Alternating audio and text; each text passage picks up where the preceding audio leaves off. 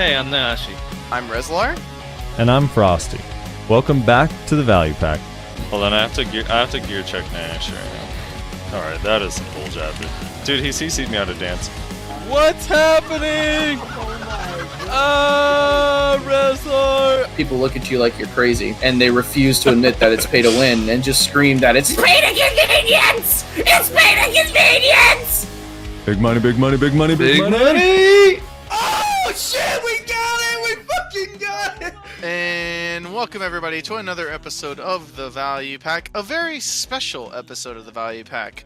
It is Frosty's birthday today. For everybody who didn't tune into the stream, yep, trumpets and cheers galore. Lorenz recorded that and sent it over. That was Lorenz on his saxophone. Yeah.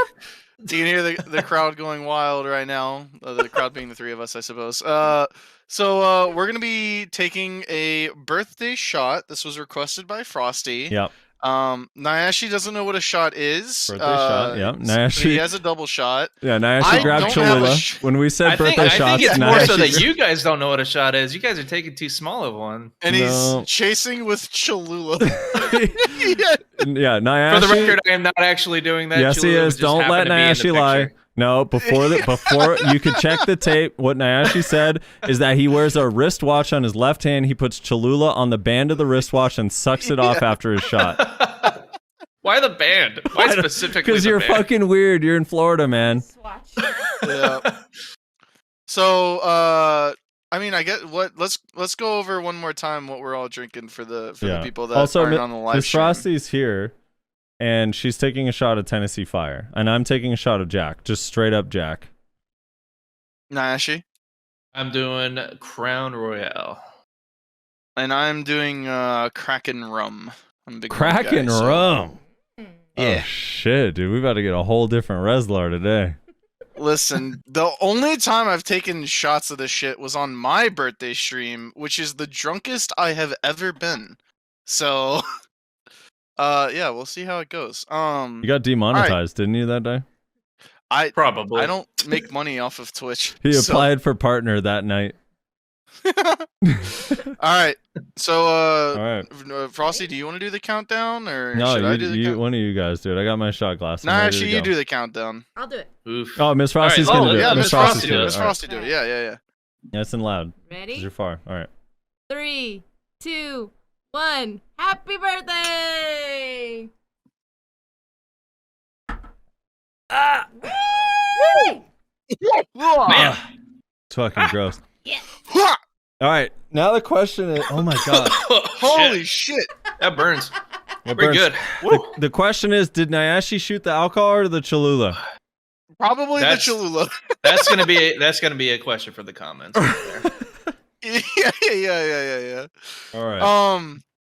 Which, by the way, we do have 2 weeks of comments to go over this week. Yeah, that'll wake you up real quick.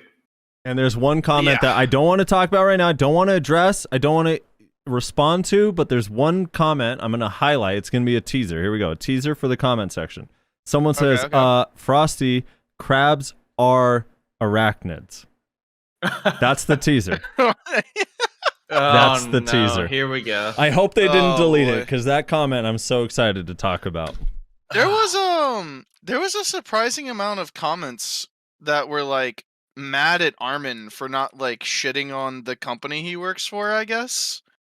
It's like, why would he do that? What did you guys expect him to come on and say? I don't know, kind of weird, but I guess we'll get to it. We got a lot of stuff to get to. I really wish I was there for the Armin podcast. Unfortunately, real life stuff got in the way with a family member that passed. Actually, I'm sorry to hear that. If I could, what's something you wanted to or would have asked him? You know what? There was something I actually messaged him. Let me actually pull that up. Because let us know the question. I will act as Armin and answer what he would have said. Yeah, I can already tell it's gonna be. I got this. No, this is not a bit. This is real life. I mostly. Life? Yeah. When you guys you were talking to Armin about the Drake Awakening, Draconia Awakening. You guys were going over predictions that you talked about in the past and whatnot, and I was just mostly telling him what I thought my prediction for it would be, and that would be like the whole Skyrim thing with the Dragonborn, the shouts. I just wanted to hear his take on that, which he didn't really actually acknowledge. Okay. So you wanted to know like what he would have thought of your idea of like okay. Yeah. But He would have said I can't talk about that right now. Sorry. Yeah, probably. Yeah, exactly. There you go. Then Verbatim. what else did He I would have ask said him? that. Yeah, I think I mostly was just talking about that. I'm like, I thought that would be, and unique and cool, and then you could do a lot with the utility wise and combat wise because of how, shouts inherently are used in video games typically.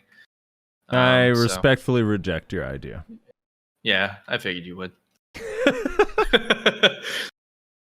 All right. We got very few topics, but a lot to talk about, right, Rez? I don't need you memeing me, sir. Before we get to those topics, though, I'm not going to forget 2 weeks in a row. We got to thank our lovely, lovely patrons. Garmoth.com, Hawaiian, Melt on Your Mouth, Minaria, and Wavesy. Thank you so much to all of the patrons who support us, as well as all of our Twitch subscribers as well, which you could find the links down below in the description. Yeah, last week they had to pull up on the tail end of the video, didn't they? Listen, I'm not here to be bullied, all right? Yeah. I did listen to the podcast from last week just so I can get caught up on everything, so. Okay. That's impressive, actually.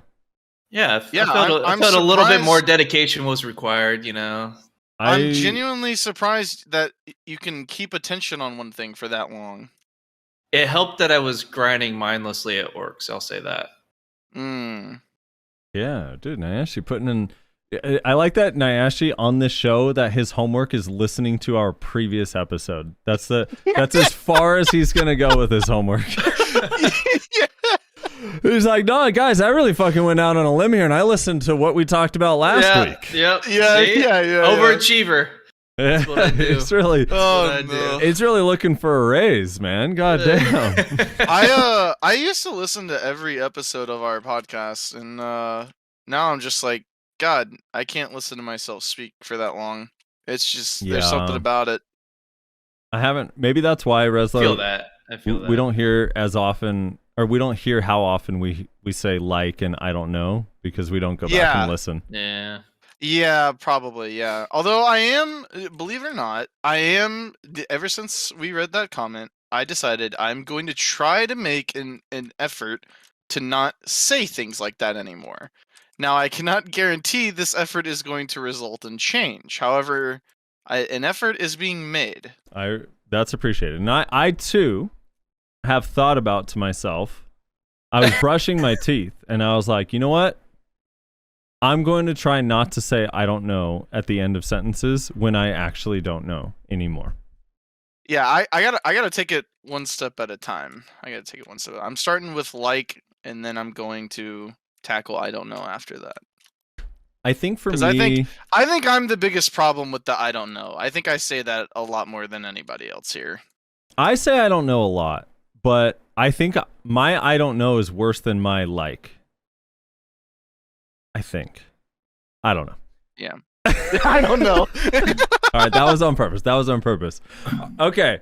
Do you want to get started here? Let's start with some of these Elvia changes because they are controversial, and I have a little bit of insight on what's going on here, and the insight leads to more questions and no answers. So, the big news of all the news. So we knew before today going into it that Orcs was going to get essentially secondhand nerfed, because what they were going to do is add some sort of a cooldown to what's it called? Using a weapon. So that way you can only have a weapon They were changing it from RNG to basically you're guaranteed to have a weapon half of your grind hour. Exactly. Basically.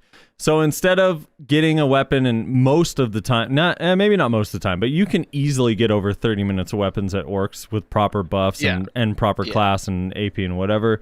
A lot of the time, people are running Orcs with 50 minutes, 55 minutes, 45 minutes of buff. So now, essentially, they're going to add a cooldown, and we knew they were going to add a cooldown where you'd only essentially have the buffs for 30 minutes at a time.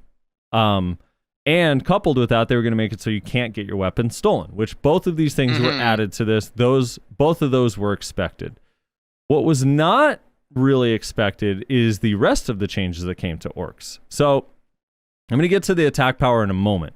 But let's talk about the defense. The defense of the monsters that appear in orc camp has been increased by 20%.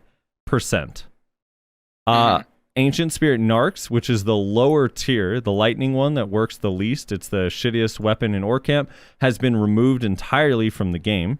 From orcs. And they did this from with the game. Yeah, not from the game, but essentially from the game, because all of the Elvia spots, the weakest weapon in all of the Elvia spots got removed.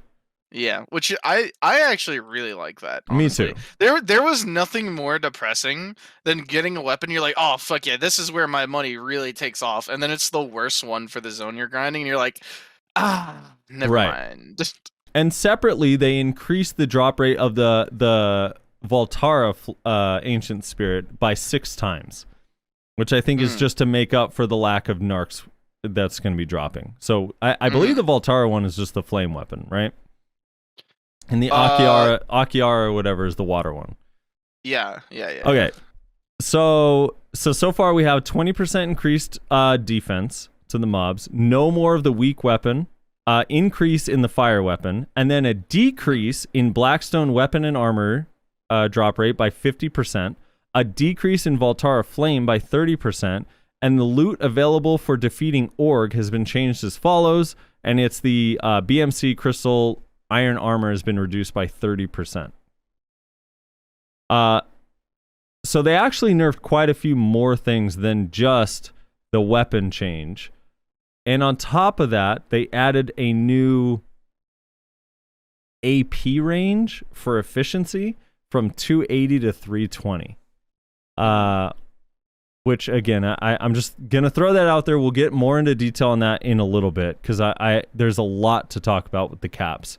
But just looking at these nerfs in general, the 20% increased defense, the lower drop rate of Voltara's flames and weapon armor crystals, and then the orgs dropping fewer BMCs. What are your guys' thoughts on those in general? I guess starting with, I'm guessing, Rez, do you grind orcs?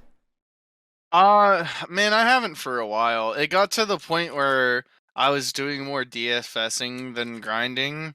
And it was like, I'm the type of person where I either want to PvP or I want to like grind.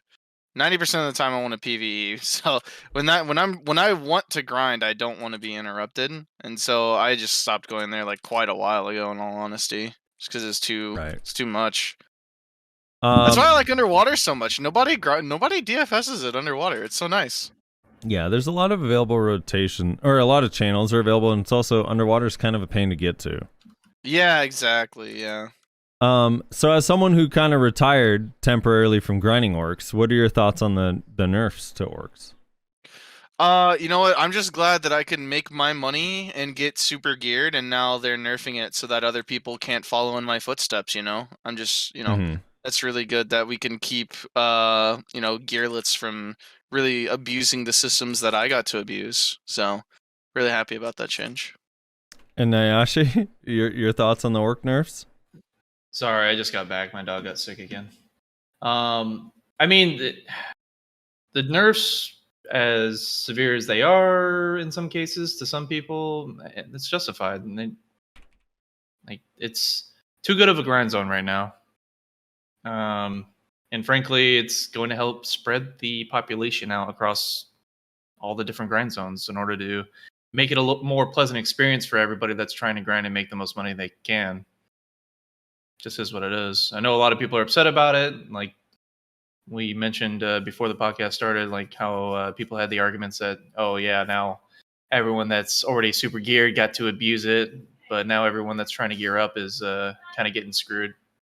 You know, there's plenty of other grind zones that make plenty of money, like Gyphins and stuff like that. So I don't really see the problem. Yeah, here's the thing. To all the people that are like, well, of course the highest geared people want this because the highest geared people already got their gear, and yeah, like me. And now the lower geared people aren't going to be able to catch up. And it's like, is that true? Because, like, I have all right gear. I would argue that my gear is pretty decent, and I have options to do a whole bunch of different things with my gear. I'm sitting around 715 gear score, and I mostly don't grind orcs. I didn't take advantage of it as much as most people did. Alki grinds orcs constantly, and he knows damn well, like, I'm spent most of my time the last year at Secrea.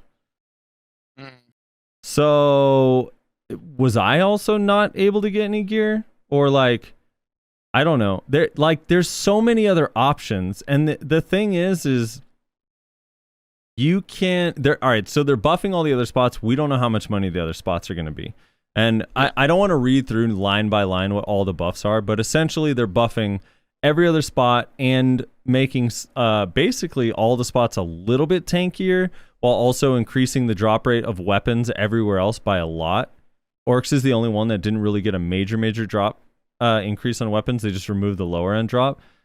But it's like, yeah, you can still get gear everywhere. And if you make smart decisions, like, you can still get gear grinding everywhere. The problem with orcs is the same problem that was going on with sea monster hunting, is the one thing was so disproportionately better than everything else that it made everything else bad. And a lot of people have this philosophy. I saw it on Reddit where it's like, ha ha ha, imagine the idiots cheering for grind nerfs when really they should buff every other spot to be orcs level.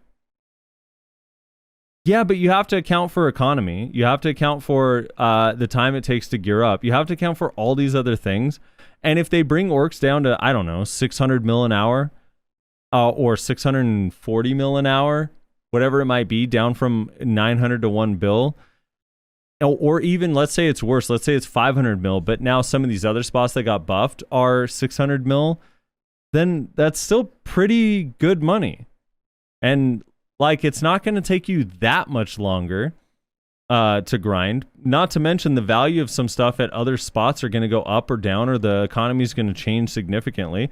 Like, for example, if I'm grinding at Nagas or orcs, if I stay at orcs and BMC drop rate is lower everywhere and Blackstone weapon and armor drop rates are lower everywhere, maybe Blackstone value goes up a little bit, and then I can actually, like, sell those. Or maybe I don't know, the value of other stuff goes up elsewhere. It's like, I don't know, not that big a deal. We can't be paralyzed by, like, well, orcs was such good money, now it's not fair. It's like, well, it also wasn't fair to me that everyone got to sea monster hunt and get 3 billion silver payouts every 4 days for 6 months, but that happened, and, like, we got over it. What were we supposed to buff every place to give us 3 billion silver every 4 days automatically? Like, no. Yes. You have to make the change. Like, you can't always buff everything. Like, you have to account for power creep. You have to account for economy. You have to make differences. You have to make changes. Sometimes you're going to have to nerf stuff. Sometimes it's going to be a little bit hard and seem not fair. But at the same time, I don't know who everyone thought was, like, all these low 620 gear score players that are able to just push Alki out of the grind spot, or push Zethian out of the grind spot, or push Norelio out of the grind spot, or push Nayashe out of the grind spot at 620 gear score to grind orcs. It's the most contested spot. I'm sorry, you're not pushing these people out. You can pretend that the nerf to orcs is hurting the lower geared people, but it's a bunch of actually geared people that are complaining. The lower geared people weren't allowed to grind there anytime they wanted anyway. They were getting more money per hour grinding somewhere else because of how much they had to duel for spot and how much they lost. Yeah, so it's I mean, people complain all the time that they end up with, like, 5 duel for spots in, like, 10 minutes. Yeah, stop pretending like you give a shit about the 605 gear score player that wasn't kicking Alki out anyway. None of these players that just are fresh off of Tuvala that are like, oh shit, I saw a video of I'll suck lawn grinding at orcs with 610 gear score. Like, I'm gonna go there. It's like, oh shit, but Frosty's 715 gear score, suck Kuno is here. Maybe I'll win a duel for spot. No. It's not happening. You weren't getting the spot. The spot is overly contested and it needed to be nerfed. The only people it was benefiting is the people that already made the money from orcs to begin with. It's not benefiting new players. So this whole notion of, like, well, we really care about the new players and this is really hurting new players' catch-up mechanics. No, it's not. They weren't making money here. They were getting kicked out originally anyway.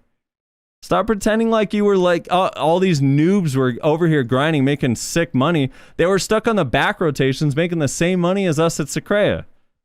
So it's like, I don't know.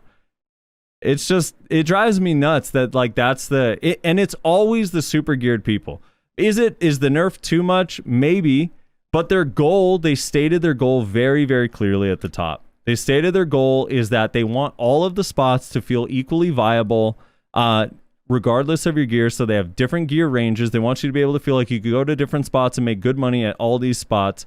And if that ends up being the case, then great. That means that people are going to spread out more. It's going to be less contested, less duel for spot, less annoyances. The really, really high-end people, if Orcs ends up being worse, you could go to Gyfin or Olun Valley. Gyfin is a little bit... Like, Gyfin kind of gets affected heavily by market value of stuff. So... Gyfin's really only as good as the drops are valuable during a specific time. And then Olun Valley requires a ton of setup, a ton of pre-buffs. You got to get a group. So it's like, it totally makes sense. It's like what Blonde Bear has been asking for the last year, essentially. Is like, Olun Valley should be one of the better spots because it requires a lot of setup to go there. So... if all of these spots end up being better, newer players are going to benefit. It's not going to be a negative for newer players, despite what geared players are trying to say. Yeah, this is definitely going to be a positive for the community as a whole. It's not as big of a negative as people are making it out to be. And I agree with how you're just pointing out the fact that it's really just the geared players that are crying about it. Because I mean, that's true. Like, people that are under geared are just going to get fucking, kicked out, or they'll lose their duel for spot anyways. So they're not going to end up being able to enjoy that grind anyways. Yeah. So, and also opens up more Arsha channel spots, as well, like for, people that can sneak an opportunity on a spot that's, not heavily contested, they can make a lot more money that way too.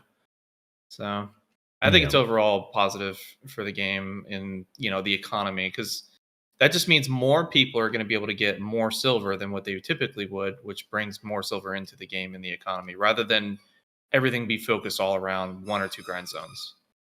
Yeah. Also, and Alki, I'm sorry again to use you as an example, but you're known for you just feed people. That's like your goal, regardless of whether you want the grind spot or not. Let's pretend I'm 630 gear score and I go to Orcs, right? And the potential for Orcs at 630 gear score is what? On the high end, if you're really efficient on a good grind class, like maybe 750 mil. Let's just pretend it's 750 mil, just for sake of example. So I go to Orcs, 35 minutes into my grind. Alki feeds me to mobs 2 times. I lose an Elcar crystal, and I spent 11 minutes not grinding, but trying to defend myself against Alki. How much silver did I make? Did I make more or less than the guy that spent his entire hour at this new buffed Fogans that makes him potentially 515 mil an hour? Probably less. I'm going to be honest. Probably less money than that guy. So it's like, most people don't actually care about the new players. They care about where they are and how hard it is to get their current upgrades, and they want to be able to get further upgrades. But newer players don't benefit from Orcs right now. When did Alki become such a bully? He's not. What happened since I left Nodo? He doesn't look at it as being a bully. He's helping them. Right, Alki? He's helping them. He's helping them understand the error in their ways. You don't need to be here. So I don't know. It's just like, will it potentially be worse for a 705 gear score player that's trying to get to 720, and like maybe someone like Zethian got to benefit a little bit more? Sure, potentially, but the amount worse that it is not enough to like, for the overall health of the game, to just neglect it and let it go. And also, I don't know that the solution is just buffing the raw silver from every spot in the game to match Orcs, because that it's so much raw silver. And you know how, like, you could add rare drops and Kaffir stones. It's like, well, what happens when Kaffir stones drop down in price, which eventually they probably will anyway. But it's like, these things don't necessarily buff it forever. Like the easiest thing to do is raw silver or make it so people want to go to different grind spots. And I think this solution makes the most sense. Do I want orcs to be dead? No. Do I think it's dead? I don't think it will be dead. I actually think orcs is still going to be pretty good. Yeah. I think orcs is actually still going to be really good. And one of the other changes that happened with this, and Rezlar, before I get to this part of the topic, if you want to butt in and say anything, is there anything you want to add or argue against before I move on to the how pets potentially affect this as well? Well, I want to talk about another Elvia spot actually, but regarding the whole Urks thing, I just think that anytime you have such a serious outlier, I think at any point in the game, honestly, it kind of needs to be addressed. And I don't know. I don't think it's good to take the mentality of like, I understand that some people think like, oh, we'll buff all the other spots and then it's all equal. It's like, no, then it's all fucked because that's not the only equation. Like you mentioned, the economy. I don't know. I just think that there's a lot of things that go into something like silver that a lot of people aren't considering, in all honesty. I think nerfing is the right thing. Obviously, if Orcs is like absolute dog shit after the changes, then yeah, they should go back and like readjust it. It was like nerfed way too hard. But to say that it shouldn't have been nerfed is frankly quite bizarre, if I'm being honest. Yeah, that's the thing that annoys me. Yeah. Like when I read this note, I'm like, why the fuck did it take over a year to That's even that's like, what the biggest problem is. Honestly, it's the fact that it took them so fucking long to do it. It's not the fact that it is getting nerfed.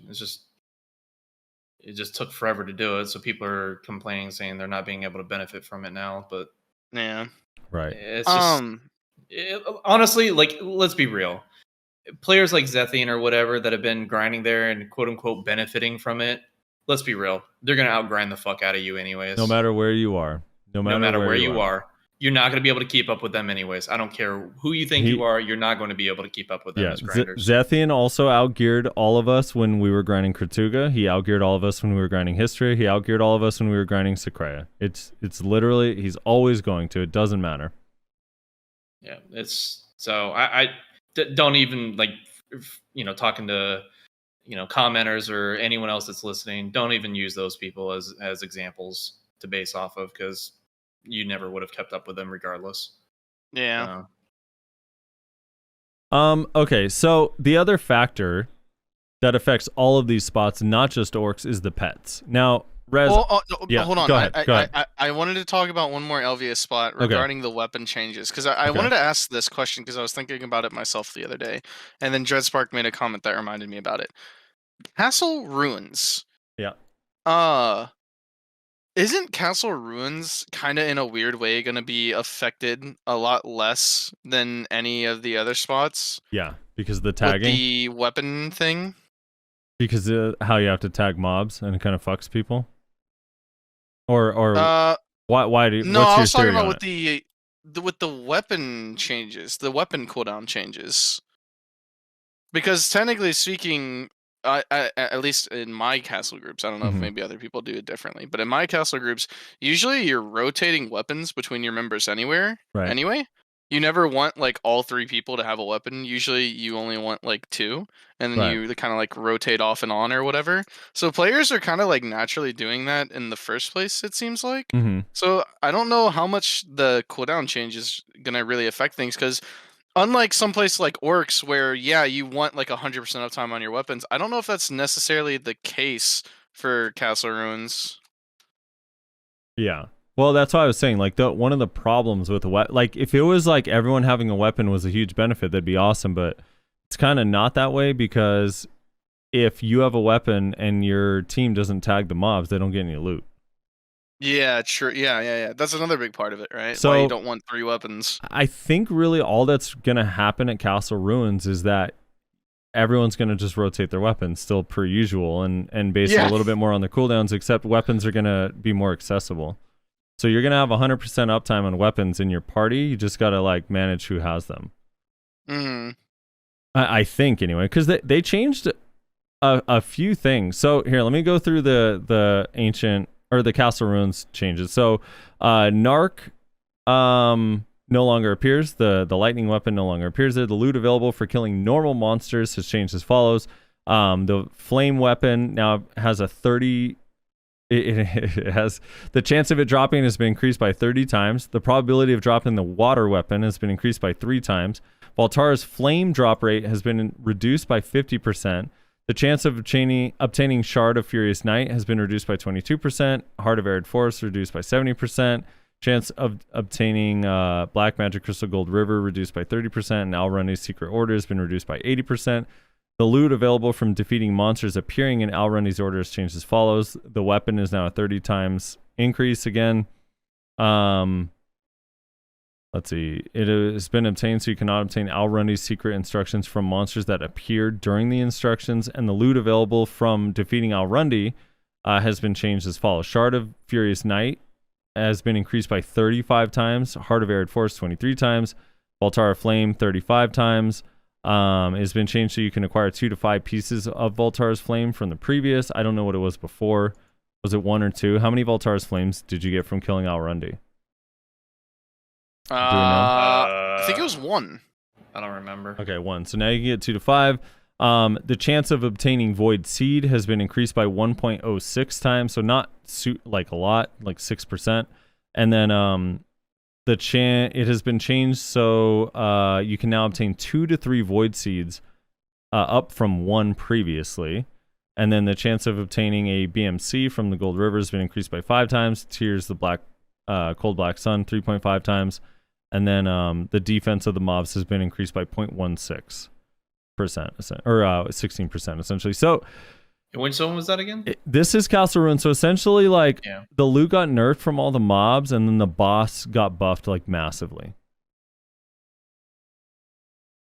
I mean, seems fine. Yeah. So obviously, like, I'd need to test it out. I don't know if that's going to make it better or worse. I think on average, people are going to have a weapon always. Like, essentially always. Someone in your party is always going to have a weapon. So you're always going to have the most optimal kill speed as long as everyone's tagging everything. And then every time you get to Alrundi, you're going to get way more loot. But killing the normal mobs is going to be less beneficial. Which makes sense as far as, the loot being...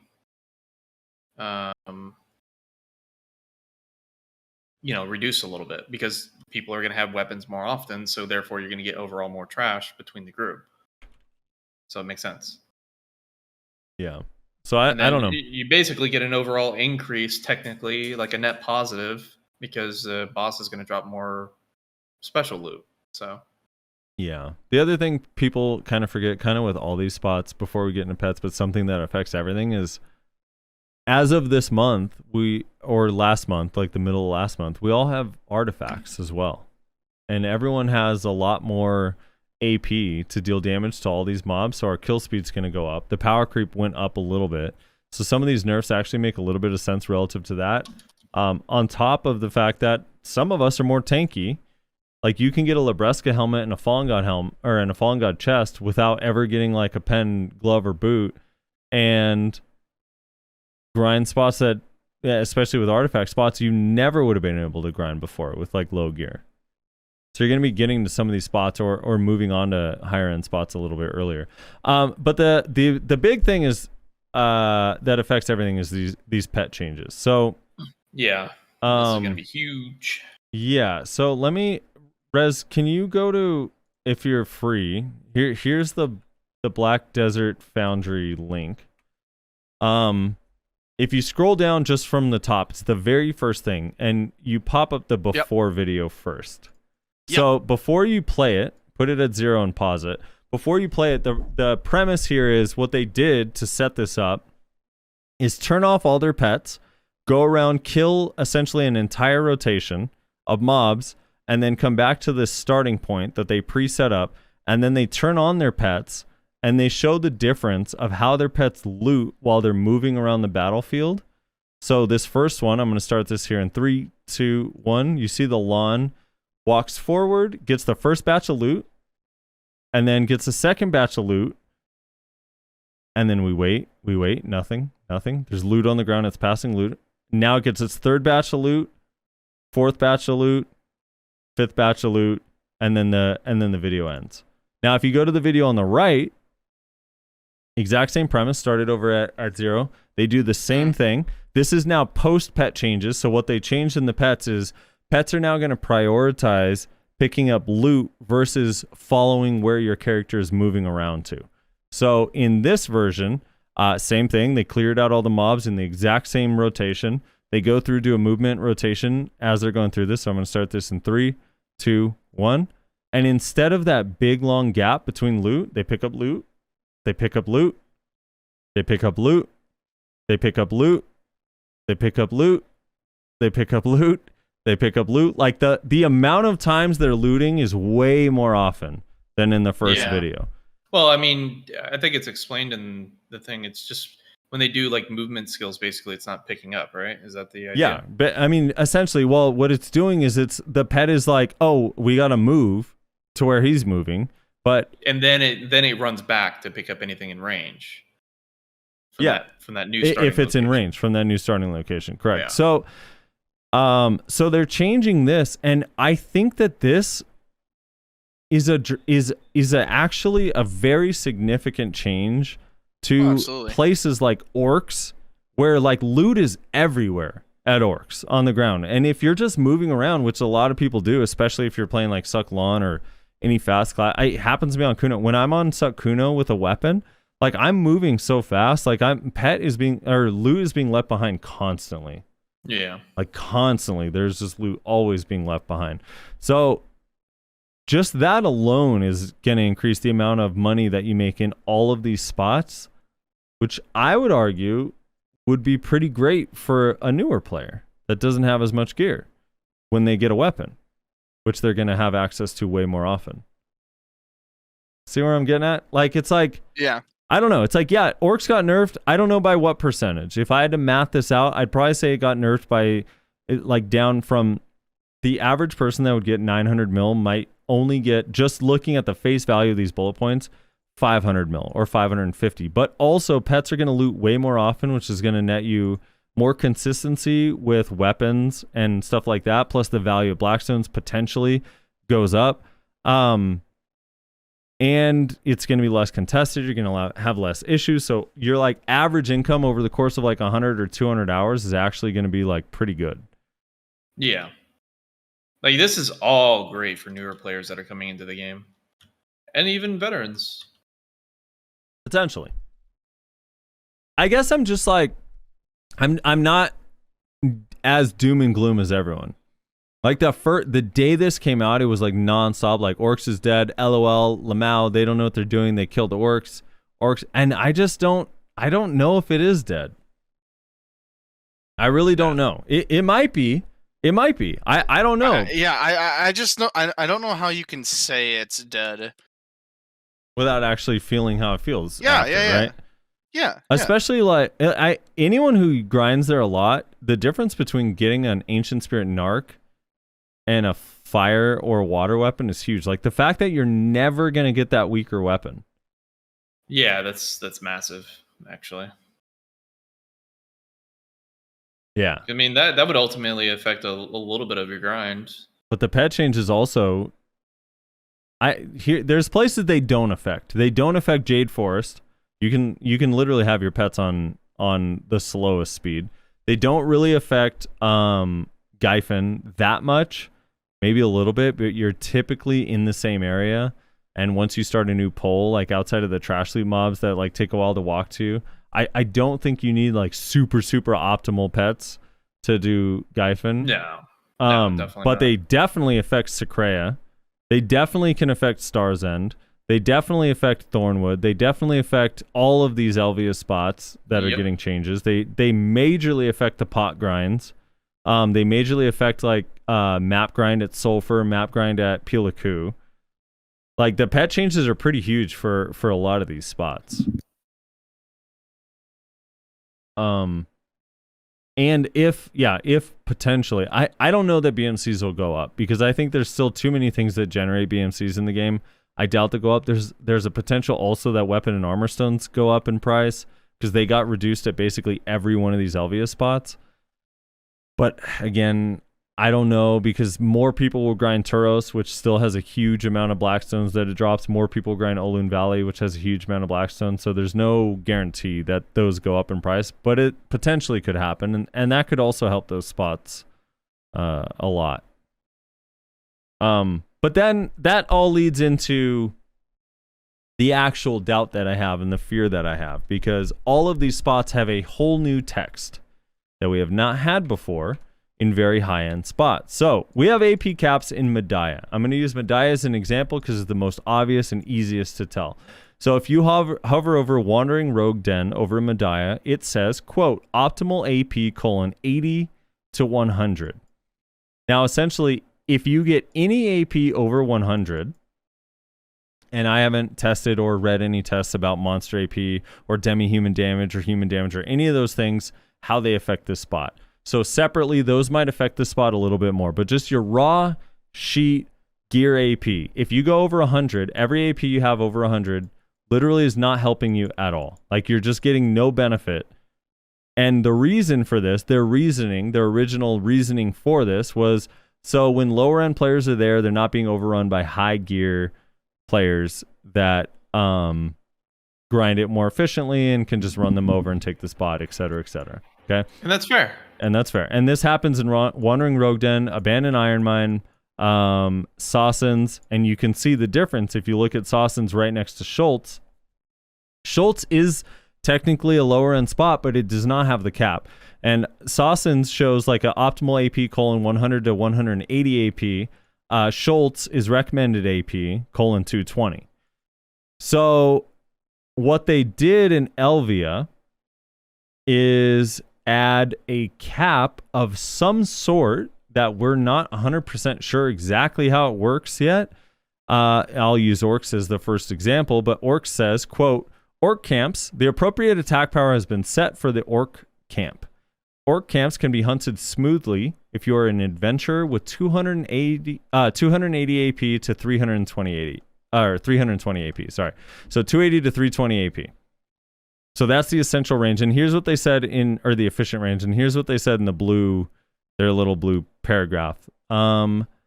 First, the appropriate attack power of all Elvia hunting grounds will be adjusted. In order to balance the overall loot balance of the hunting ground, we've adjusted so that the efficiency when hunting in the Serendia Elvia hunting ground far exceeds the appropriate attack power does not appear significant. If it is within the appropriate attack power, the highest efficiency can be attained, and if it exceeds the appropriate attack power, it is adjusted so that the efficiency is not excessive. Now, to me, the way I interpret that is your AP will still benefit you if you go over the cap, but it will not benefit you as much. And now this is like super in the weeds and like underground, like not everyone knows this information. But for a while now, it's been pretty well known that Bloody Monastery has what most people would call a soft cap.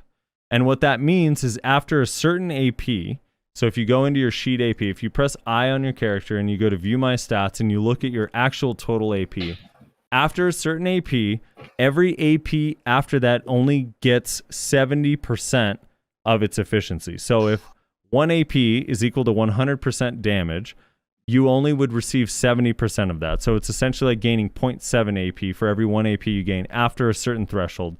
I think the threshold is like 680 or 700, something like that.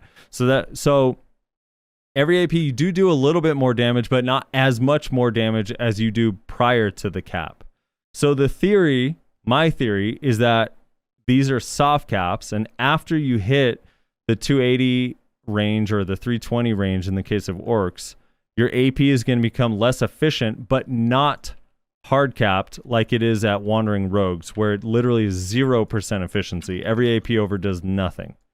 That's my theory. Now, this guy, Najil, who he's like he's like big and shiny in a way, except he doesn't post on Reddit or stream or talk about his findings ever.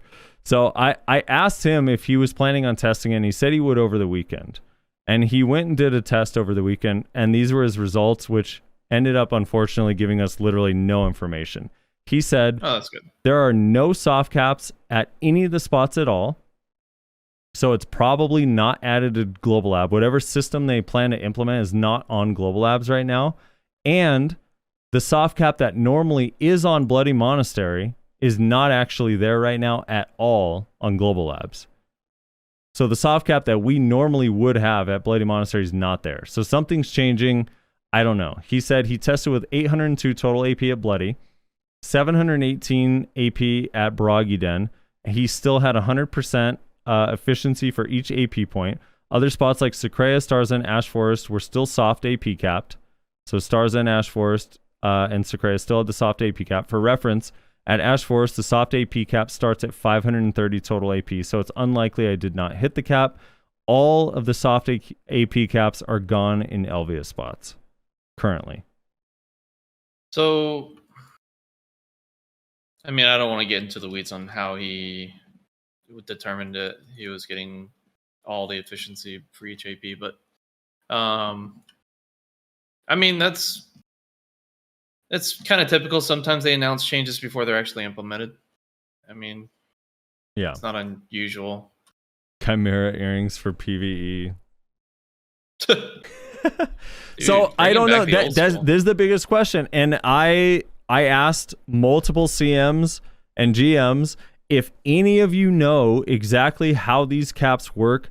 Please let me know, because I guarantee it's going to be one of the most asked questions over the next couple of weeks. Like, what exactly does a 320 AP cap mean at Orcs? Does that mean if I have a Nuver and I'm running 320 AP compared to someone that has 330 AP, do we do the exact same damage? Does he do just a little bit more damage? Like, how exactly is that going to work?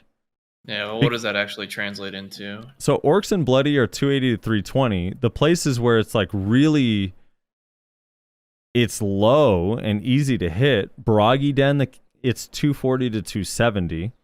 Castle Ruins is 250 to 280. Swamp Fogan is 260 to 280. And another thing is, how does it affect monster AP? Do my Pen Black Stars not do anything anymore? Does the new Tet Black Star offhand not benefit me if I'm already 280 AP at these spots? That's one of the things. Yeah, because that's important for gearing decisions. Exactly. It's another reason why I hate these cap numbers, because they don't tell you shit. They don't tell you anything. 260 to 280, I don't know what that means. Yeah, because it ultimately is your double pen black star that you struggled to get your hands on fundamentally useless. Yeah, and on top of that, because you now have artifacts that give monster AP. Yep. You now have light stones that give monster AP. They just added a third weapon that gives you monster AP. So are those affected by the cap? Does that not matter? Like, we need answers to this, and I hope we get them soon, because it's really confusing. Because all of my swatting down the negativity of Orcs goes out the window if all of these spots are super, super hard capped. Because now none of your progression, it's one of the things Dalen, I'll credit Dalen, is concerned about. What is the progression for if it doesn't even help you in PvE? Yep, because then it's just like, okay, I'm just getting this gear because it exists at this point rather than needing it to improve. Then it becomes more like, well, okay, this gear is a collector's item. And that would justify for those individuals that are actually just focusing on waiting on the ranked arena to even more so not work on their gear.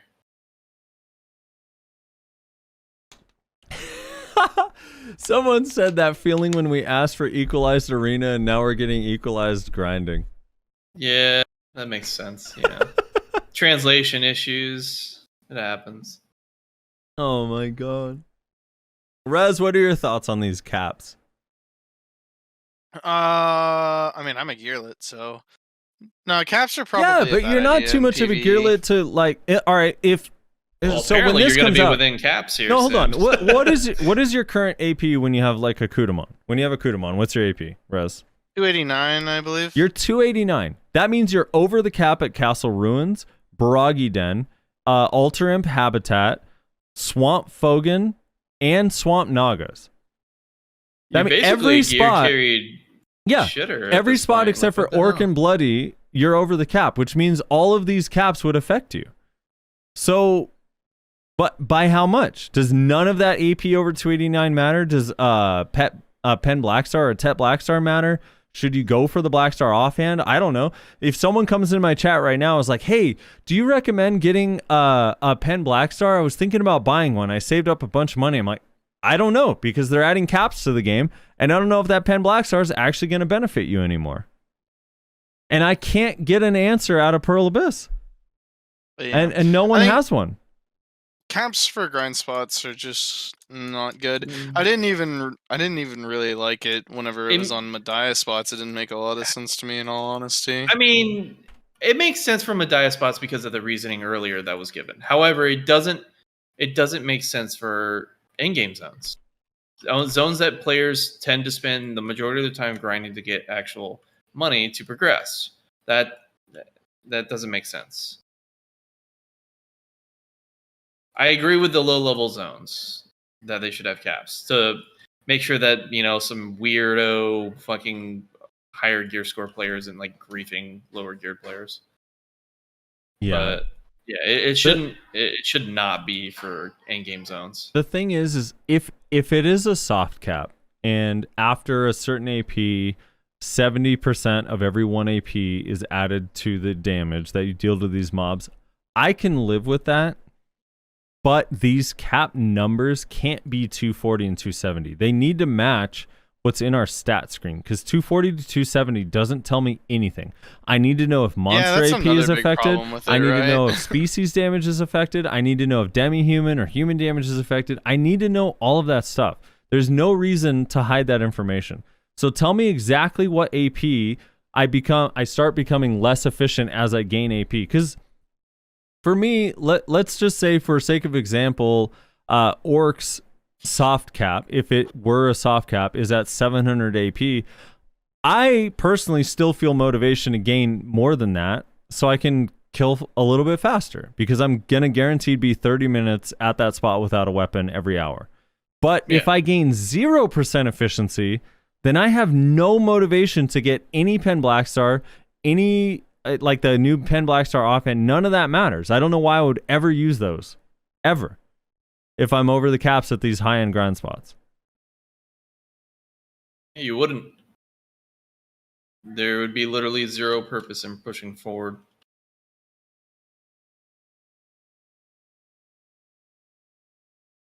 It's concerning. It's concerning for sure. I mean, it's highly likely, and obviously I have no evidence to support this, so I just feel confident about it, that species damage, human damage, all that kind of stuff will actually still play a factor of 100% of its value. But which is going to be a weird take, because then it's kind of like T1 caps. Well, but then it's like, are we okay with that? Do I want to have a whole different artifact setup for every single grind spot I go to try to gain efficiency? That sounds tedious as fuck. It does, and expensive, and time-consuming, because those aren't easy to get typically. Imagine trying to get a Blight fucking Lightstone right now, or a Roar. Did you say a Blightstone? Yeah, Blight is human damage, and Roar is demi-human. Your RNG card. Don't you have both? I may or may not. You may or may not, you said? I may or may not. Dude, it's just... I don't know, man. I'm I don't even understand what does this number mean? An Inventro at 240? What if, what the worst case scenario is? Like, absolute worst case scenario is that you open that these caps, this is going to be so sad. If it were ever true, this would be so sad. But Orcs, for example, says Orcs can be hunted smoothly or efficiently if you are an Adventure at 280 to 320. What if that is referring to your stat screen? Oh, no. Honestly. There's no way.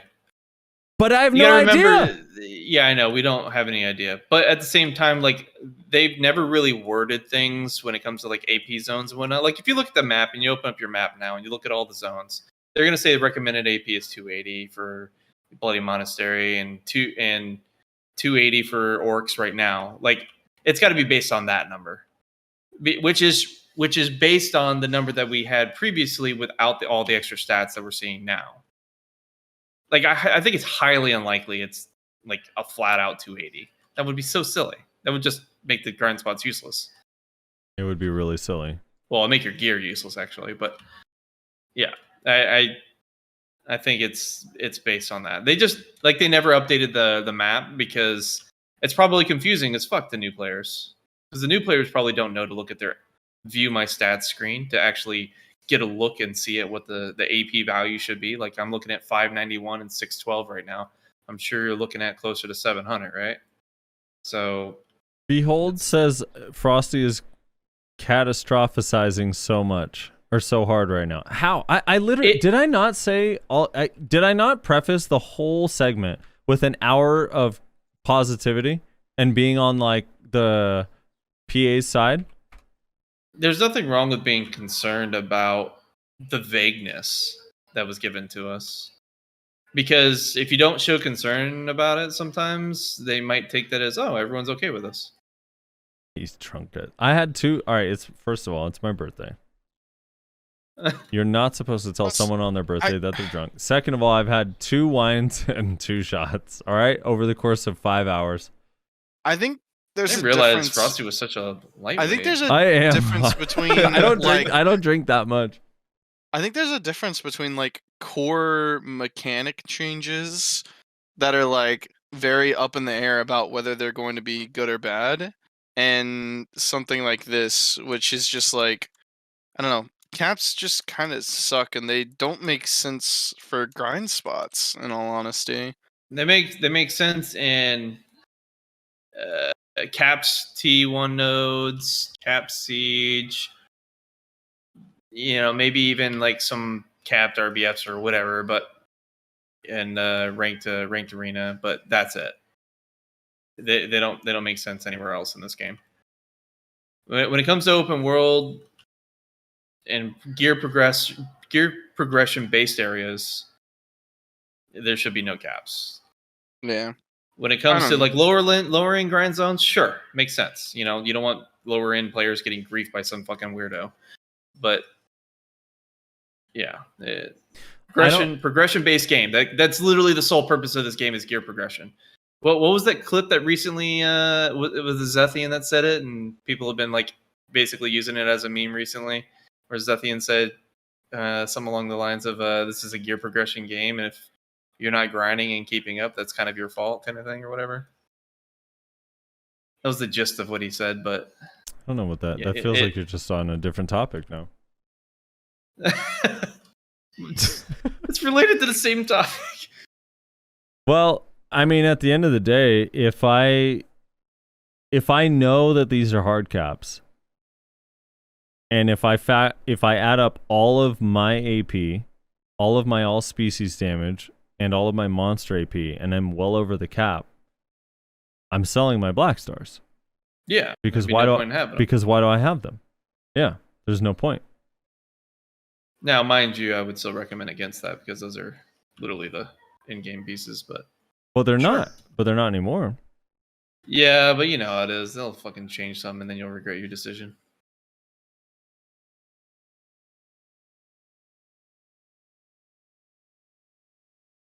But Wandering Rogues, again, people are like, well, they hard cap Wandering Rogues. You weren't mad about them hard capping Wandering Rogues because that's for people that don't even have their awakening yet. That's for people that literally haven't even enhanced their gear yet. Why do you want Zethian or endgame players to grind efficiently at Wandering Rogues? What is your agenda here? I don't even understand what you're talking about. Like, Wandering Rogues is a completely different scenario because it's for people that don't have their awakening yet. Yeah, it's an anti-griefing mechanic for places like that. That's all that is. But for places like progression zones, all it is just griefing the game and the players. Behold, my thing is, I said at the top of this, my theory is that it's a soft cap, more similar to Bloody Monastery than a hard cap like Medaya. But I don't know. I can't rule out the possibility of Medaya hard caps because maybe that is what they did. I don't know. And when is the last time they did it? I don't know. Maybe Fatus Habitat? That got hard capped afterwards. So I don't know when, like, Fadus didn't used to have a hard cap. They added that hard cap way later. So I don't know when they last added. I don't have it off the top of my head, but I also can't say, guys, don't worry about this. This isn't a hard cap. They haven't done that in a long time. I have no idea. My only information is Orcs camps can be hunted smoothly if you are an adventurer between 280 and 320. I have nothing else to go off of.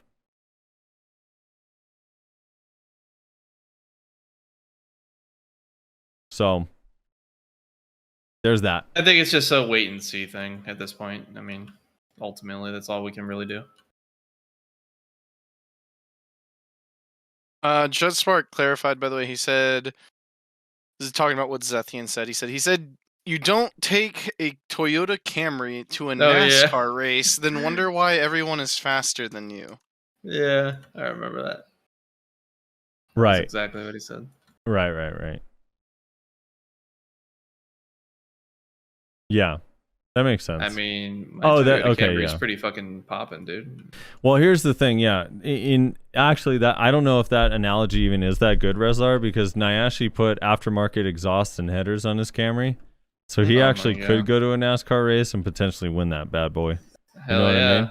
And it's my wife's car to boot. And it's his wife's car to boot. Not to mention he was gonna get a carbon fiber hood, but he opted to just paint it black instead, which is basically the same thing. So basically, you know, I could see him actually winning a NASCAR race in that thing. That thing's fucking nasty. Like, plus he doesn't have to refuel as much because the fuel efficiency is nuts in that car. True. Tell him, Nyashi. That's true. You can go to fucking Gator Alley and back from there. You know, it's no big deal. Gator? Do you mean Gator World? Well, Gator World is in Gator Alley, you know. Is it? Yeah. I don't think so. I'm just fucking around. All right. But no, it's it's this whole thing though it's crazy. It's just the vagueness is silly. It's they know better at this point not to do that, and it was just laziness with the patch notes, I think, honestly. So, before we move on from this, do you think it's a soft cap or no cap? Like, it's just a recommended, hey, at this point, the mobs die so fast, so anything after that doesn't really impact them that much? Like, what do you think it is? I personally think it's probably a piss poor translation, and it's supposed to be a recommended range. I don't know if I believe that they would actually put in a soft cap for but they progression say zone. I know they do. That after 280, it's been made so you're not going to get as much efficiency. I know, but I feel like that's got to be an error. Like because they had other zones that they were talking about, so I feel like that they kind of just like, I don't know. Maybe some intern got lazy and copy pasted all the different zones and fucking threw them in there. I don't know. You know what's sad? What's that? Some weird way. No, I got nothing. I just wish they would. You only had one shot, Frosty. What's going on here? I wish they would say like 240 to 270 Kudum. And then in parentheses, this is just a rough estimate of how you'll be. I don't know. Whatever it is, I just wish we knew and didn't have to ask questions. So we could either be mad about the caps or be okay with the caps or have a discussion about the caps. But right now it's like, we can't even form an opinion on this. The whole point of Global Labs is so they could get feedback. But what is our feedback supposed to be? Hey guys, hard caps are bad. Well, are they even doing hard caps? I don't know. Hey guys, soft caps are not good. Or soft cap, I'm okay with soft caps. This was a great change, but we don't know that that's what they're doing. So we can't even, there's nothing to go off of. Yeah. I agree with that. The whole point of the test server, this isn't like a hideout ball where they're saying, hey guys, this is something we're thinking about doing. Or here's the next big content update. This is on the global test server where they're supposed to receive feedback. And then we have someone go on, Najil goes on and spend hours of his own time testing the caps at every one of these spots and be like, that's weird. There's no caps at any of these spots. So I don't know what any of these numbers in all of these patch notes mean. They literally mean nothing on Global Labs. It's actually irritating as fuck. It's so dumb. Why is it in the notes and implemented in Global Labs, but not implemented in Global Labs? We can't even test it and discover the numbers for ourselves.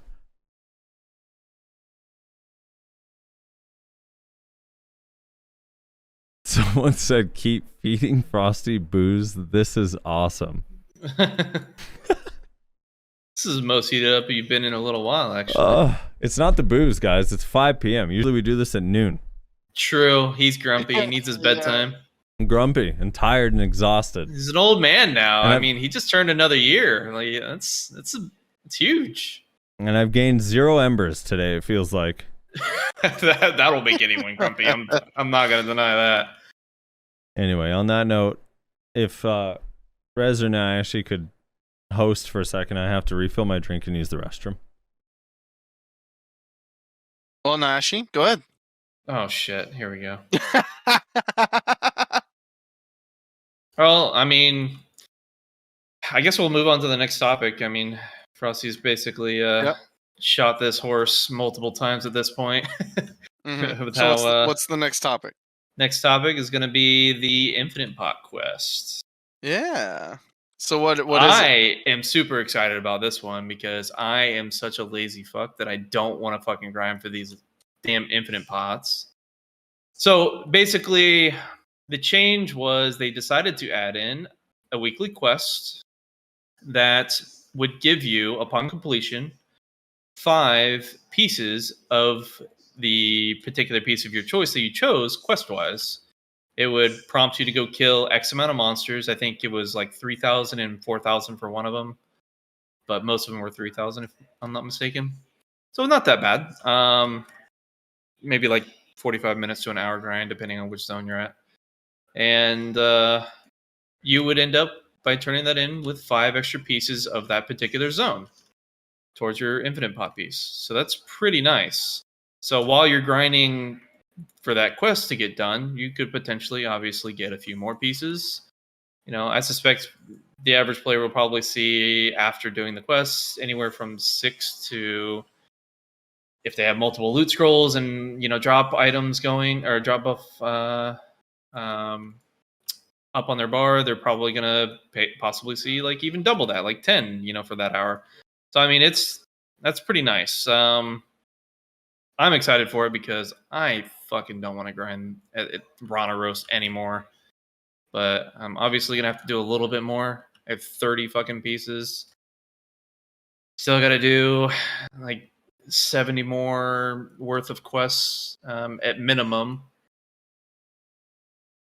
So that's assuming if I get 5 per. I'm gonna drop every fucking loot scroll item buff I can. I don't know how you feel about this, Roslar, because I know you said you don't have your poppies too, right? Yeah, I have 3 pieces, 2 health and 1 mana. Ironically, the mana one that I have, I think, is the hardest one. Honestly, it's the Farrakha Really? one. Yeah. Which Dreadspark literally said in my chat. He said, "Pardon, but fuck the Farrakha piece." Yeah. Yeah. Yeah. So I personally have not had any luck. So yeah, further than I me. really like this change. I think it's a really good thing. I mean, I don't know. I mean, is how it fair the to community? Yeah. Is it I fair don't to know how say the that this community is no feels about it, longer? because I know when Petty Pieces first came out, there were a bunch of people mad that the Petty Pieces Yeah. that came out, they were like, "Oh, you should have to fucking raw grind it like I had to." But I don't know. I think anything that makes them easier to get is a good thing, because again, before we started recording, I said I think they're kind of moving away from the mentality that this is a treasure item and more towards the idea that, like, Yeah. this is kind of, it's not required, but it's one of those things where it's just like you kind of like need to get it at a certain point, right? Yes. Yeah. Yeah. That's what I was Yeah. gonna basically ask you. Like, I mean, don't you feel that this is no longer a convenience item and it's more of like a necessity with like, I mean, It's you take so borderline. much fucking damage Borderline. nowadays. Yeah, it's borderline a thing necessity. Is, one of the things I'm asked a lot especially when testing a new class like Draconian is, hey, how is the sustain on your WP? And I'm like, Yeah. oh fuck, I forgot that's a thing people even think about. Yeah, because you have the infinite pot. Yeah. fucking infinite pot. And then I hear people like, man, I've been gathering every day, but and the gathering, for whatever reason, the gathering piece, and I know Rez, you finally did get yours, but the pity pieces for gathering are the worst. They're really bad. Ironically, I got mine, and I wasn't even actually trying to get it. I think I was doing another quest. I think there was like an event quest where you needed to like butcher something or something like that. Oh my god! And And you so got I it just- out of sheer chance. Yeah, I literally was just like, well, if I'm gonna have to butcher something, I may as well do it on the like, off chance that I get the pot piece on the fucking birds. And then I actually ended up getting it. Wow. Because I put in a good, like, I don't even know how many hours. I probably put in a good, like, 30, 40 hours, and I just gave up on that piece. I was like, I'll come back to this later. Fuck this piece, bro. Yeah. I can't take another 40 hours of fucking butchering birds. Or Yeah, tanning. that's pretty awful. Yeah, so essentially if you just start doing the weekly every week, what is it? So you get 5 pieces. You do it 20 times. If you just do the you're done. weekly, you get literally 0 luck on any drops during that time period that you're doing the weekly. Mhm. And then it takes you 20 weeks. 20 attempts. Yeah. 20 weeks. Yep. Yeah. So, which, is a long time for just one piece. But, that's still, at least you're making progress towards it. So, But I mean, there's a pretty damn good chance. I mean, realistically, if you're popping like even baseline loot scroll buff and maybe even a 10 buff, you should see at least 1 to 5 drops during that hour grind that you're doing for the weekly, right? Isn't that fair to say? well, at the gathering one lower, but everywhere else, like 1 to 2, maybe 1 to 3. Yeah. So I mean, you come 5. out of the weekly quest with like 7, let's say, is a fair average. Yeah. That's pretty good. I mean, you make some progress. For the record, you can only take one of these every week. You cannot do all 5 of them and have both your pot pieces after 20 weeks. You can only do 1 per week. And Dalen says, luckily the gathering piece is less rare than the others. Dude, I gathered for 102 hours. I don't care if it's less rare than the others. 102 hours of gathering Farrakahs is fucking awful. And I wish that on nobody.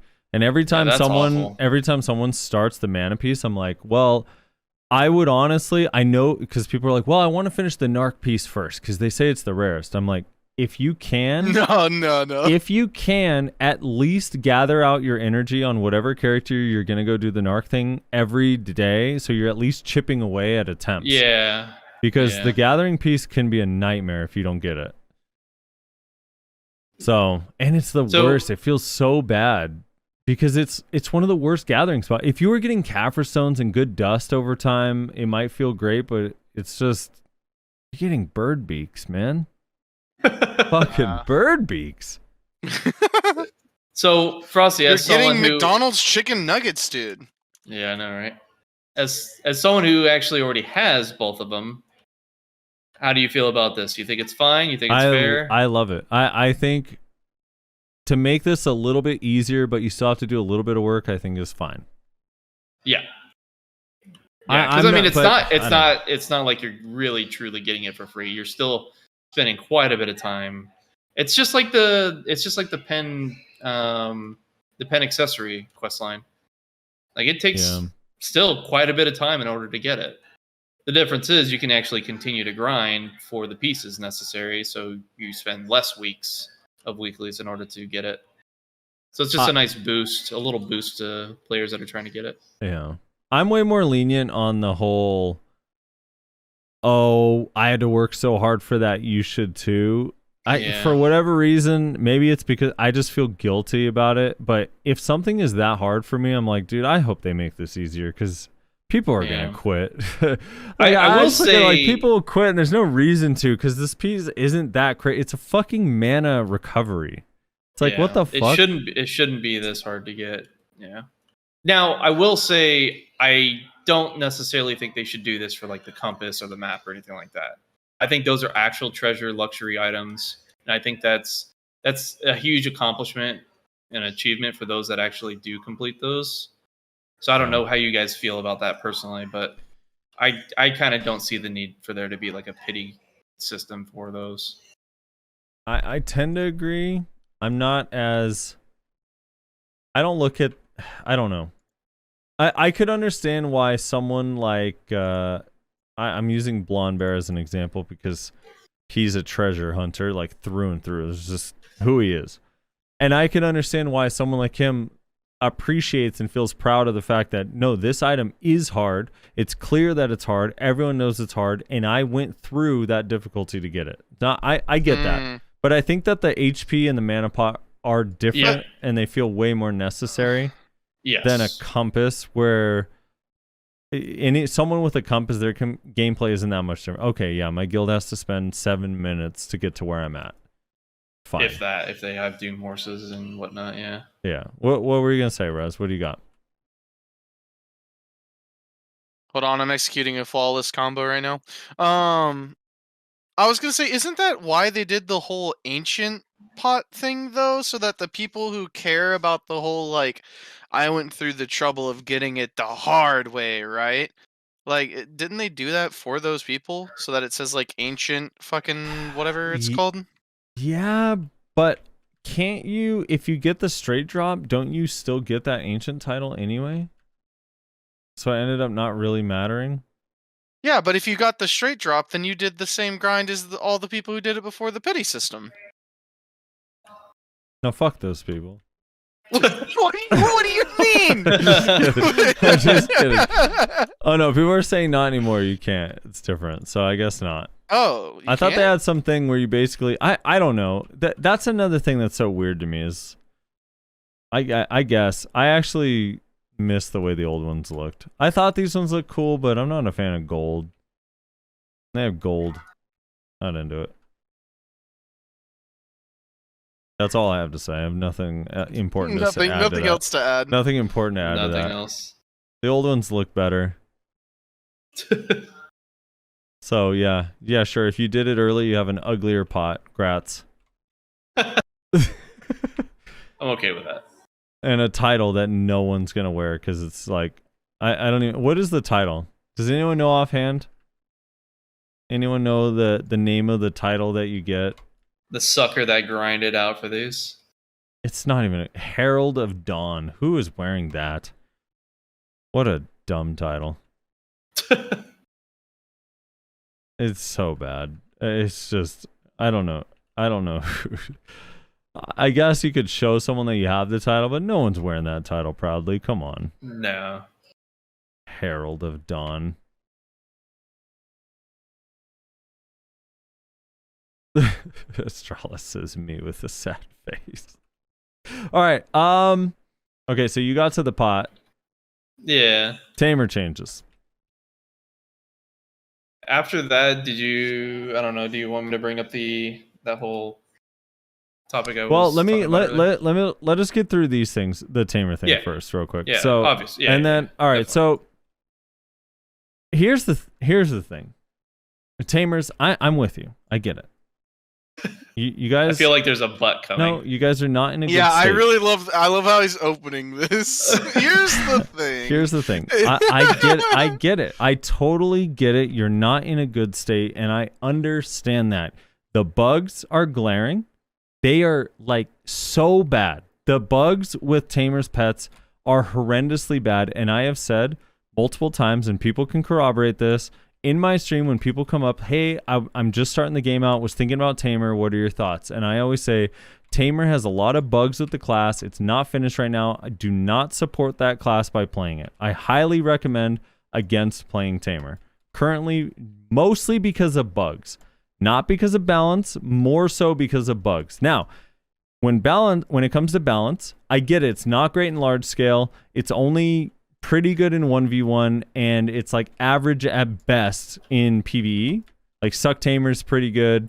Awaken Tamer's a little bit worse, but passable. It's like passable. It's not great, but you could get by. But I don't recommend it. It's not like Oh, no. Tamer's legit. Like, you should go try out Tamer. So, Said no that one all ever. having been said, I can't, with the people that keep telling me, quote, it has the worst PvE in the game, which is not true. Quote, it has the worst 1v1 in the game, which is not true. And that it's just completely and utterly unplayable in every facet of the game, period. And it's just not true. Now, is it in a great state? No. Do I recommend it? No. But we can't get to meaningful changes or feedback if we're just going to lie right off the bat 100% of the time. We can't lie. And We then just gotta- we get the suck wizard meta. Yeah, we have to just be honest about things. That's all it is.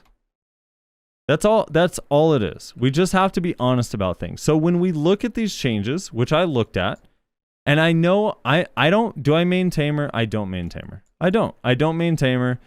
I did used to main Tamer for a long time. Do I know Tamers? Yes. Do I follow Tamers? I do. Do I ask other Tamers when I read these patch notes to be like, hey, what do you think of this? What do you think of this? Break this down for me. How does this impact you? How doesn't this impact you? I did that. I want to make sure when I'm giving my opinion on something that it's not completely baseless and random, because I don't want to upset the Tamers. But unfortunately, this time I have, because these changes, while yes, roaring is nerfed, roaring spam is gone. And I read all of the Reddit complaints about it. I read all the complaints on a bunch of complaints on the Tamer Discord. I read a bunch of complaints in everywhere. A bunch of people in my chat telling me that I'm an idiot piece of shit who doesn't know anything, so on and so forth. But at the end of the day, these in totality are buffs. Are they buffs that are good enough that they solve your class? No. Nope. There definitely could be more. Do they fix any of the pet bugs? Nope. None of them. None of them addressed here at all. None of the pet bugs are addressed here. And Gunrocks in chat can vouch for me. I have addressed a million times the pet bugs are inexcusable and an embarrassment to Pearl Abyss. They need to be fixed, and they are not fixed here. But you can't look at this, because this is the initial reaction I saw from everybody, everywhere. They nerfed Tamer even more. Weird. Nerfing worst class in game already. No. These are not just nerfs. Are they good enough to be amazing? No, they're not. But are they buffs? Yeah, they are. And there's a lot of people on a lot of classes over the history of time that are like, well, fuck, man. I haven't gotten anything ever. And some changes are still a positive step. Do they fix everything? No, they don't. They don't fix everything. You have a lot of stuff that still needs to be buffed and changed, for sure. But is it nothing? No, it's not nothing. And if when they finally give you something positive, your only feedback is fuck you, then it's like, I don't know. Fuck you too. You know what I mean? I don't know. It's like, come on. It's like, hey, this is a great first step, but here's what we're still missing. That's the feedback I expected. When I read through this, I was like, okay, here's how I see it. Let me ask a few other Tamers. And really, really good Tamers were brutally honest with me. And they were like, listen, this doesn't fix all of the issues I have with it, but it's a step. It's a minor step. It's going to help our PvE, helps our PvP, our protected combo in this area, helps our PvE in this area. But here's what's still missing, and here's a list. But you can't just look at this and be like, oh, this is a net negative. We're nerfed even more. Because that's just not wrong and weird to say in general. It's like, okay, cool. This is step one. Hopefully there's more. Because this isn't everything that needs to be addressed. They definitely need to do more. And do I agree that the roaring spam while grinding low-end grind spots is that bad and Suck Zerker isn't a worse issue? No. Suck Zerker definitely needs to be addressed first, for sure. Am I disappointed that Tamer getting its pet CC, its pet fucking roaring spam while running around on a horse nerfed was priority over Suck Zerker and Suck Kuno and some of the range damage in the game? That is disappointing. I don't think that needed to be changed first. But the thing a lot of people keep forgetting is that because of the way roaring works on pets, people were doing it with bots and macros, and that was a problem that they wanted to address. That's it. It's not because they hate you tamers. It's not because I hate you tamers. It's literally just because it is so easy to gain way more money than everyone else while not actually playing the game on this class with macros. That's it. It's just that simple. I know it sucks, and I wish they didn't have to nerf the class in order to get rid of that, but they did have to do it. But they were like, fuck, we can't just nerf the class because this class already isn't in a good state, so let's do a couple little buffs, and it's all right. Now, does that make Tamer great? No. Does that make me happy with Pearl Abyss's decisions? Overall, no.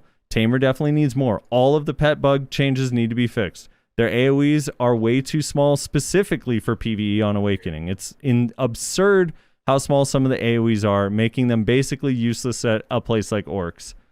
But it still is like, you can't just lie to me and tell me these are all nerfs, Frosty.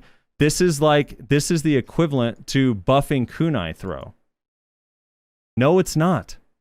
Lowering the cooldown on one of your mobility skills and one of your protected damage skills is not the equivalent of buffing the damage of kunai throw by 10%. It's not. Those are different.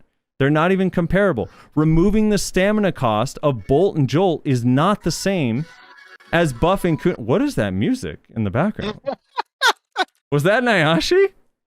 Yeah, my wife's watching a fucking show. She made it really loud.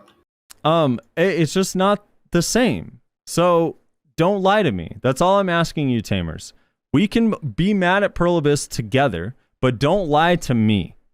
It's not okay. Don't be dramatic and say this is all a nerf. Everything here is a nerf. Because I'm going to go around and I'm going to ask a bunch of other Tamers, and if you just align with the Reddit Tamers and you're not actually thinking it through, I have nothing for you. I can't even have a proper discussion with you. Unfortunately. Shade in chat says, quote, I think the buffs are amazing 2 cents. That's crazy, Shade, because overall they're nerfs. Did you know that? That's what I'm saying. It's like, there's other people.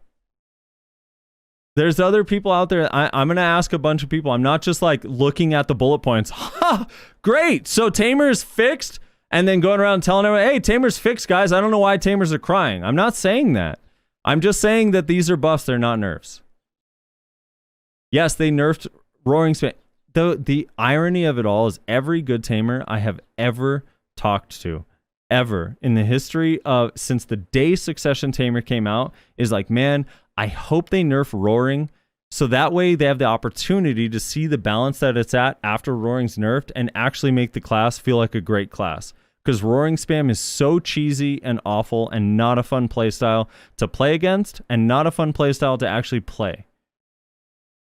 So now, 2 years later, when they finally do it, it's like, oh, man, we love that playstyle. Why would they change this? It's just strange. I just find it odd. Yeah. Man, that was a long emotional monologue there. Yeah. It was. This was your birthday wish to just trash on Tamers, wasn't it? He's been waiting for this all year. No, Tamer is. I agree. Like, I personally, it has been nice seeing no Tamers out in the world because they're such bullies with their 2v1ing people. The 2v1ing, yeah. Yeah, it's a real problem, man. They're just a bunch of fucking bullies. Here's a little known fact, and I don't even know, Rezlar, if you know. Rezlar, do you know I ever played Tamer? Yeah. Okay. So when I first played the game, the first class that I truly felt like, dude, like this class is so sick. I did hate from day one, for the record, that it was like, for some reason, not a full-grown normal class like everyone else. I thought it was odd that I have to be like a small girl that can't. The first one that attracted you to play the game was the 14-year-old. No, not to play the game. No, because I played the game and I was trying other classes and I went through Sork and I went through Wizard and Valkyrie, but Tamer was the first one where I was like, this is my class. Like I played Tamer. Yeah. I main Tamer. Like duel me on my Tamer. Come to Battle Arena. I'll go to you. And then when the CC changes happened, I kind of was like, I didn't like that Tamer became so pre-Awaken centric over how much you were in Awakening pre-CC changes. It kind of, the playstyle changed. 70-30, right? As far as pre-Awaken to Yeah, Awaken. I mean, the playstyle changed so much that all of your catches were pre-Awakening, and I didn't like that style, and I wasn't as into that style, which is why I have zero interest in Tamer Succession. And if Tamer Awakening got changed dramatically, it might be more interesting to me. But so I want to see Tamer do well because there's this still little bit of me in the back of my mind that's like, man, it'd be kind of cool to main Tamer. Yeah. But it's just not. It definitely would be different for you to go back to that for sure. Yeah. I've always known you as a Kuno and, you know, a bully mystic and, you know, all the other fun classes that you end up, you know, just teaching people how to play their own class in PvE. Yeah. So I want the class to end up being awesome. And I know for sure looking at this that this is not enough to make the class. And then everyone compares it to Suck Zerker, and no, of course, this doesn't make it Suck Zerker. But it is a step, it's a tiny step in improving it, and Suck Zerker needs to be nerfed, so the goal shouldn't be to make Tamer like Suck Zerker at all. But it's still, just don't lie to me. I guess it's at the end of the day, it's like, don't lie to me. We could be mad or disappointed, like, hey, yeah, they made some changes, and it cost roaring spam to do it, and I wish they did more, and they still didn't fix the pet bugs. But that's not what I was addressed with. The night of these Global Lab notes, and the next day was just nonstop, like, oh my god, they nerfed us more. And I was like, are my translations wrong? Because I'm seeing like a bunch of cooldown decreases and damage increases in PvE, and they removed the stamina cost from Bolt Jolt, which was really fucking a lot. Like, the stamina cost on Bolt Jolt made that class feel like you're stamina starved because it was on your attacks. And then I see the Flow Full Moon cooldown reduction from 7 to 5 seconds, which means you can use it all the time. Cloud Stomping is one of their major mobility skills, which now the flow of Cloud Stomping is built into the actual skill. That means you get to do Cloud Stomping and Flow Cloud Ride 100% of the time every 7 seconds.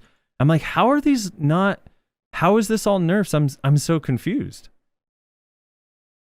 So, yeah, I don't know. There it is. I said I don't know. That's how you know it's the end of the segment. Yeah. Tamers, don't lie to me. All right?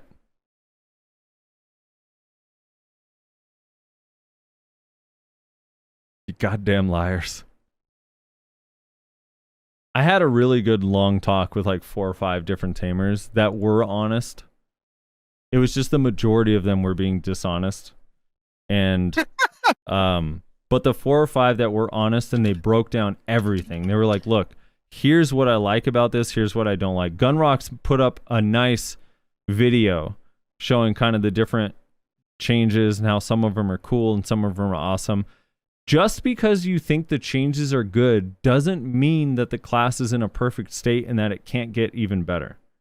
That's all it is. It doesn't mean that the class shouldn't get more.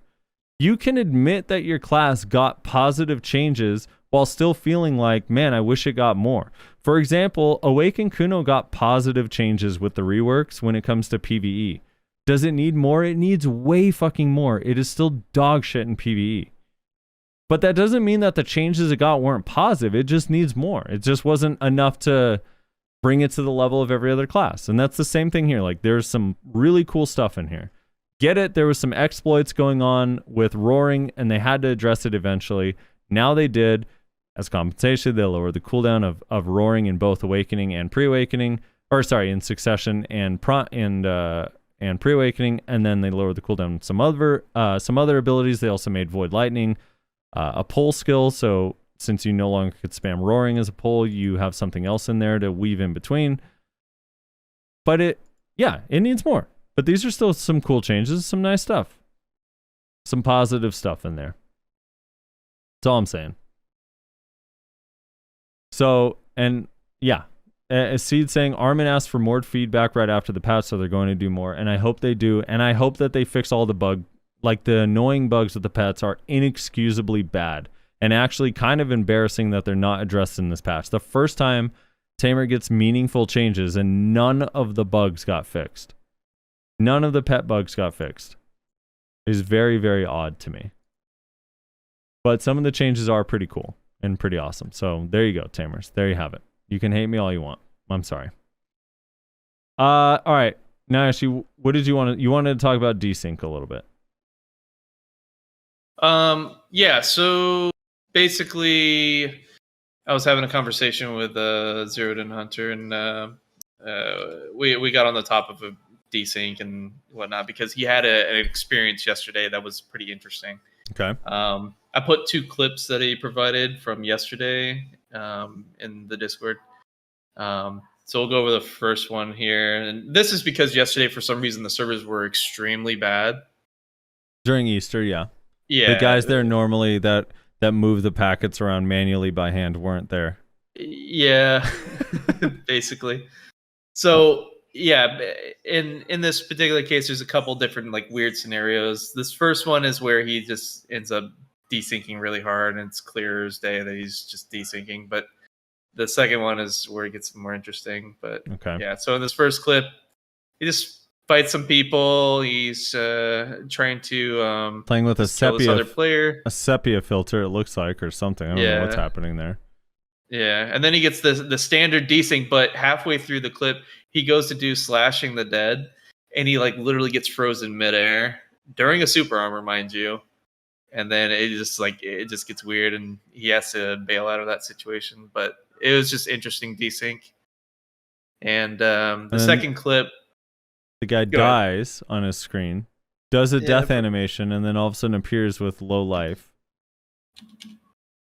Right? Yeah, basically. But yeah, so it was just a little weird. And then I don't the have second a feed. Did it show him a kill? No, he didn't get a kill on that one. Okay. Not on the second guy, at least.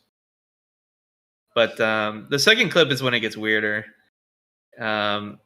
He CC's this guy from Stray, and he's comboing him. He's definitely going to kill him, you can tell. Mm-hmm. And then some weirdness happens when he goes to actually do the final blow. He actually, from the animation, kills him. You can see the stand-up animation after like 5 seconds in. But then he spawns back. Yeah. Like if he wasn't killed and he's still on the ground, and then he gets up and continues fighting. It's the weirdest shit. I posted the clip from opposite point of view. This is from a Zerker grabbing Zerodin. And then, God, here we go. And then moving, and then Zerodin killing him basically out of his grab. Well, the grab kills, those are old from oh shit, geez, yeah, that's pretty bad. Yeah, that one is bad. That one's really bad. He moves with his body over towards the rock, throws him down, and then he's literally just out of the combo and kills Azu. And Azu says in chat, it always seems to happen when I'm fighting Zerodin. Really? Yeah, I've seen some weird horse stuff with Zerodin where, for whatever reason, he's like the only player I've ever fought in open world where when he gets knocked off his horse, he doesn't get the fall animation or anything. He's just upright automatically. It's very odd. I don't know. And again, I didn't play yesterday. I didn't log in yesterday, so I have no idea what the lag was like. So I don't know either. I had family over. Yeah, I had family over, so I didn't get a chance to play and see. Yeah. Yeah, it's just interesting because we were getting on the topic about basically how the state of the game used to be. We've had this discussion quite a few times where basically I would bring up how like my iframes don't work, and I feel like the game's just been deteriorating. The servers specifically have just been deteriorating over the years, and I still hold that position on that. But you made a solid argument where the game is getting faster and whatnot. But at the same time, I mean, similar with the Tamer thing though, that doesn't mean I don't think it should be improved and worked on. Yeah. It definitely should. Like if they can do anything to reduce latency, and I know everyone thinks that the fix is, well, let's move it to Chicago. And it's like, okay, or whatever, well, let's more just move it to centralized Chicago so that way the East Coast players are happy for a while and then the West Coast players are fucked. pissed. But Basically. exactly. Dalen, ding, ding, ding. 128 tick servers win. This game is way too fast to have a 60 fucking tick rate. So the tick rate, and again, I'm not technical in this stuff, but here's the baseline I'm not either. for how I understand how tick rate works. Essentially, when you have a certain tick rate, every time that tick rate happens, so if your tick rate is 60, well, Damo, so Dalen is saying that he bet you it's 30. Damo did some test and he concluded that he thinks it's 60 tick rate about 2.5 years ago. Now again, maybe it's different for us now.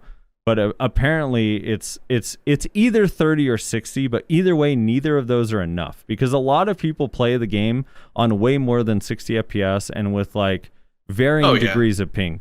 But essentially, the higher the tick rate, the TLDR of it is the more often the server is sending the information to relay back what's actually supposed to be happening. So it's closer to what's actually going on. The higher the tick rate, the better, because the more often the server's updating with the information that's actually going on. That's weird. I figured it would be the opposite. The lower, the better, because typically when it comes to like ping, the lower the better, right? So tick rate is different than that. Yeah, tick rate is different. So tick rate is literally just the intervals between which information is sent and received to the server. So the higher the tick rate, the more often the information is sent. Okay. Yeah. Gotcha. Okay. Exactly. Yeah, that makes more sense then. So technically, by saying it's higher, it's obviously a lot less time between each tick. Yes, exactly. It's less time between the latency. So as Dalen puts it a different way, the lower the tick rate, the larger the corrections the client has to make. Yeah. That actually is a good estimate. Good so technical explanation. it would be nice just one to try to improve tick rate a lot. Like I don't know what it costs. I have no idea. Me and a group of friends of mine tried to look this up and figure out like what does it cost to increase the tick rate, and I could not find information on it because I'm wondering like is it really so expensive to improve the tick rate at least so that we can check that mark, you know what I mean, like check that box like okay, tick rate isn't the issue if there's something else going on. So that would be an awesome first step. Also, I know everyone just says blanketly like they have bad netcode. Well, break down what you mean by that. What specifically is bad? What have you found that's bad? And if you have that information, send it as feedback and Perlibus fix it. I don't know what it means to just be like it has bad netcode. It just doesn't tell me anything. It really honestly doesn't really mean anything if you don't have like anything like are you losing packets or whatever the case is, like it doesn't really mean anything if you just vaguely say it's just bad netcode. Yeah. And then on top of that, like just any optimizations they can make in both frame rate, lag, disconnections, improve their servers, just make it more reliable. Every improvement they could possibly make as well as increasing the tick rate should happen. Yeah. No, it's definitely.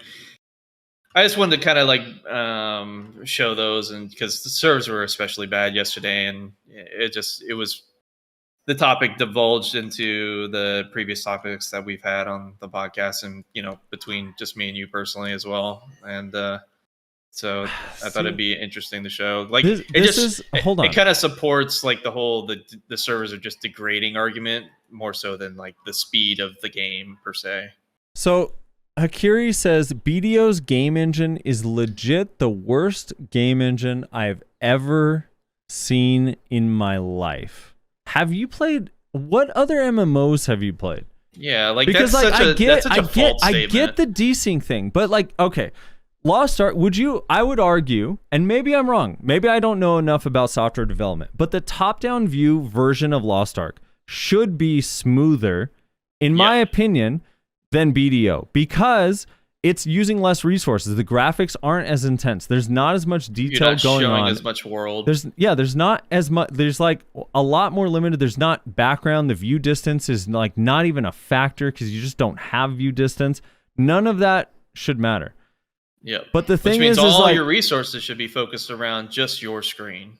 And I said this to a few of my friends. Like we had a group. It was like me, P. Lorenz, Bear, a few Bloom, I think we had a few people like it all in chat, and I was like, okay, I know this is gonna sound crazy, but now that I've been playing Lost Ark for a full month, every time I log back into BDO, I'm like blown away by the frame rate I get in BDO compared to Lost Ark, and I cannot figure out why, because there's no reason why Lost Ark should seem more choppy than BDO, considering it's a fucking top-down view game with way lower quality graphics.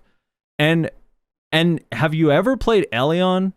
Have you ever played Terra or Ion? Like, you're telling me BDO is the worst game engine in the history of any game you have ever played is just absolutely absurd.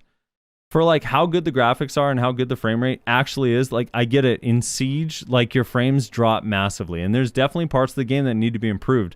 And every time I think that, it's like, no, so many of these other games are so much worse. It's like actually blows my mind. I'm like, wait, how the fuck are the graphics in this game that I'm playing so bad? Have you played Dying Light 2? It's fucking choppy as shit, and the graphics are not good at all. Have you played Dying Light 2? It's so bad. It's actually so fucking bad. People just love to hate on BDO because they know it could be better. That's, I think, ultimately what the thing is. The issue is when people are like throwing hate and shade towards it. They just know it could be better, so they just get mad at the game and just call everything about it trash, even though they still keep logging in and playing. No, it's not. Storm is saying, have you walked into Velica on Terra? It's not Velica anymore. They have a new hometown. I forget the name of it, but the hometown, it literally just blows up my computer over and over. It just turns off. The game closes on me. I have to reopen it and try to find an empty channel, or I can't be in the main city.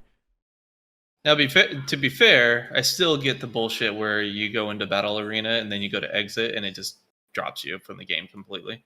Yeah, again, and every time it's like, well, if you defend it, you're saying it doesn't have problems. I'm not. There's definitely things that can be fixed. There is a frame rate issue. If someone were to go in and measure and record the frame rate in statue rotation at Secrea compared to main rotation frame rate is way, way better. There are definitely places where they can improve the performance 1,000%. But to just be like, BDO's game engine is the worst bar none. It's like, no, it's fucking not, man. There's so many worse game engines out there. It's like just silly. Yeah. And my whole thing was I don't have that stance. It was mostly just like the whole thing where the servers have been degrading over years. It's just like on Easter, a day where arguably less players are on. God's watching. Student family, God's watching. And like the servers just aren't performing up to snuff. That's weird. It's just confusing. But yeah, no, I definitely don't have the viewpoint that this game's servers or this game's engine's bad compared to like everything else out there. I don't think that's the case at all. I mean, I haven't played this game for like 5 to 6 years because the game engine's shit. Yeah, Baba and Chaz comparing it to Blade and Soul, which is another good example. He says, played Blade and Soul for 6 months, love it before played BDO now for 6 months, love it before, played Blade and Soul. If you go 12 man in it, you have 12 FPS, whereas here I have 150 plus. Yeah, no, Blade and Soul is like some of the I don't even understand Blade and Soul's frame rate issues. I felt I could be by myself in a desert with no textures and nothing around me and be somehow stuck at 27 FPS with a fucking 2080 Ti. Yeah. My only time that I'm really getting like heated and griping over stuff with BDO is just because I know the game can be better. Yeah, no, for sure. And I would love for it to be improved. And I actually think if they had a Global Lab patch, I've daydreamed about this a few times. They had a Global Lab patch, not even an announcement. Don't even go into fucking Calpheon Ball or Hideout Ball and announce that you're doing this. Just let it be a surprise on Global Labs one day where they just have 50 million bullet points, like improve the frame rate in Secrea at statue rotation, improve the frame rate at blah, blah, blah, improve the frame rate, improve this, improve the crashing that happened here. Like just 50, 60 bullet points of just frame rate and crash improvements. I feel like people would be so happy to read that shit. Yeah, the hype from people would be insane for sure. Rez, you got anything you want to throw in here? Sorry, I feel like we've been No, rambling. you're fine. I've just been practicing combos this whole time.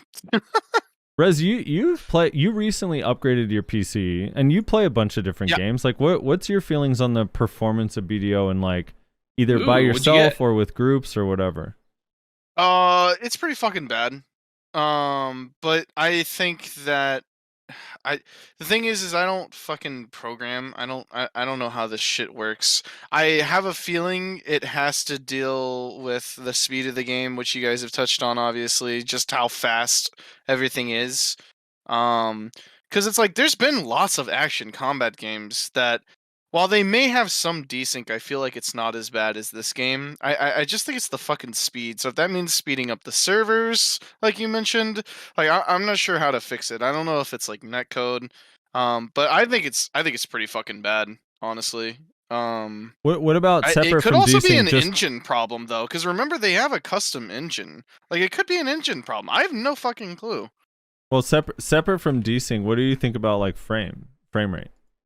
Frame rate? I mean, I don't know. It's oh, sorry, I'm supposed to be R-ing apparently. Um,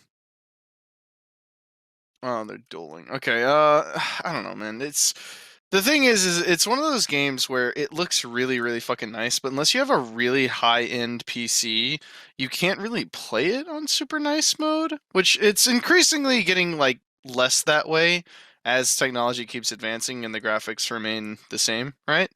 So like more and more people are able to like play on remastered and shit, and that's just a wild thought to me because if you told me like I don't know, maybe if you told me like even 3 years ago like people were sieging in remastered, I'd be like, there's no fucking shot.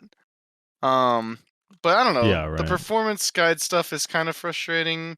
Like you have to have a guide to be able to, I don't know, get decent frames out. But I really don't mind it for how good the game looks. In all honesty, Yeah. Well, yeah, yeah. Someone's in chat saying remastered looks like shit in my opinion due to the bright sky. That's true. I mean, remastered's not for everyone. I go kind of back and forth on if I like remastered or not. I wish there was an FSR version for medium and low. Yeah, I like remastered, and I think it looks pretty good. But the bright shiny lights from just your weapon going across your screen sometimes can be a little much. But yeah, it is nice aesthetically, but in smaller doses. I think I like medium as well. Medium's a great, comfortable grind graphics where you get the best of both worlds. You get more FPS while still seeing enough of the graphics to make it look nice and pretty. Yeah. If I'm not streaming, for the last year or so, if I'm not streaming, I usually go to Node War on medium, unless Siege I'll go to low because there's just way too many people. Yeah, way too But much. I What do you do when you stream? Are you? yeah. But didn't Armin say that he was going to Siege on remastered on his but PC the other day? he's also a last paid week? employee, you know? Yeah, Okay, well. he's working with the best of the best. Yeah, so terms of I'll go to money can buy. yeah, I've tried remastered in Siege, but it feels bad to me. And Siege is like I always have to turn off skill effects. Node Wars, it's a fucking nightmare otherwise. especially if I'm not streaming. Node Wars, I could play on medium with skill effects on, even far away effects, and I don't mind it. It's fine. I actually prefer that. But when I'm streaming, I'm not sure what resources streaming is taking up mostly, but it definitely affects my frames like a lot, even in the most basic things. So I don't know. Maybe I need to get a second PC for streaming, but it's kind of expensive. Yeah. I'm surprised you haven't done that yet, honestly. Well. But yeah, it is expensive. Yeah. Plus, you might have a hard time actually landing your hands around a fucking graphics card at this point. So. Also, I hear it's super tedious. There's kind of a lot to it, and people run into issues. Probably. Fake Uni has one set up like that, so he'd probably be able to give you some do's and don'ts. Yeah. FSR 2.0 is coming. That is true. FSR, an updated version of FSR, is coming. Is it out already on some games? I don't know if it is or not, but hopefully PA gets on that and we get whatever the latest version is. Because for me, FSR has actually been the first time I stream in remastered always. When I'm grinding, I'm in remastered, like basically 100% of the time. And outside of the stupid bug zone where it's really laggy when there's a lot of mobs near the end of each room, I actually, oh my god, my loot scroll's been running in the background this whole time. Outside of the bug zone, that when that happens. Yeah, outside of the bug zone, it's been really smooth for me. Like when I'm grinding Jade, I have no problem with frames at Jade Forest while streaming and in remastered. Yeah, I can't really contribute too much because I constantly play in low, very low. But like I really don't have many frame issues in it, generally speaking. Occasionally I get like weird fucking just like frame drops on CCs, which can be frustrating, but I'm honestly not confident that that's the game and not my PC. You know what I'm saying? Yeah. Could just be something weird If on you're my by end. yourself grinding, do you have frame issues? No, it's pretty much always in PvP. Yeah. I know I don't have frame issues either in Battle Arena for the most part. If I'm just like me and one other dude. If ever there's like a bunch of people, then things start getting a little hairy. Like I know for sure I get frame rate issues back in the day when we would do King of the Hills and the line would get super long and there's just so many people next to me while I'm doing it. I would start getting issues, but for the most part it's not too bad.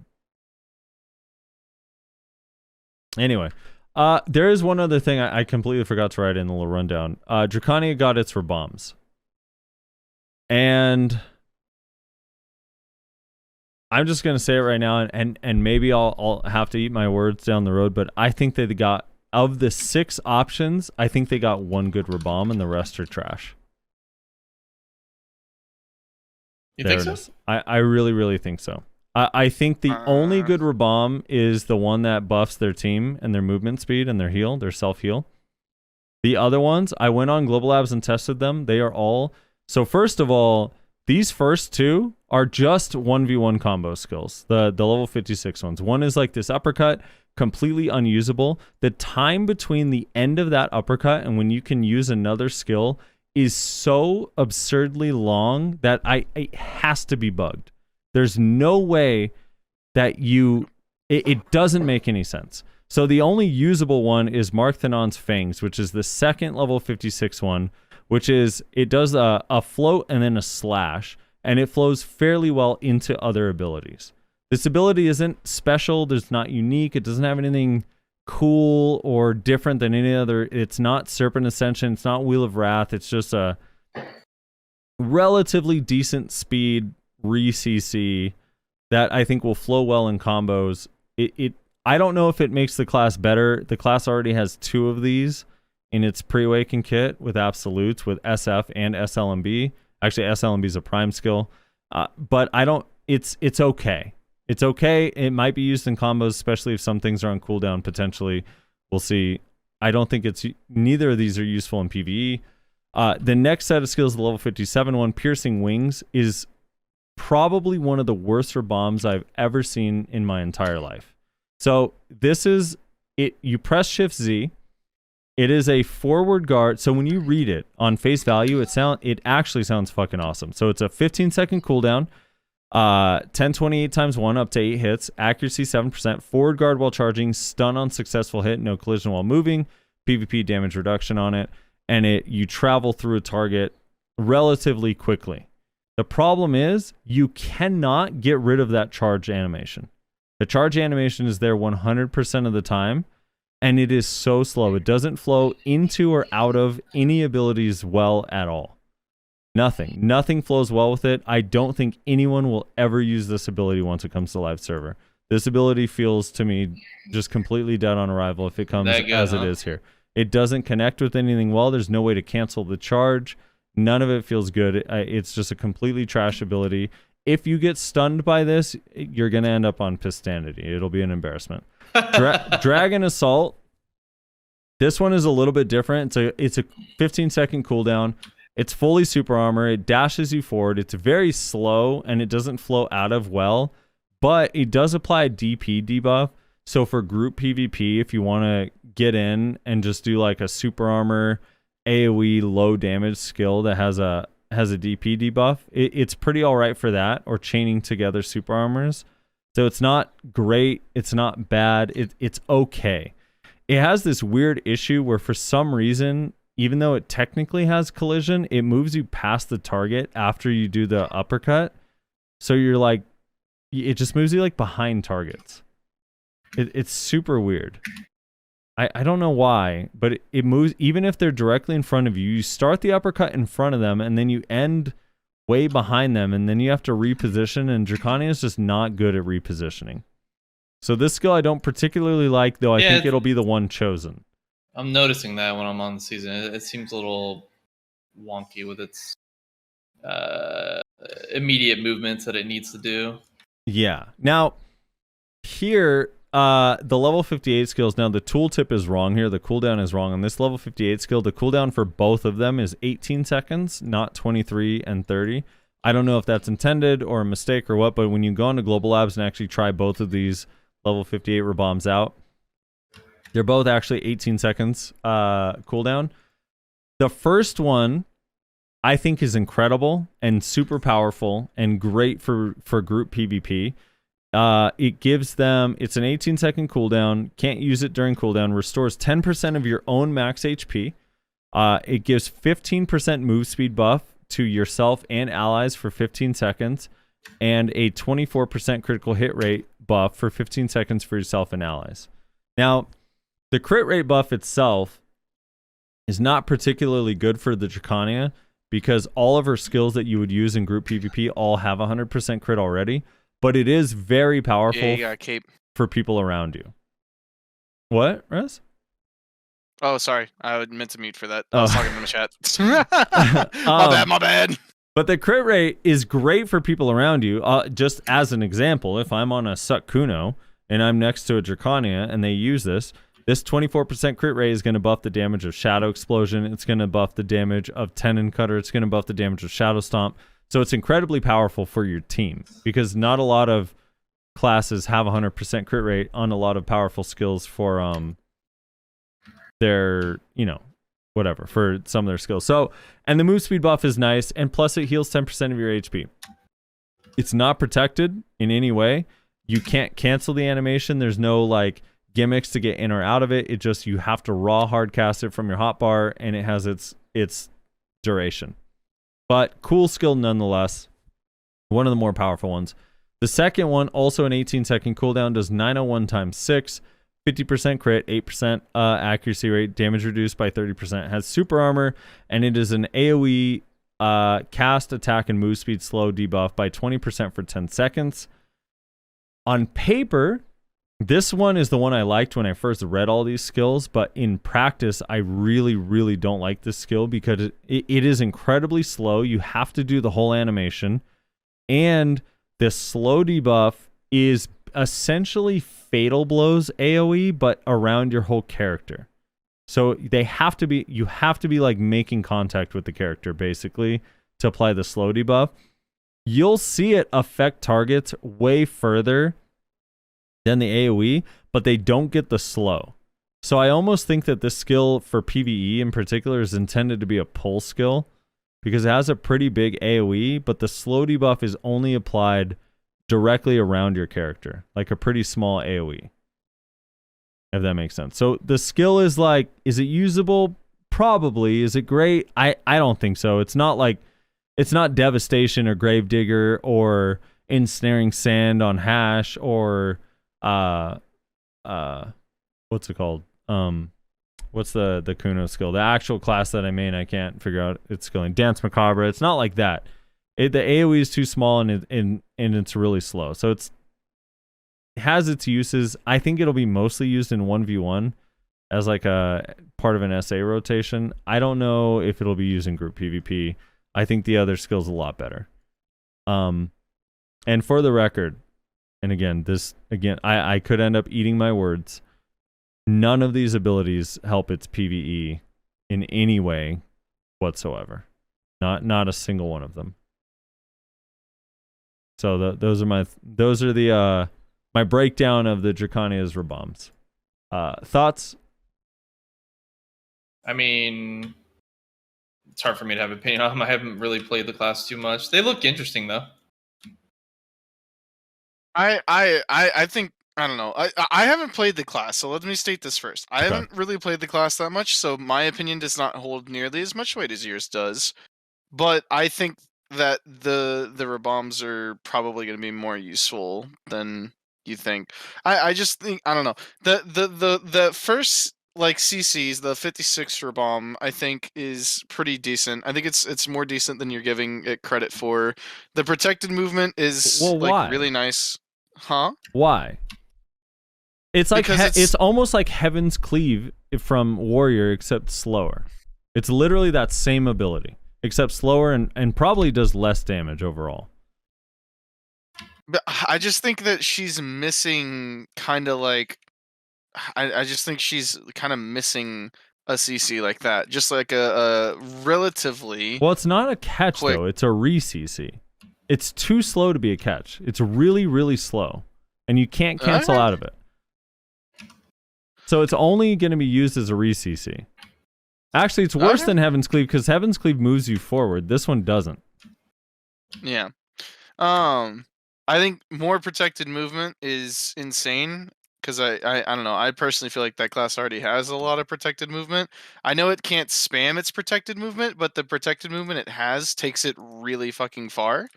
So I think adding more of that is going to be pretty nuts, honestly. Okay. And I think that the slow in 1v1s and the like AoE buff for your party mates is going to be very, very, very, very useful. I think those are the best ones, honestly, because I think that slow. I honestly think that slow is probably exactly what it needs for 1v1s. Again, if I'm wrong, like that's fine. I haven't played the class. I haven't 1v1'd on it. So I'm not purporting to understand the nuances of the class. I just think that slow is going to be really good for its 1v1s. And that buff is going to be really nice for large scale. Yeah, the buff is super nice for large scale. I actually think this skill is not only good, but like great. I think the buff is a great skill. The only reason I don't feel the same as you about the slow is because once I tested its AoEs, you have to be on top and it has a windup. So you're not... it would be... I don't know how you get hit by the slow or ever. Like, I actually can't imagine being hit by the slow. And again, my perspective is like, I'm thinking if I'm dueling this class on an Awakened Kuno or an Awakened Hash, or like a Mystic, like you're just not close enough ever to be hit by it unless you happen to cast it as they're about to dive into you, because it doesn't have AoE. It's only it's only like the target right in front of you. That's the only reason I don't. Otherwise, I would think the slow, if it had a little bit more AoE, I'd be like, okay, this is pressure that you can put on people. And they're going to run into that. The other thing is, I don't know what the cooldown intention is. It's an 18-second cooldown, so you're not really going to have the slow on people that often. So once you whiff it once, you're not going to have a slow for a 20-second fight. Yeah. Is the other thing, which I'm okay with. I actually don't like that slows are a 10-second cooldown and a 10-second slow duration. Kind of drives me nuts, but... So I'm okay with the duration. I just think it's going to be a very hard slow to land in 1v1. But I did look at these, when I looked at these two skills, my initial thought was the same thing. And even after testing, I still think, like, you're not going to use this group buff in a 1v1 because there's no point. You're never going to cast that in a group or in a 1v1. Like, you're just going to get CC'd. So you're definitely better off using the slow. But the slow feels more like a lingering SA where it's like, you don't want to come into me because you're going to get slowed. Yeah. I guess. Which is okay. It's okay. It's like not, I guess not totally useless, but just not as scary as it looks. I guess my reaction to it is why I sound so harsh is because of our good friend Reddit, where I was reading through the feedback of these Rabombs, and one of the big ones that I found hilarious was, this needs to be nerfed ASAP. Why is Dracania getting such overpowered Rabombs?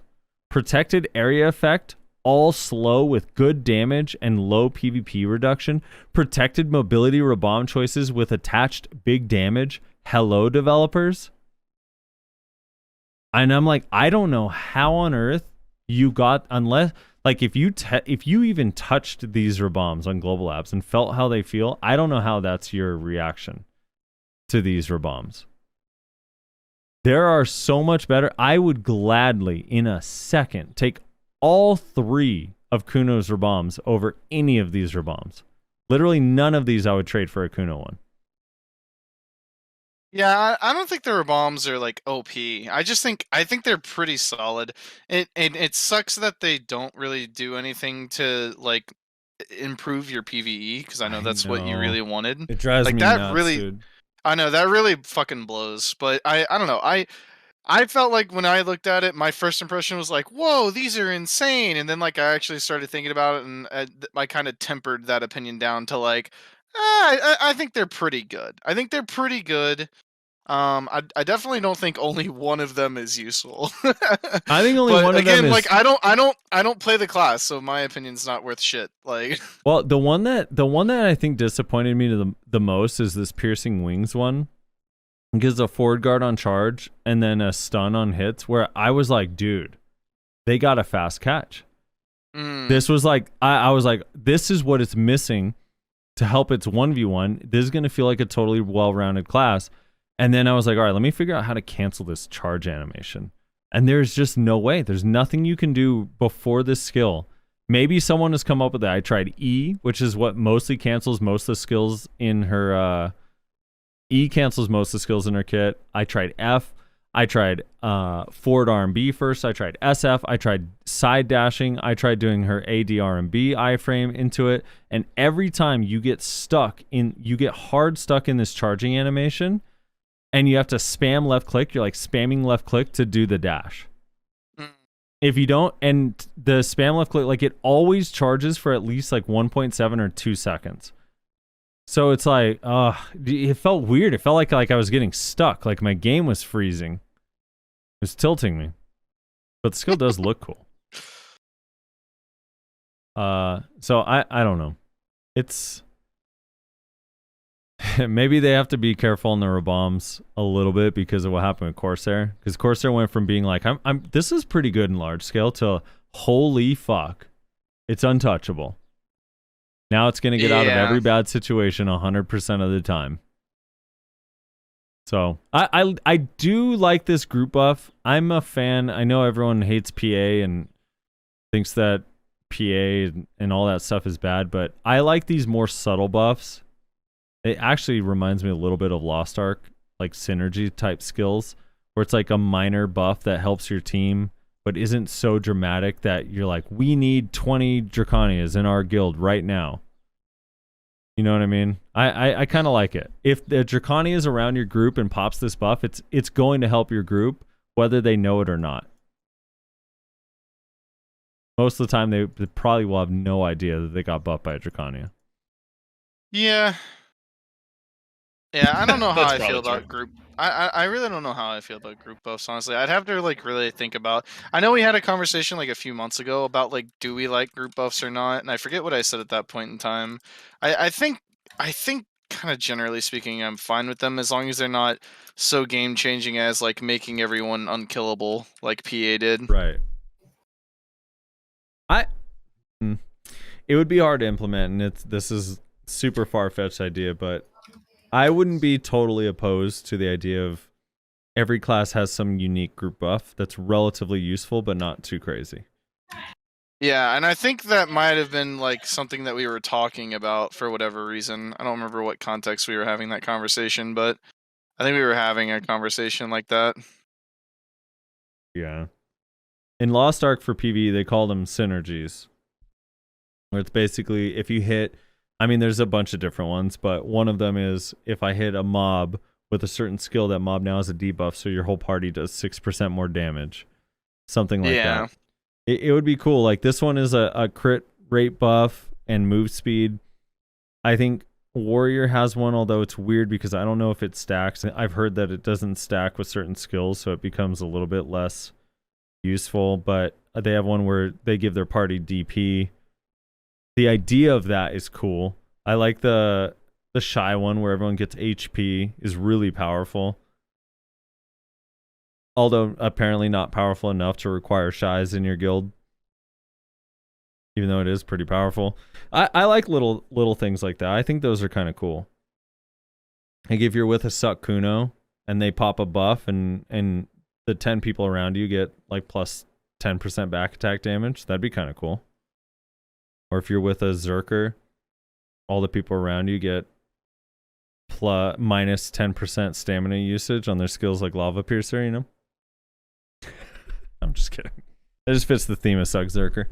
Anyway, you know, something like that. Yeah. I like the idea of group buffs that are subtle group buffs. So everyone has them and they add up, but they're not super impactful and you wouldn't even really notice that they're there. It's kind of a cool idea, but that's what this reminds me of. I am confused why they showed 23-second cooldown on the buff and 30-second cooldown on the slow, but both of them are 18 seconds.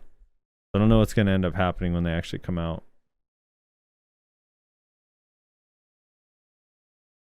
All right. I think that's it.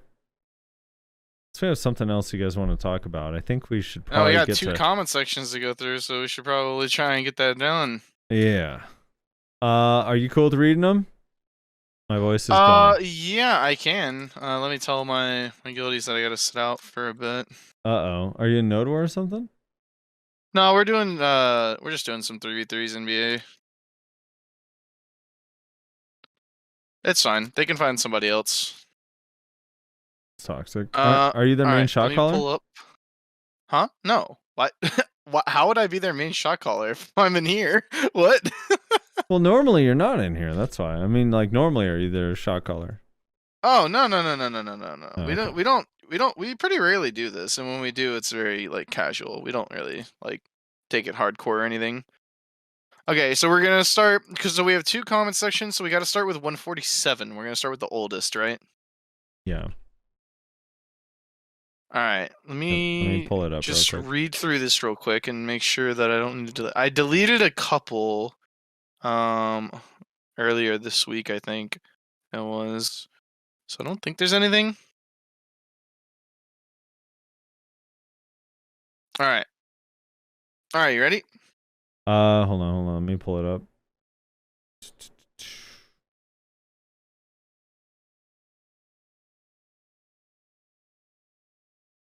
We're doing 147 first, right? Yeah. 147, and then we'll do 148 afterwards, since that was the more recent one.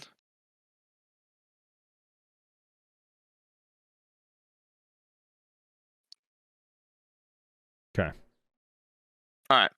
So Tristan Crow says, "Can Nova please get an iframe?" Wait, let me scroll to the bottom.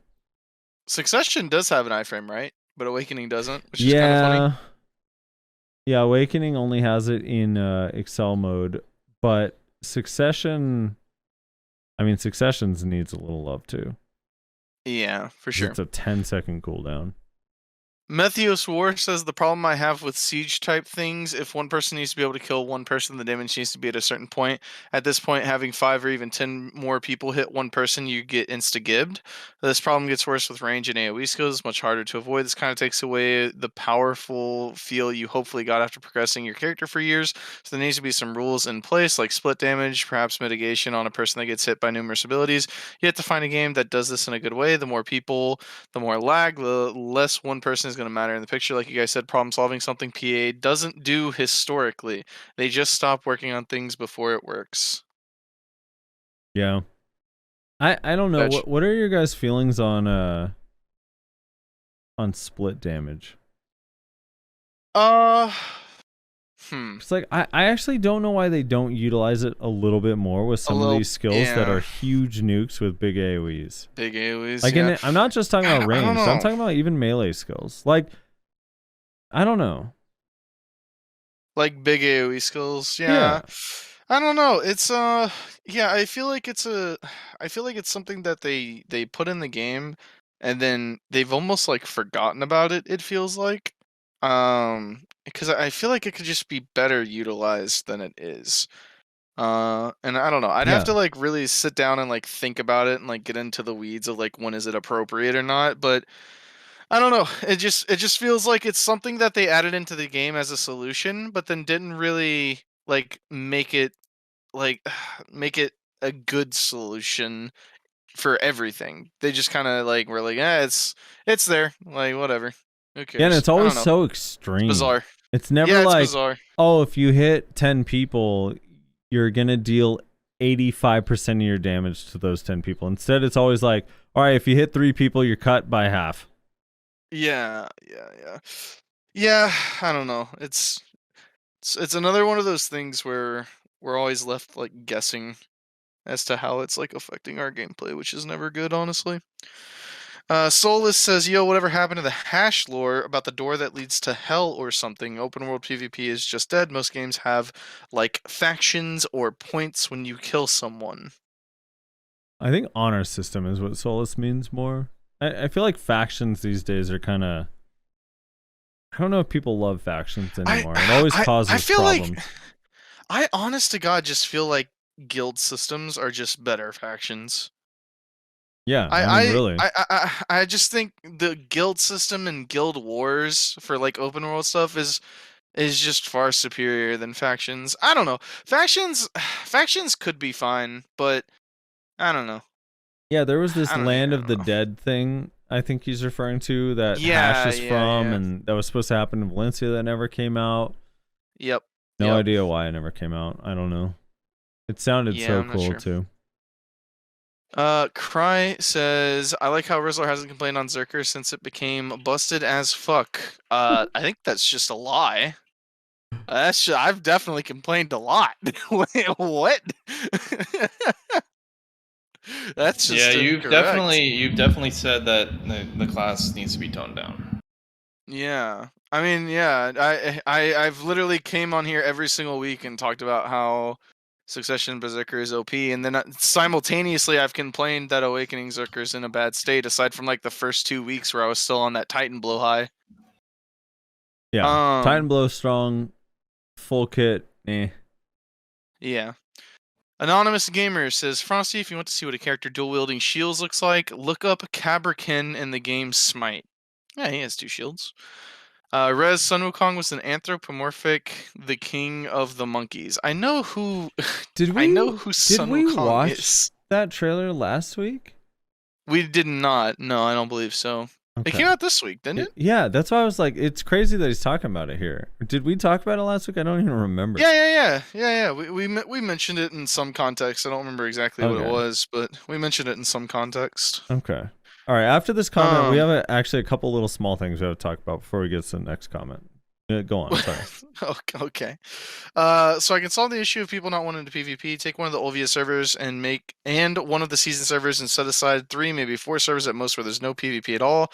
All PvE, only people can grind over each other all they want. Make all servers with PvP active have the Arsha buff. Then the shit karma system can just be removed. There will be non-PvE people whining about the Arsha buff, but they decide not to participate in the whole game so they don't get all the benefits. In my opinion, all classes should lose a couple CCs and SA/frontal guard each. That way people don't feel like they just need to grab to stand on even footing as other classes. Also, if they, parentheses, Draconian and Guardian, are both daughters of dragons, how is that a race war?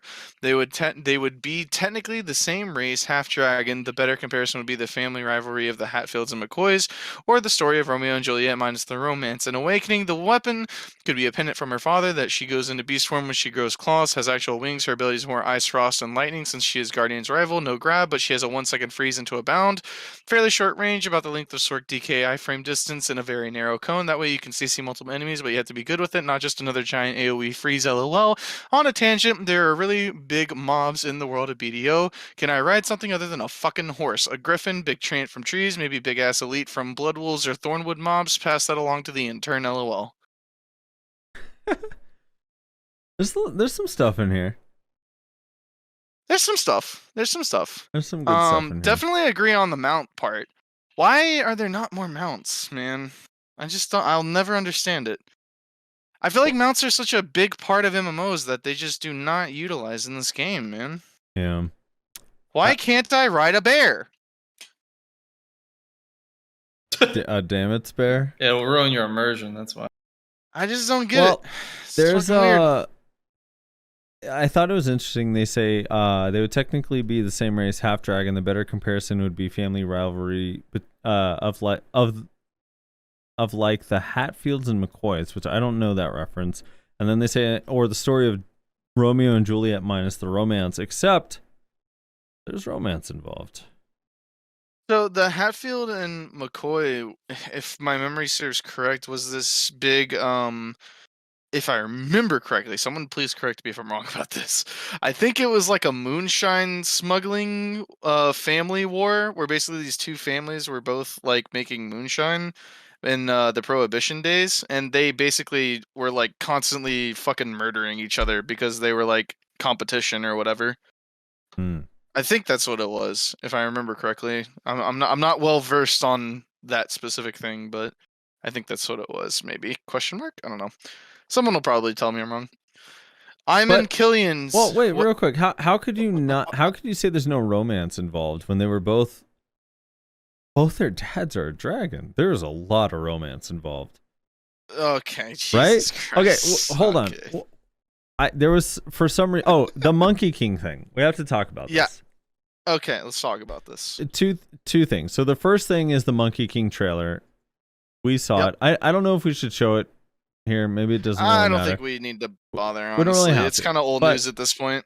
essentially, there's a BDO Mobile China only trailer Yeah. for the Wukong character. Yeah. And it's like it looks kind of cool, but it's like a slap in the face, I think, a little bit to a lot of people. A lot of people feel like, oh, well, that sucks, man. Like, I wanted that class. Yeah. And we're not getting it probably for a long time. I imagine if don't it's think going we're to ever gonna get it. expand, yeah, we might not ever get it. And if it is going to expand, I imagine it would expand throughout BDO Mobile first. But Yep, exactly. I also think it's the first BDO Mobile class that's exclusive to BDO Mobile. I know they have technically a class that's not PC, like a class name, but it's basically just an Awakening version of a class from PC. Yeah. So that's kind of interesting. And But then, what's funny, Frosty, is this is not the only BDO knockoff only like BDO knockoff game only class. okay. Because in Shadow Arena, One of the greatest games ever made, yeah. yeah, one of the top 10 games of 2020 or 2021, or I can't remember. They have the little like monster guy that you can play as that I think has like completely original animations. Yeah, the little monster guy. It's like I don't even know what it is. It's like Gnar. He like turns Aztec big, monster I think. thing. Yeah. So they have the Rock Mage, but the Rock Mage is just recycled animations from Awakening Wizard. So it's not actually like a new class. However, the little monster guy, I think, is actually like fully original animations and stuff. I don't think there's anything like recycled there. Yeah. So that's kind of interesting. And that's also what I would cite as evidence that we're never getting Wukong because I don't know, just if they're adding things to their other games that are like only for their other games, at least the evidence that we have this far, which is only one example, but it says that we're probably not going to get it. Yeah. And here's it. So I have two more things. One, I know a lot of people like I saw a lot of people's reaction like that looks way cooler than Draconia. But if the roles were reversed, if we got the Wukong and then you saw some BDO Mobile trailer where a girl with a sword was using lightning and fire, you'd be like, dude, why did we get the Wukong?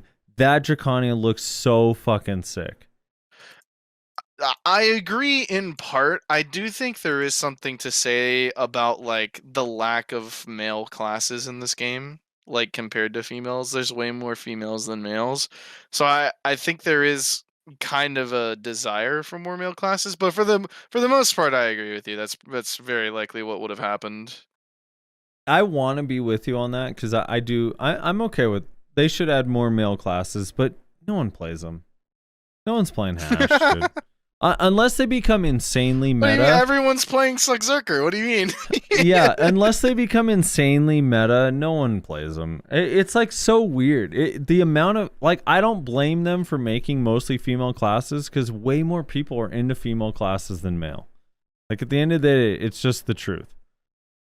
For whatever reason, Yeah. everyone I I don't run know. into, the excuse is either like I rarely hear I only play male classes. I always hear I only play female classes. Like, well, why is that? I don't want to look at a male's ass all day when I'm running around. It's like, are you actually like looking at the character's ass, or are you just like looking at?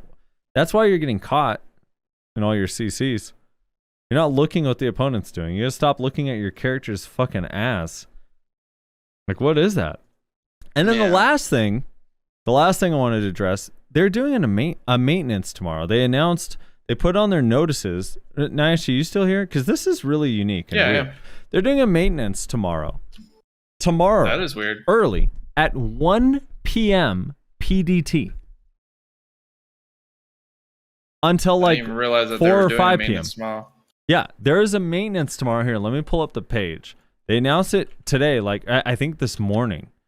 But essentially, like maintenance got moved up, and I'm really curious why.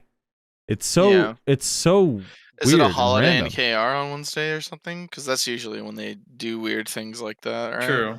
I don't know. I don't think so. But yeah, so April 19th, at 13 PDT to 17 PDT, which is 1 p.m.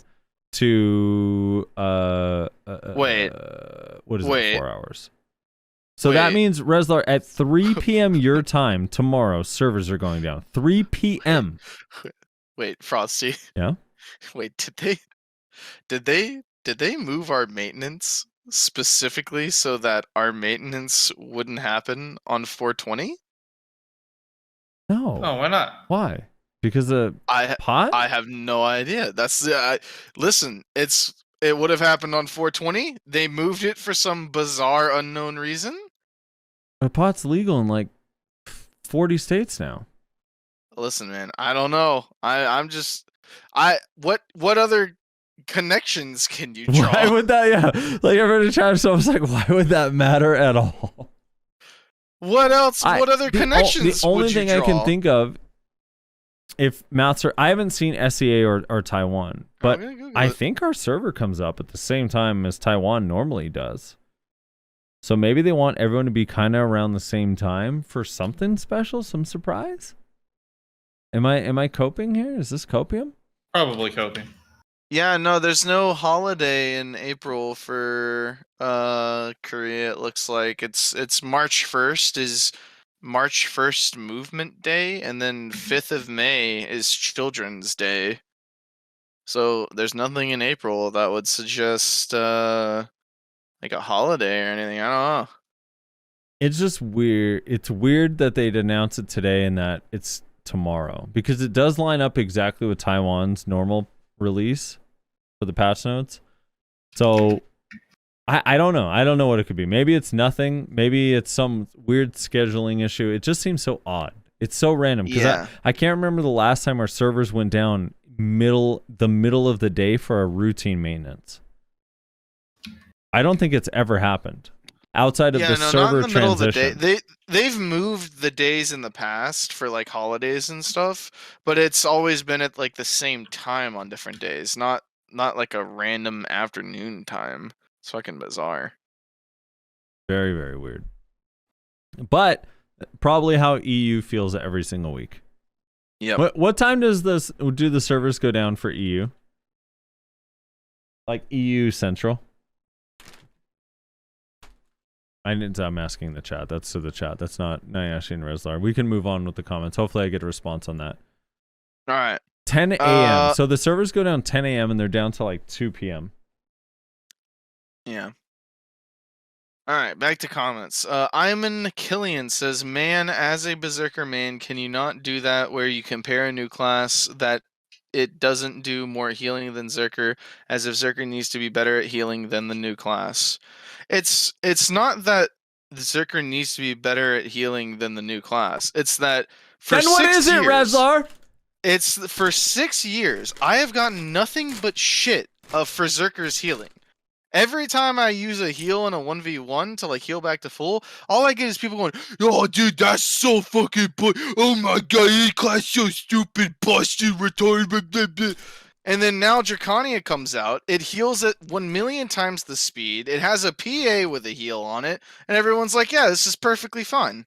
Well, It's fucking no, annoying. no, everyone is not like it's perfectly fine. Here's the thing: the people that hate the heals, I could see them all being like, "Well, this heal is bullshit." But the Zerkers should be like, "Oh, yeah, no, I'm cool with my heals. Like, why would I be bothered by other people getting heals?" Listen, man, I'm just saying, I've been getting shit for it for 6 years, and then Dracania comes out with Omega heals. This is after Guardian came out with Omega heals, which are now not Omega heals because Dracania came out, and now Dracania is Omega heals. And it's just like, I don't know. Are you eating chips? Sour cream and onion. Miss Frosty just brought them to me, like out of nowhere, and I was like, "Oh my god, thank you so much. These are delicious." Yeah, whenever a Zerker complains about the heals of another class, I just start eating chips. Listen, man, I'm just saying, I better see people with the same goddamn fervor about Dracania heals as I've been getting for 6 fucking years in regards to Zerker heals. That's all I'm saying. And if I don't, then fuck you. You don't have a leg to stand on. I'm sorry. It's just, you don't. You just don't. Well, there are people that are complaining about it for sure. I just don't know why Zerkers would be the ones, because it's like, oh yeah, you're right. Healing is an issue. We should nerf all of these heals. I mean, arguably healing is an issue. But I mean, I would be fine with them taking away healing if they like give us survivability in some other way, which is another big problem that I have, but nobody wants to hear me out on because Zerker OP Omega lol. But the entirety of Zerker's defensive stats is based around HP and their ability to heal, and yet we're giving huge HP pools and healing to other classes that also scale insanely well with like DR. Okay, And first of all, annoying. they scale similarly with DR. Relax. Okay, Guardian does not scale similarly hold on. to Zerker with DR. This Horseshit. It's not a defense, but it's a almost to make your complaining about the healing not seem so bad. I heard a caster actually tell me that Draconia's heals are bullshit, and I was like, why? You guys have the same. You guys have heals. Your heals are really good. They heal you and your team to full. And they're like, our heals aren't protected, so we don't use them. And I was like, you don't use your heals because they're not protected. I just want to make sure I'm clear on this. Are you sure that's how you feel? Because what? There's no fucking way you're not using the Rabomb heal because it's not protected. That is a fucking lie. Yeah. It's a lie. I mean, the caster heals are... I think the caster heals are OP because they heal everyone around them too, right? Hold on. So they say... So he said... he or she said, no. We want to use the heals, but we can't because we just get CC'd out of them. Did you know that most witches and wizards stop using their heals because they just get CC'd out of them? I learned this recently. That's weird, champ. Like, every single time you see a witcher or wizard, like, disengage with double TP, the first thing they do is pop out a heal. So, yeah, I don't know. If people want to make, like, a generalized argument that there's too much healing in the game, like, I would probably agree with that, Zerker included. But I'm just saying that it's... healing in high HP pool is Zerker's main mechanism of defense, and I've been shit on for it for 6 years. Dracania comes out, and it is Omega protected with incredibly powerful heals, and it's like everyone's resident sleeper. And no, they're not. That is a lie. It's like the most complained about thing, but I don't agree with it necessarily yet. If their PA affected other people and or their heals affected other people, then and be like, dude, what the fuck, man? I don't even mind the PA that much, in all honesty. The PA, I don't mind nearly as much as the healing, because the problem I have with the healing is the same problem that I've always had with Zerker's healing, which is that grabless classes are just fucked unless there's just like a insane gear difference. There's like legitimately nothing they can do about it, which can be like, I've been a grabless class fighting a Zerker when they're healing, and it feels fucking bad because you're just like, what the fuck am I supposed to do about this shit? Like, it's frustrating as hell. You supply a DP debuff, put a little dot, and then continue on with your day. Yeah, just regain some stamina, I guess. I don't know. Next time you see, a grabless class, yeah, I can tell you exactly what a grabless class can do against it.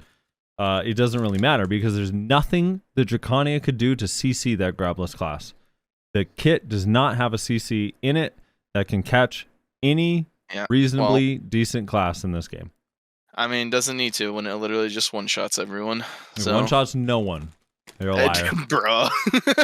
I got two-shot by Mina and BA yesterday. That's different from one-shot. That sounds like twice as difficult. Okay. Dude, okay.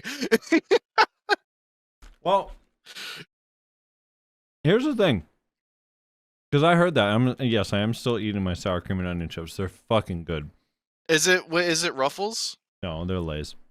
Oh, okay. Ruffles sour cream and onion is like, whoo, goddamn. Yeah, those are good. So, I kept being told the same thing as you, and I don't disagree. Shift R&B into the flow is very powerful, and SLMB is also very powerful. They hit extremely hard. But someone came onto my stream a couple days ago and said, I was 480 DP, and this Dracania with 309 AP one-shot me. And I was like, they one-shot you? I was like, really? They one-shot you? It's like, they one-shot me. No other class could full combo me. This 309 AP Dracania one-shot me with one single ability. So I was like, all right, that's fucking crazy. Like, that's a problem. So I went to Battle Arena with Amertat, who's 309 AP. And I faced the opposite direction on my Succession Kuno. On my Succession Kuno, I was 395 DP. So this is now almost 100 DP less than the person said in their example. They also said they have 7,000 HP. In this example, I only had 6,490 HP. So I had 500 less HP and almost 100 less DP, 85 less DP.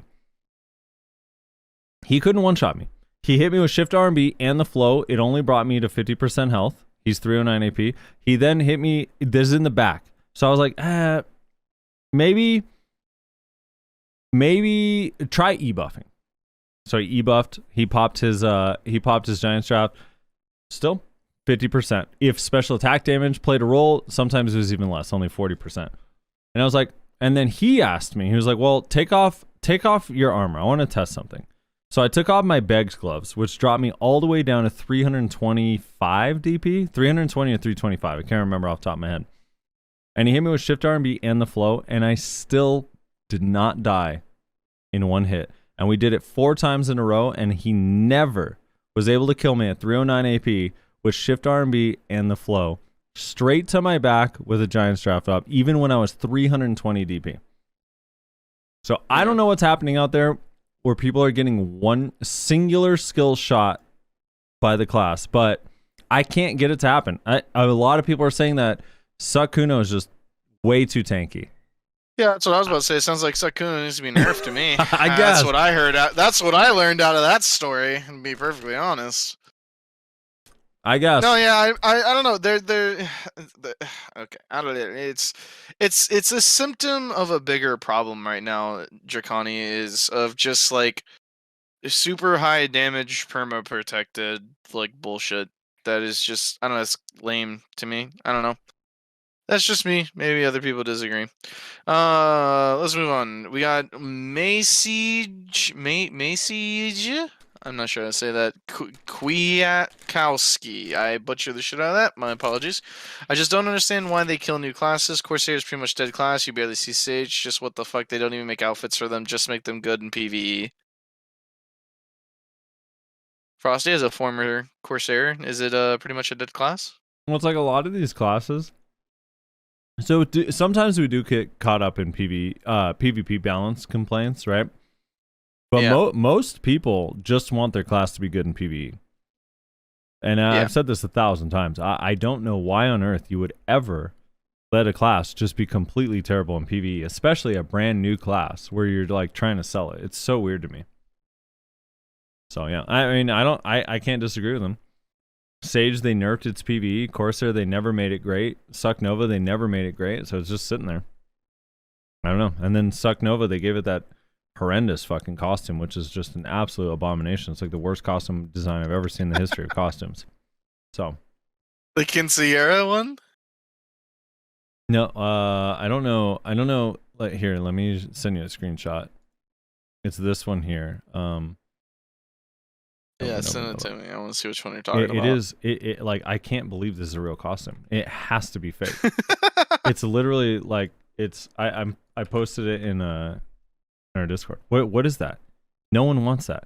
You have a bow tie around your neck. You have your midriff is showing. You have these weird platters that are holding up your breasts. You have a skirt and like it's half metal. You have the top. You have an American Eagle top flag post pole on your head. And then if you turn her around, it only gets worse. What is this, Rezlar? Look at this. It's the most disgusting. You have a reverse duckbill. Why? Reverse duckbill. It's fucking nasty. Yeah, that's pretty awful. It's so gross. And that I don't know. It's so weird. And then for some reason they have a holster for a dagger. They don't even use a fucking dagger. What is that holster for? Why do they have a dagger holster? It's so fucking weird, man. Anyway. Yeah, so I get what that guy's saying.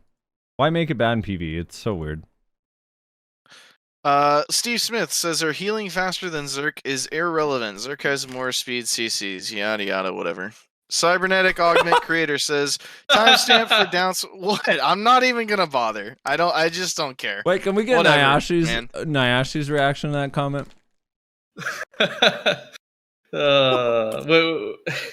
It was just the way he dismissed it so quickly. It was just funny. Well, because there's no point in arguing with these people. Because here's the problem. Here's the fundamental problem I have with all of these fucking retards that don't understand what I'm saying. Whoa!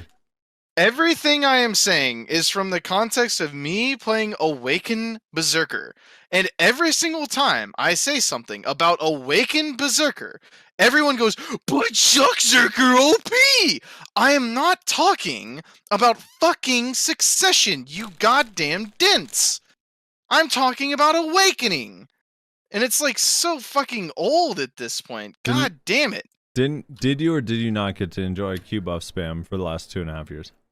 I did, and I also, for those 2.5 years, said constantly on this show, it's been fucking documented that I have said, Q-Buff needs to be nerfed. For the whole 2.5 years. And when Q-Buff got nerfed, I said, thank God, Q-Buff got nerfed, finally.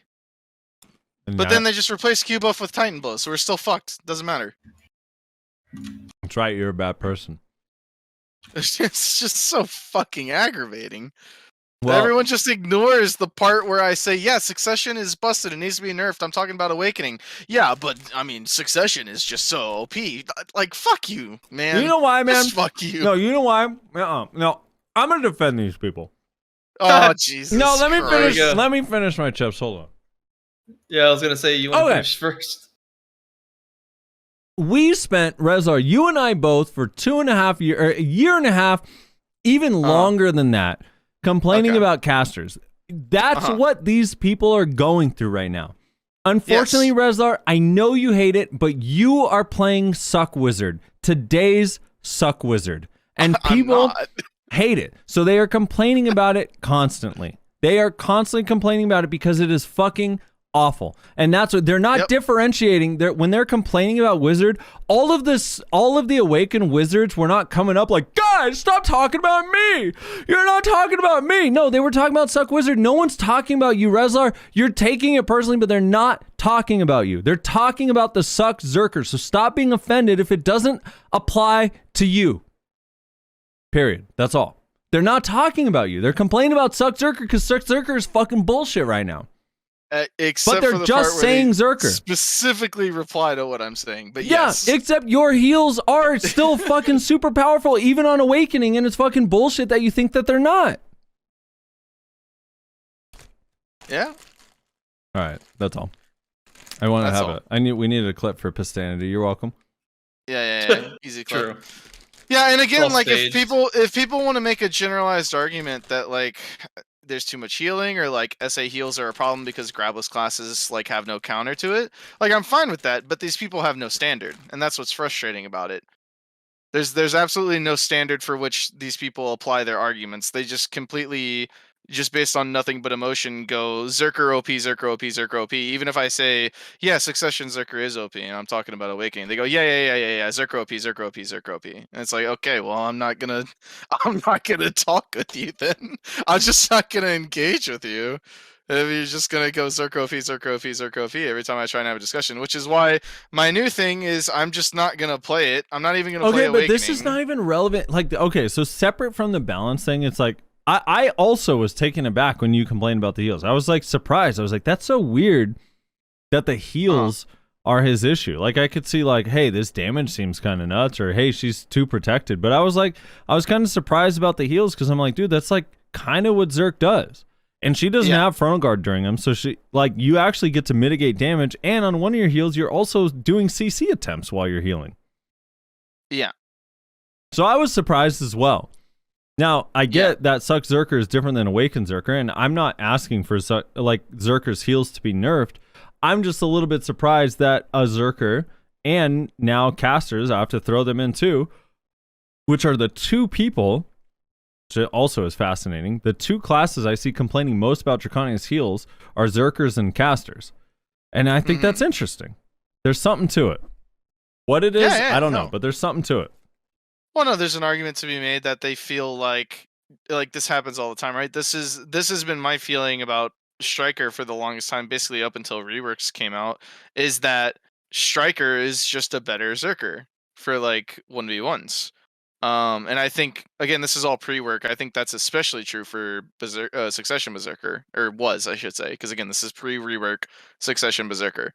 I was looking at Striker and just going like, this is just better Zerker. Now, of course, whenever you talk about Awakened Berserker and large scale, you have Q buff, which is, busted as shit. So that you had was busted. Was. Anyway, yeah. So I don't know. There's an argument to be made that whenever people feel like something is a better version of what they have, they get really upset. Which, like, yeah, certainly that's a part of it. But again, I would go back to my feeling on Berserker is that what has always been its definitive defensive trait is its high HP pull and its ability to regen health quickly. And I was annoyed when they made Guardian heal on every hit. You can go back to like Guardian release podcasts that we did. I was annoyed about that because I was like, why is Guardian healing so much on just every fucking skill? It's doing damage and CCing while also being fully protected and healing. That's kind of bullshit. And I complain about it when Dracania does it. And guess what? If Monkey King ever comes out and it also has insane healing, I'm probably going to complain about it again. Let's be real, you're actually probably going to play it. Don't mention Monkey King. Also, Thordred in chat says, so I did the calculations and servers tomorrow come up at the same time as Korea. Coincidence? I think you are definitely into the copium. Coincidence? Yeah, that's weird. Coincidence? Yeah, I don't know what could be the reasoning behind that is. Yeah. Anyway, I re-rolled my coupons off of Zerker. Well, here's the thing. Hold on. Let me get to something. Because for the longest time, I mean, now I'm hearing all the time, and we talked about this last week a little bit of like, oh, should you feel guilty that you're playing this class that you played forever that now is busted? So every time I see people in chat complaining about Sakuno, I'm like, yeah, I get why they're mad. Yeah, but absolutely. Whenever I see a ninja in chat complaining about Sakuno, I'm like, that's fucking right, motherfucker. You had 3 goddamn years where you were better than us, you piece of shit ninja abusing motherfucker. And now I'm going to tenon cutter every time you use stance shift. I'm a flash slash right behind your back and laugh about it because for 3 years you were dominating us and I don't remember a second where you're like, man, I feel bad for Kunos. Never did you feel bad for Kunos. Not at all. And I do not feel bad for you ninjas. I'm sorry. That is the fact. All right, that's all. Let's move on. Damn. Yeah. So actually, yesterday I rerolled my weapons to Striker, which is ironic considering last podcast I said Gross. I have so many coupons, and it's just because like I think it's double sided. So on one hand, it's I don't want to play Zerker right now because I'm not enjoying Awakening. I don't want to be a flavor of the month person, so I'm not gonna play Succession. So I just want Succession to get nerfed. I want Titan Blow to get nerfed, and then they can start making like meaningful, good changes on the Awakening kit. Is honestly what I'm hoping for. And then the other side of that is I'm honestly kind of down bad in this game right now. My morale for this game is like really low, and I just kind of need to play something that is just kind of like fun and that I can just like fuck around on. And is Striker fun? Yeah. So I play Succession Striker and it's really fun. The movement is like so satisfying to me. It's really fun. All the little things that like connect together. It's really fun. So yeah, now I'm just like running around on Striker, just enjoying the game, having fun, and then I have the Sage tag for like no doors and stuff. I mean, it has the added benefit of being one of the better grinders out there too, so that's good. It's a good Yeah, class. I don't do that, but yeah, it's been a good time. Yeah, that's true. That's true. But All yeah, right. I was just saying. We're almost through the first section of comments. Yeah. Also, Cybernetic. I'm probably gonna have a tangent somewhere halfway through. I already know it, but go on. Okay. Cybernetic argument creator says timestamp for down smash bug. I'm not aware what this is referencing. Curious to hear about it. Edit. I didn't read the description and therefore a retard. Oh no. Man. Listen, man, it's not always there. Sometimes I don't have time or I forget to. But then somebody usually will comment it. Somebody's nice enough to usually comment it, so that's pretty nice of them. Sunfox PL1 says there are people that says Corsair suck quite strong PvE. More of a matter of taste, I guess. Is it a matter of taste, Frosty? Suck Corsair strong in PvE? I guess a matter of getting more trash loot is a matter of taste. Sure. For some people, that's weird, but I don't know why it would be that way. How is getting less trash loot or more trash loot a matter of taste? What? I don't know. You personally have been grinding on Kuno for a long time, preferring less trash than everyone else. I think it's your particular taste. No, PA came to me. They sent me an email like, "Hey, Frosty, we want your feedback. Like, does Kuno need buffs in PvE?" I'm like, it's a matter of taste. I like getting less trash. Yeah. Low key, he says it on stream for everyone to see, but he really talks to PA and say, "You know what? I really like the way this is right now." Mm-hmm. Yeah, exactly. This feels right. Feels right. Balance Breaker says, guys, there's a whole arsenal of weapons from the 36 chambers of Shaolin Lamau. 36 chambers of Shaolin. 36 chambers what those referring to. of Shaolin. Yeah, I can't say I have anything on that. Reslar's ads for the next 6 months are fucked. Whatever you get from Google or YouTube or Facebook, your 18 ads are classic weapons, 9 long and 9 short weapons, ranging from swords, sabers, staffs, halberds, spears to more exotic-looking spades? Like a shovel? What? I don't know what this is, dude. but I want a class with a shovel for a weapon. Apparently, there's a lot more weapons than are in the game. I think that's the point of this person's comment. Right. We're missing a lot of stuff. So there's a lot of options out there. Got it. I think we still need a shovel for a weapon.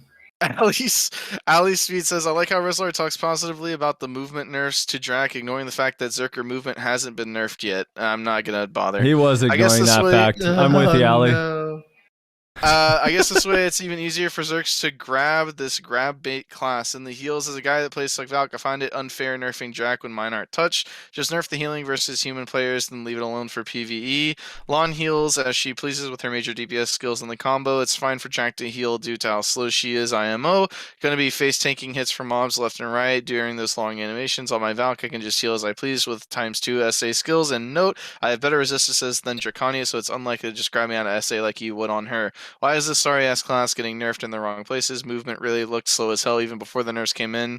Yet now it's going to be even slower since stamina costs are increased. Why do you nerf Dracania when a Valk can cover an entire map without any detriment besides skill cooldown? You know what? You made a fair argument for nerfing Valkyrie.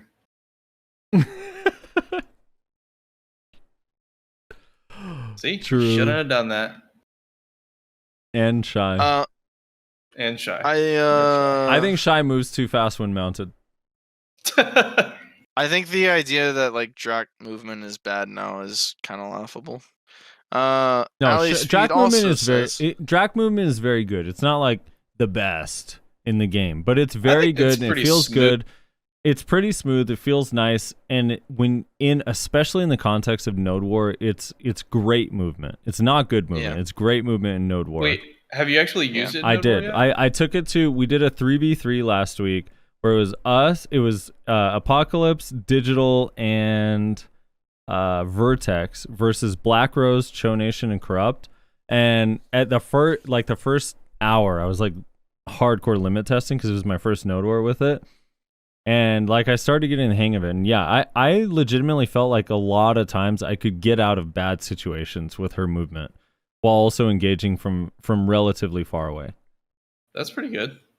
And then there were times where like, and I don't know, because we don't see damage numbers in this game, and there's so much chaos going on in these wars. Yeah. There were times where I'm in PA where I'm like, dude, I am an unkillable god. And then there were times I'm in PA where I was like, oh my god, I died so fast, I felt like I didn't have PA at all.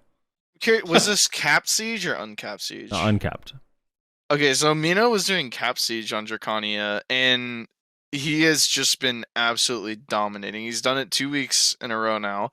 The first cap siege he did, so the Saturday immediately after it got released, he came second in frags. So apparently the caps are really good for Dracania. He's just been absolutely slaughtering people out there. Somehow this feels like an insult to Mina. What? You saying he can't do why? that on any other class? Yes. Look, he has an interesting take actually, which I don't know if I agree with this, but this is literally what he said like last night or the night before when we were a bunch of us were messing around in BA. He said something to the effect of Succession Dracania is essentially old awakened witch. Which is interesting. Okay. I mean, yeah, I actually could see, and again, that's the thing that sucks. That's the But thing with that better sucks. movement, right? Right. That's the thing that sucks about the way caps work and the way that there's different rules in so many different scenarios in the game, is because my take and my experience and my feeling on the 3v3 and uncapped just does not, it simply doesn't apply to capped. It's just totally different. It doesn't apply at all. Because people aren't going to have the damage to cut through 50% DR. Like, yeah, exactly. So I don't know. I liked cap Node Wars and stuff. I think it's actually good for the game overall, but yeah, I don't know. It just goes into like the deeper issue of so many different game modes have so many different rules for the way damage is applied. It's weird. Yeah, for sure.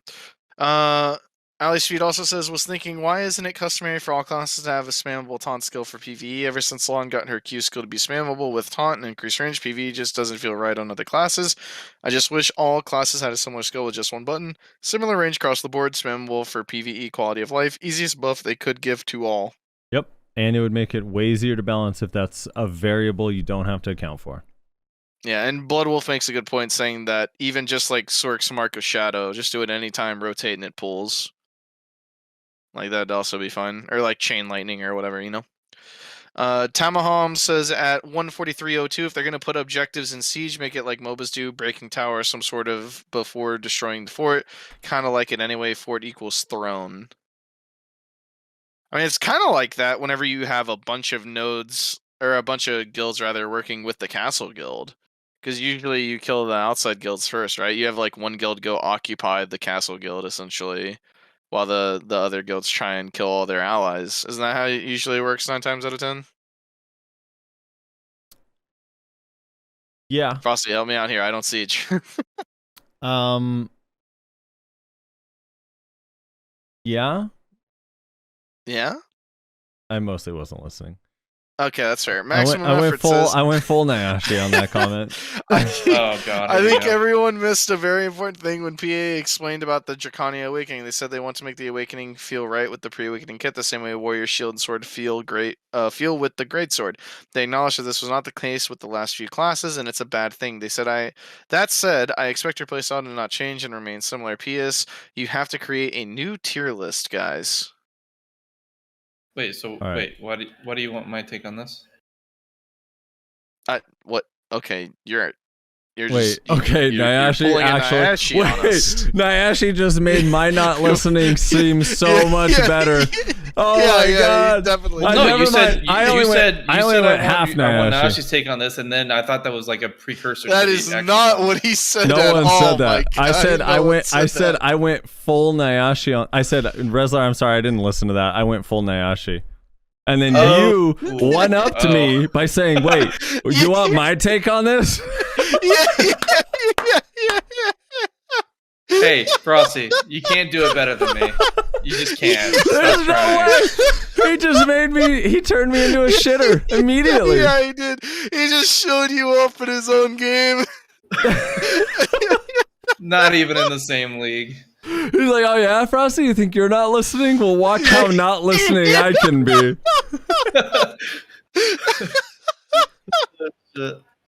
Oh my god. Holy Swear to shit. God, Oh it my god. I like that the chat just over and over keeps saying we're drunk. All right, Oh I my have a God. strong buzz, but I don't think Rezlar and Nyashi. I'm pretty sure they're both completely sober. No, I've been Yeah, drinking I this don't whole feel time. anything. Oh, Fuck what are you man. drinking? I thought you just had the shot. No, I got a rum and coke, and then you made me go get a shot, and I've been drinking this whole time. Okay, the one rum and coke, or have you No, been I'm refilling it? I'm on my second. How do you refill it? Well, not. Oh yeah, because you didn't talk for a 45-minute section. Yeah, I You- stepped you- away quite a few times, my guy. I've stepped That away must be quite nice. a few I'm times. like, God, I would love to go get some wine right now, but then Nyashi's gonna be like, wait, Rezlar, what'd you say? And Rezlar's gonna be like, wait, Nyashi, what'd you say? And then it's just gonna go over and we over and over again. handled, We we handled it handled earlier. it just fine without you, sir. Yeah, we were fine. We went on the fucking We handled it. Quest topic for Okay, the listen, Infinite I Bot. put my headphones down, and the only thing I heard is Nyashi say, well, I guess we just move on to the next topic. All right, so admittedly, I did say that, but Yeah, I no, figured you were wrapped up with your point, your monologue. I figured you were wrapped up. Yeah, with that. Rezlar This already is- took a shower and sobered up from his previous drunk during this podcast, and is now starting to get drunk again a second time. I'm not drunk, but I'm tipsy. I don't know. I'm a little buzzed. I'm not drunk though, for sure. Definitely not drunk. I don't get drunk. I really don't. I'm too Okay. fat for that. Then Um. I'm gonna go get a refill of my wine while you do this next comment. I'll be right back. Okay.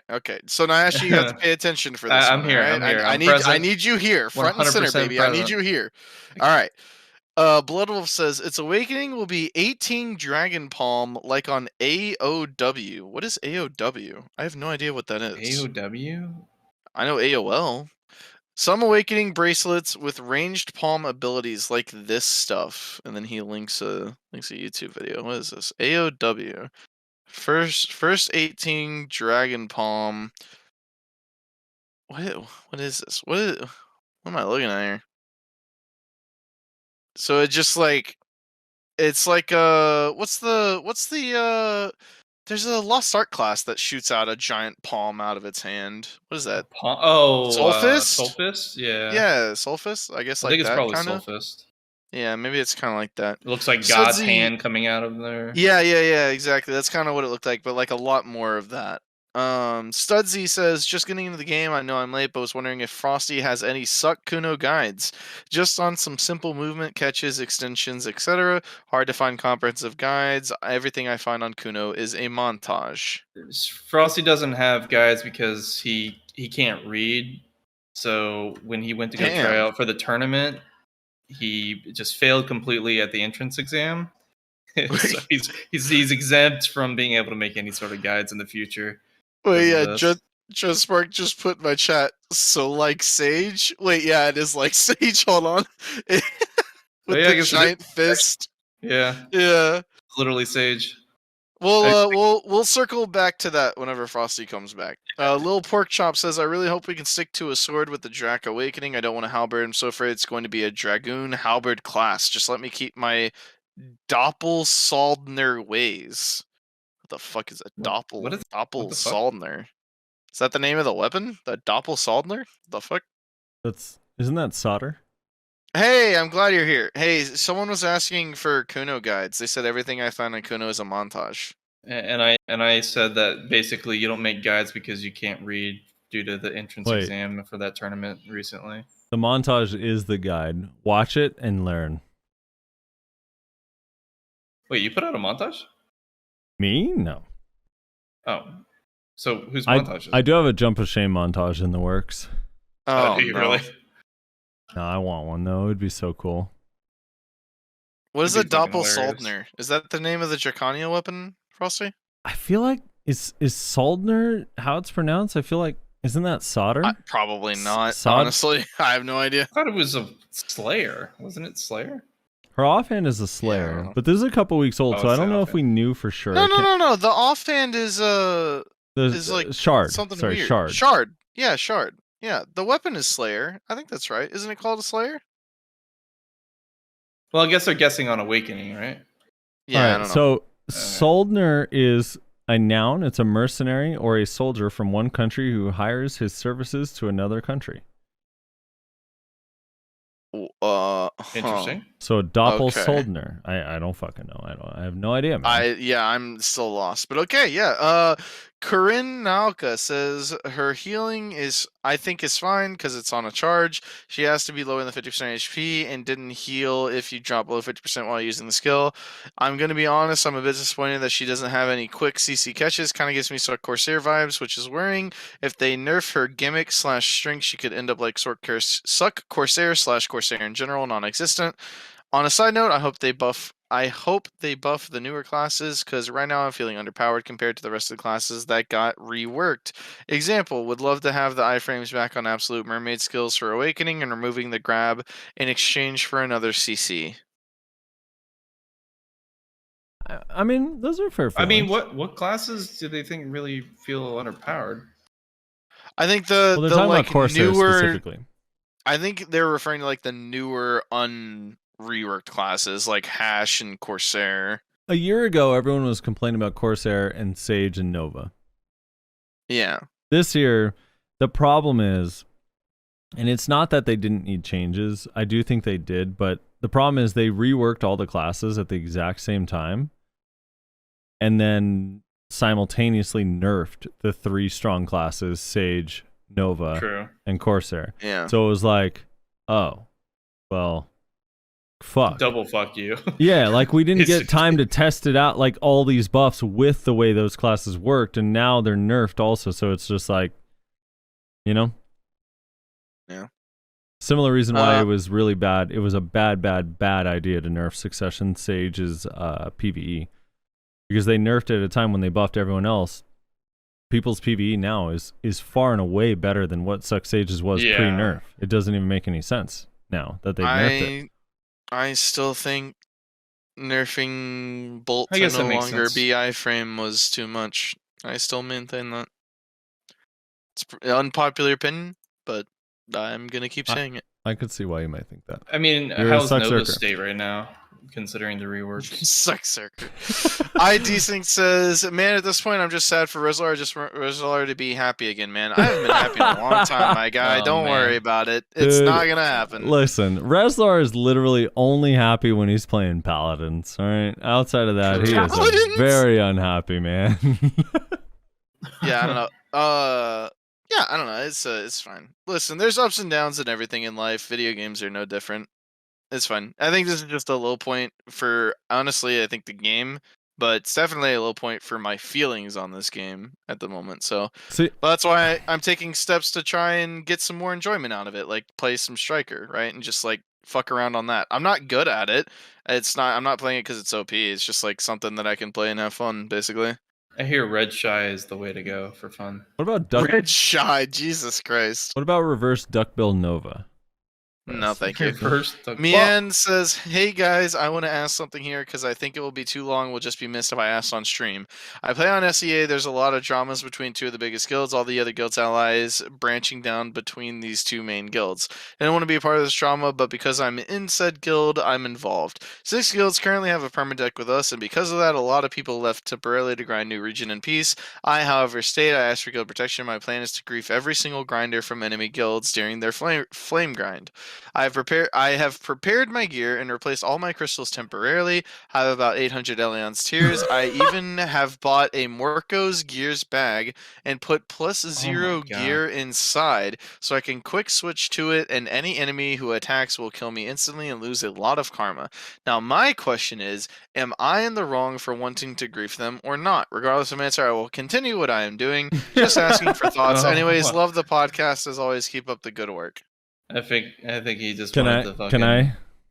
Yeah, go ahead. Mian, you are an absolute piece of shit. Absolutely. Yes, There's no yes, question 100%. in my mind that you're a piece of shit. I don't know what your guild did to get 6 guilds to deck on them, but separately from that, actually not separately from that, it's probably because of you and this line of thinking. You are a piece of shit, that's and what you I are was in the gonna wrong, say. and this is probably why your guild is decked on by 6 different guilds. Yeah. That's what I was gonna say. I was like, bro, this is not the way to get them to undeck you guys. This is not gonna be the It's answer. definitely the way to get them to think twice about killing him specifically. Yeah. I know I've been in this situation before, and I've seen other people in this situation where they're decked on by multiple guilds and it feels like they can't even play the game, because when multiple guilds are mad at you, there's like 4, 5, 6 guilds mad at you, it's like everywhere you go, like one of them is going to show up. There's someone, like 2, 3 people in It's every guild that's impossible willing not to run into one of them. Yeah, and they're like channel swapping to find you, and those situations are really awful. And I don't know what it was that happened to make that happen, and that sucks. And I'm sorry that you're going through that. And it's one of the shitty parts about the game and playing open world. But what you're doing does kind of give a little bit of like, okay, Justification. Yeah. not justification so much, but of like, I could understand why maybe these guilds are upset with you and why they're totally okay with killing you. Because I've run into, and this is different guilds, where my guild is being hunted by a different guild. But when they run into me specifically, sometimes they'll kill me because it's like, hey, fuck your guild started this.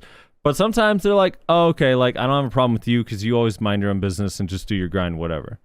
So, like, I don't know. It's tough. There's a lot of variables here, and it's hard to say. But what you're doing is definitely toxic and a dick move, and people are going to hate you for it.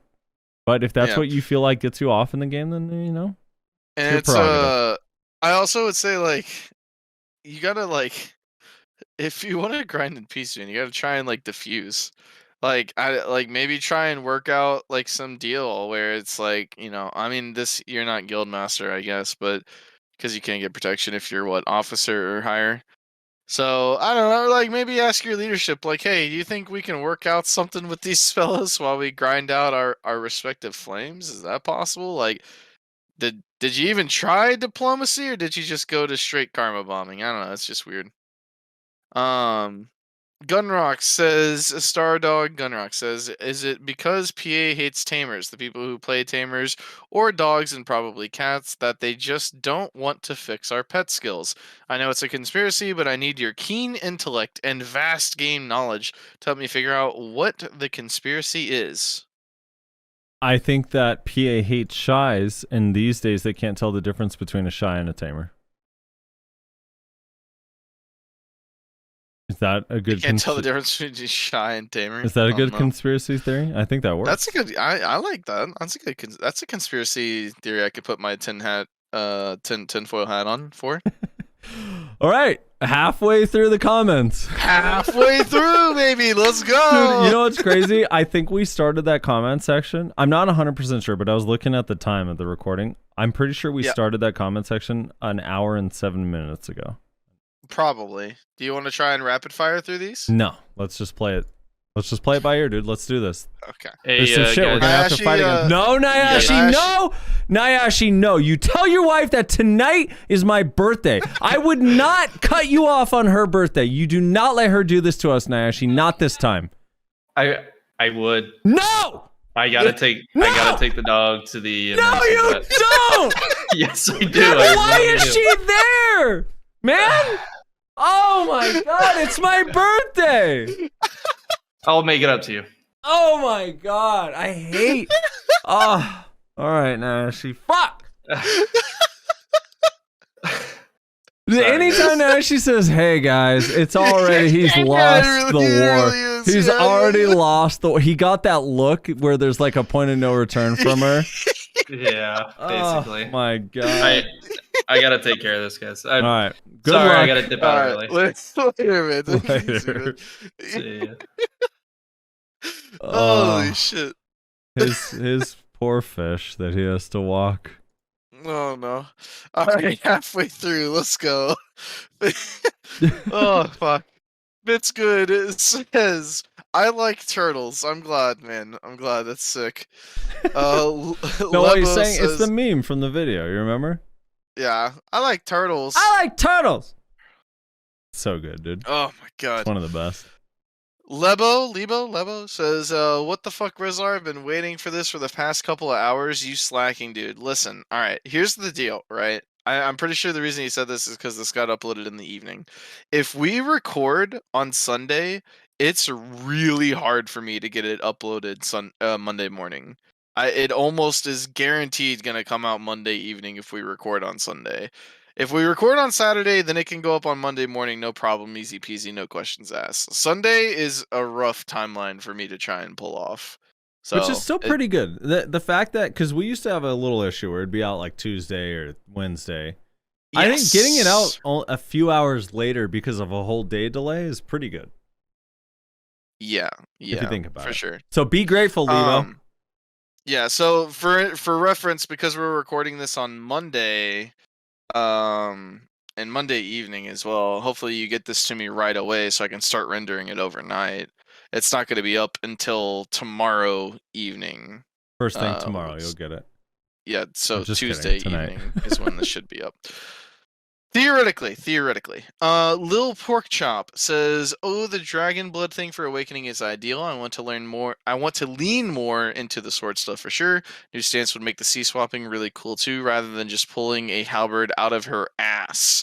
And then puts a hashtag Swyhander gang. It's pronounced Vihander. Listen, man, I'm not a Nazi. I don't know what you want from me. Whoa! What the fuck, man? That's 2 strikes today. You only have 1 more. What? That's not okay, man. Listen, man, you're gonna talk like that. I'm gonna point it out. All right.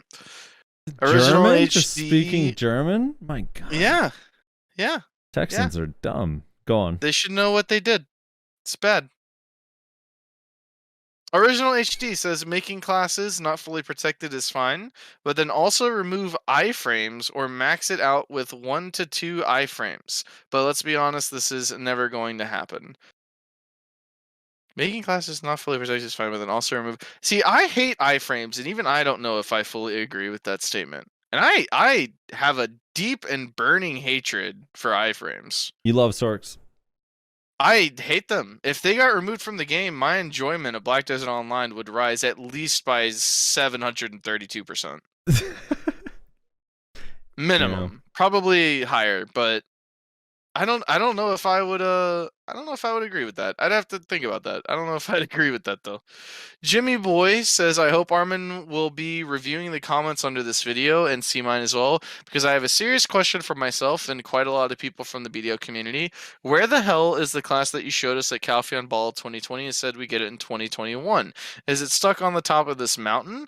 GMs also said that this class is quote unquote fun, so if it's Wukong, it would be nice to get it this summer for the story to have funny, cheerful feel like it was from Corsair last year. We don't have a male class that has this theme. Okay, that was my 3 cents. Thank you for your attention. I hope this comment will be noticed. Regards.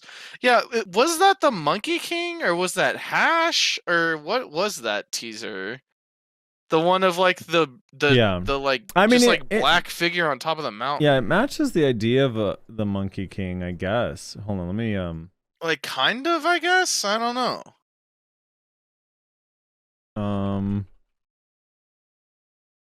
You're pulling up right now? Yeah, I'm pulling up the image. It's pretty easy to find because it's like I feel like people reference it so much because it's like, what happened to this class? Yeah, what is it? Well, because is previously is it something? Previously they were pretty good about when they did a teaser, like remember for the Hash one or the Corsair one, they like released it eventually. So it was like, oh, okay, cool. Well, like we know what this Yeah. teaser was for. Yeah, exactly this. Yeah, I don't know. I guess What it is kind of this? matches Monkey King vibe in a way, because it's like got Kind kind of the yeah. Asian style roofs for this building in the top right. But outside of that, like I don't know. I don't know. Yeah, I'm trying to remember because I think this was the same time they said like the Demon Land stuff. So I don't know No, okay, so if this was Oh. supposed to be Hash yeah, or what. Annerville is saying, wait, that was Hashashin, but Hashashin was already out when this was shown. This was shown during the event that also showed the teasers for Nova and talked about Nova. So Hashashin was already out for 5 or 6 months. Was it? When we saw this image? Yes. This was already out post-Hash. This was like during Nova's launch, post-Hash. I thought this got announced alongside Hash, or not. This got teased alongside the This announcement got teased. of Hash. No. This got teased alongside the announcement of Nova in December. Okay. Of I guess my timeline's fucked. December 2020. So Yeah, now like okay. a year and whatever it would be, like 5 months. Okay. Yeah, I have no idea. I don't know Let what me this see is. if I can find the Hash teaser image, which was just a sword in the sand. Ah, God, it's this one. I don't even know what to type to search for it. Well, while you're looking for it, I'm gonna read the next comment. Moist Meatloaf says, "Ooh, if her awakening was like Guts Berserk armor," and then links a YouTube video. If y'all haven't seen the anime, here's a 2 to 3 minute clip. Figured I'd also mention I'm still crying in a corner waiting for arenas. I think their expected release dates were mistranslated to development start dates. Sag. Oh no. All right, I gave up. I can't find it. What is this Guts armor thing? Oh wait, that's just the armor that we have in game. Oh wow, that animation is really bad. What the fuck? Ew. This YouTube clip. Interesting. Oops. But ew. Yeah, the YouTube clip from Moist Meatloaf. It's a great name. He linked for the context of the Guts Berserk armor. If her awakening was the Guts Berserk God, armor. I'm so tilted. Yeah, I misclicked and reloaded the video twice. Nice. I have to find my spot in the comments again. We're on Ponism. Ponism says, good podcast. Agree fully with the whole I always was X-Class thing. Started as a Sork a year or so pre-CC changes. It was not fun. Everyone perma SA. No one geared enough to kill people in SA. After a bomb CC changes, a lot changed with Sork, so I'm not complaining anymore. The mountain is fun, but they should at least buff it a bit or add 1 to 2 accessories. The higher up spots have some kind of purpose after you get the flame. The money there is not Shira, but it's not far from it in my opinion. Also, Turo was at least a fun spot to party up, had potential of a good money spot with the Caphras and belt drops from the beginning. Nothing like that on the mountain. Okay. This leads me into one of my theories. Okay. What's your theory? So we got the winter region. Yep. And I really think from the time they announced winter region until now that they felt, because of the lack of content, because of the reworks or whatever it took, that they had to get this out quick.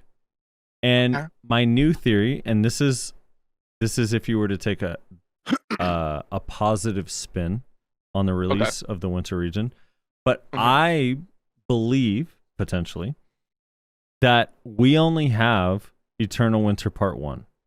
And that this was released quickly to get something out. It's like, okay, we have this spot. You can grind for the flame.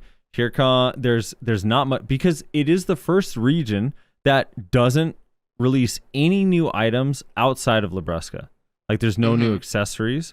In Odalita, we at least got Turo's Belt and Ominous Ring. There's no new accessories. There's no new weapons or items or alternatives or anything. There's like shoe crystals and some elixirs, but there's not much. And then the other thing that kind of makes me believe in what I'm saying right now is they have this weird, you get frostbite debuff, but it's in like such a minute part of the region that you would never ever be in for any reason. Yeah, that's what Nexosu just said. Is that their consumables to remove frostbite are useless. Yeah, and they also said that the Shy can like create a campfire. So when you're lost in the mountains for this long, they teased it like pretty detailed. Like, oh, when you're up in these snow mountains, like the Shy can help you get rid of your frostbite and recover these debuffs. And it's like, well, but there's no areas where that happens. So why would that even happen? Yeah. Yeah, no, I think that's a pretty popular opinion. I've seen a lot of people say that. I think it was last week, or maybe it was this week, I don't remember. But there was someone who posted a Reddit post and said Valley of the Eternal Winter, because nothing about this is the mountain. The mountain is like slightly to like Yeah, the east of right? it. Yeah. It's just a big valley. So that's pretty funny. So yeah, I think there's quite a bit of evidence actually that this is just a part one. That's me being hopeful a little bit, because like, yeah. it does feel a little bit small. And so if these are the end game spots, Transmark says snowboards. yeah, snowboards didn't come. But if these are the end game spots, then it's really like a huge letdown. But if it's like, Yeah. oh, by the way, these are like kind of the entry level spots, and then there's a bunch of harder spots later on when we release part 2. But my hope is that they don't, if there is a part 2, because again, this is all copium. But if there is a part 2, I hope that they don't announce it until it's completely done, and then just like, by the way, Monday, part 2, 3 new zones, 2 new accessories, new item, blah blah blah blah blah, like a bunch of stuff. It's really hard, gotta have decent gear. This whole first part was just to kind of get you warmed up to the winter region, or chilled down, because theme. Yeah, I'm trying to think. Like, I think this is the smallest region expansion that we've had.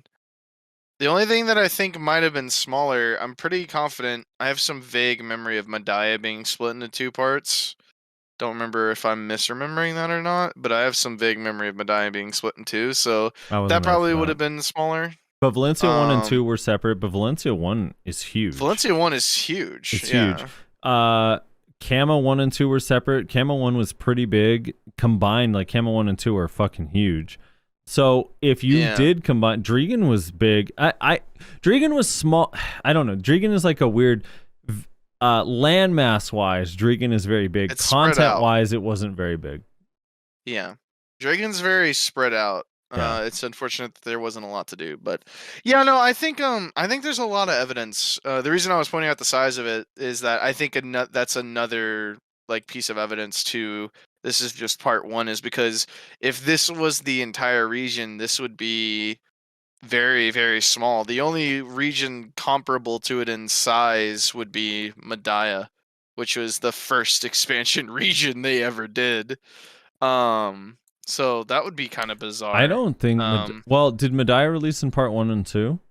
I'm almost positive it did, but I could be wrong and just like misremembering that, honestly. But I have a memory in my head of it releasing in a 1 and 2. Like I want to say we had like Tariff, and we had like the northern side of Medaya, and then Medaya 2 came out and it gave us like Altanova and Rogues and Abandoned Mine and stuff, I think. But I could be bullshitting. Because it's just some like vague memory I have. I'm looking at the landmass of Medaya. Like Medaya is huge.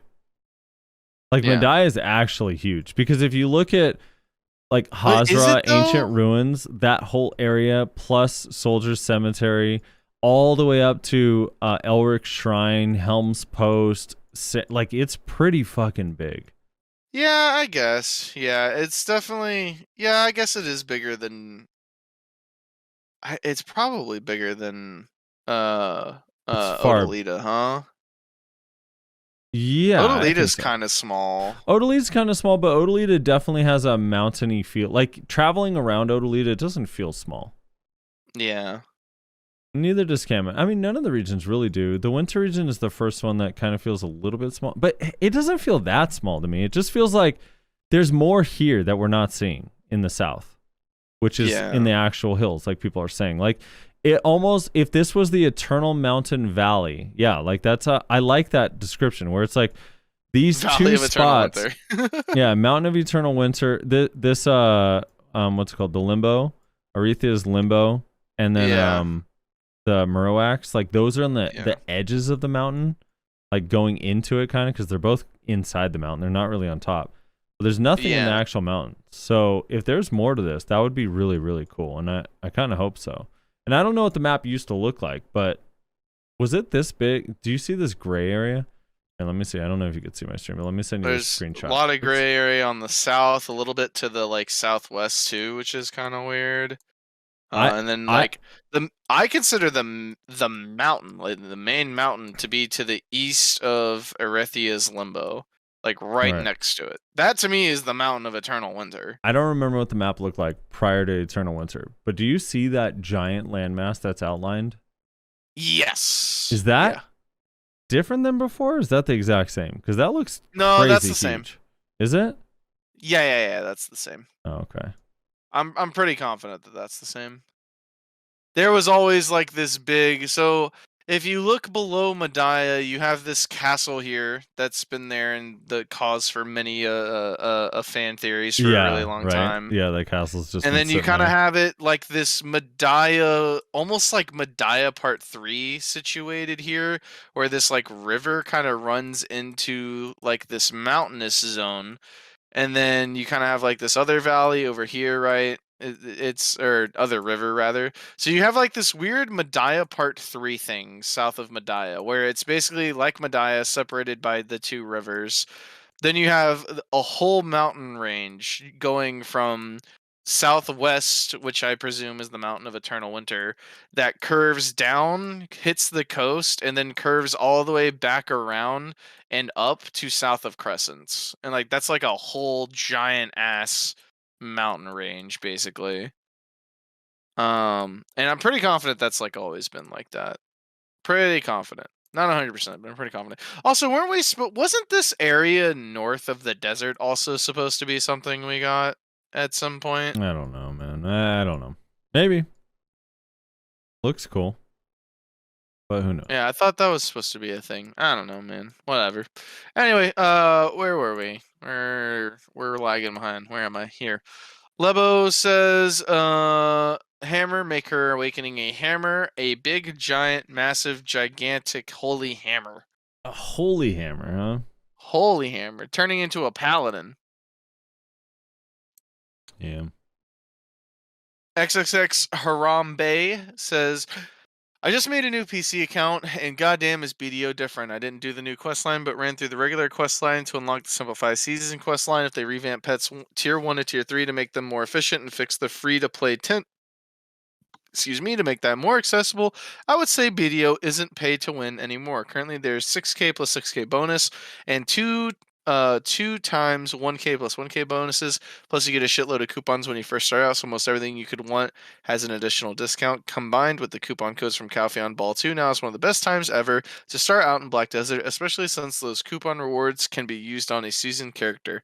It's really weird seeing cutscenes. I watched a couple, but having ran the questline a bunch of times in the last 4 years, I'm R spamming even though they look decent. Sorry, my music paused for some reason. The craziest thing to me is that you can simply progression pass game tips section for like 40 completions from the rip and get 200 plus million, then skip baby stages completely. Even if you don't spend the silver, you can simply quest till unlock Narkilian in exchange. All you have to do is finish Valin's quest line. I'm gonna skip some of this. Biggest nuance overall was the pets and then the tent. Without tent, couldn't go too far to grind spots, but didn't need to. Pets just took a couple of days for the pre-orders to fill. Now getting 600 gear score won't be hard rather either, especially after ending seasons like 550 plus.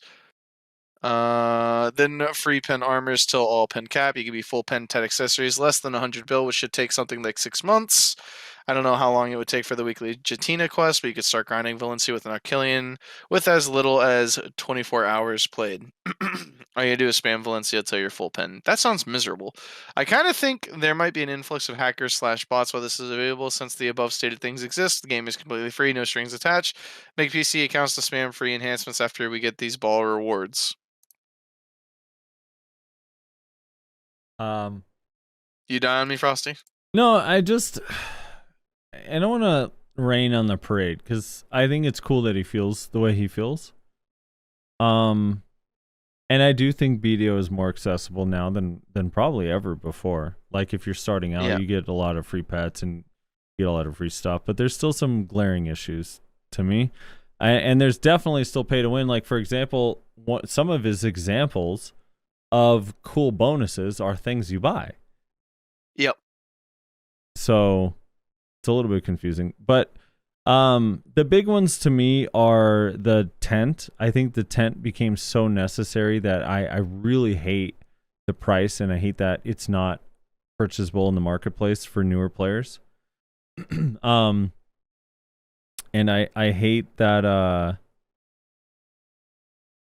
I really dislike, like to the point of like it actually bothers me kind of a lot, and I think it's gross at this point. I don't think that they need to have it this way, is that the value pack, the Camo Blessing, and the Old Moon Book are 3 separate things. Yep. I think that like you could couple that all into one $10 or $15 monthly thing if you really wanted it to. Is really annoying. Yeah. And as Dalian's pointing out the fairy system now, the fairy system, I'm like half and half on this, because obviously the fairy system is incredibly predatory and you want to get the best fairy possible, but you can just reroll tier 4 fairies to try to get your first what's it called? Just the pot buff from your fairy. It is annoying and kind of a lot of work, but you can just keep like rolling fairies and get tier 4s, and like when it gets to level 10. And that's what I had to do originally, and it didn't feel like the worst thing ever. But if they could make it easier, I'd be happy with that too. The fairy thing as well. But I think the tent is a little bit more egregious, and so is the three subscriptions that are like one subscription split up into 3 just to charge you $45 a month. Yeah. Which I really, really don't like. Yeah. Not a fan either. Methios War says, Holy S, Armin's answers were useless. Lapdogged into, I can't say anything about what I would like to see in the game. They're doing good, right? There's nothing wrong with things being wrong with a game. There are no perfect games. Not wanting to speak them out loud because you're not sure if you're allowed to tells a lot about PA. They just want to live with their heads in the sand. Of course, he knows what's wrong with the game, but better don't talk about it. I get why acknowledging a problem low-key sets an obligation to fix it, but so does announcing something new on a ball. PA has no problems with not following up on that for years, so meh. To the protection, there is a protection bloat. Remove some. If you don't have a grab, you can CC half or more of the classes. This is indeed part of the problem of why grab feels OP. It's the only answer to SA other than just gear checking. Skills without protection feel terrible in large skill. Would be cool if, like guild skills, you could add protection 1 or 2 skills when you enter Node War. Also, I think SA trading meta is more new player friendly. I disagree with that last part vehemently. So, how is that new player friendly? To just get gear checked by everyone who's been playing longer than you? I hard disagree with that. What do you... The problem is with... I was going to say, it'd be kind of interesting to give some skills a different type of protection based on if you're in Node War or not, but then GVGs become Node War level, where your lack of protection starts to become a problem. Yeah. So it'd be and tough. That adds another layer of this, like every form of PvP has different rules. Yeah. Yeah, no, I think yeah, I don't know. It's not like a terrible idea, but I don't know how you could implement it in a way that would make sense for the rest of the game. I think we've talked about it before. I know you and I always end up on the side, and I feel bad that we don't have Nash here for this particular thing, but I've noticed a lot of people talking about grabs being OP. But lately, if you're a non-grab class, like the thing that you catch people in so often, the one opening that some of these classes have is literally a grab. Yeah. Yeah, it's like it's like you're sitting there like it's this weird thing, cuz I noticed this when I was playing Draconia, where I'm like, dude, please go for the grab. Please go for the grab. If you go for the grab, then I get that CC and I have a chance to get the CC, and I'm like actually sitting there praying for the grab. Or even when on Kuno, if I'm playing Awaken Kuno and I go for a grab and I miss the grab, I'm sitting there hoping during those next 15 seconds, I'm like, dude, please go for a grab. Like whatever class I'm against, I'm like, please go for a grab. Please go for a grab, so I can actually like CC you out of something, because your class has no openings whatsoever. Like I feel that kind of a lot. It's a weird dynamic. As powerful as grabs are, and they are, because they go through every CC except, or every protection except for iframe. There's so many times where I'm sitting like, please, like I'm actually hoping they go for a grab. So it's a weird thing. Granted, classes are too protected overall, and I do agree with the premise, like, oh, that's part of the reason why it feels like grabs so OP. But at the same time, it's like people's grabs are their openings at the same time, so it's weird. It's an interesting dynamic. Yeah. Also, regarding the Armin stuff, I think that okay, let's break apart like Armin, what Armin's obligation is whenever he's like acting as a member of the corporation. No shot in hell he can go on to a public forum and trash his own company. Yeah. Now he can't can happen. gather like us trashing his company, right? Like he asked us several times, like, what's your opinions? And if we just started like shitting on the region, he probably would have tried to argue a little bit, but I don't think he would have like stonewalled us or anything. He would have just been like, okay, well, we'll take that feedback or whatever, some kind of generic, response probably. But like, it's his job, it's his work. He can't come out the gate swinging talking about how like his bosses are fucking everything up. Like that's not what he's able to do. Can you do that at your job? Like I can't do that at my job. um and also like he was there first and foremost to talk about Draconia and the new region. So we didn't have time to talk about like the problems of BDO necessarily. So something else to like keep in mind, right? I don't know. I honestly think people were a little bit harsh on Armin, I think, honestly. But I don't know. That's just me.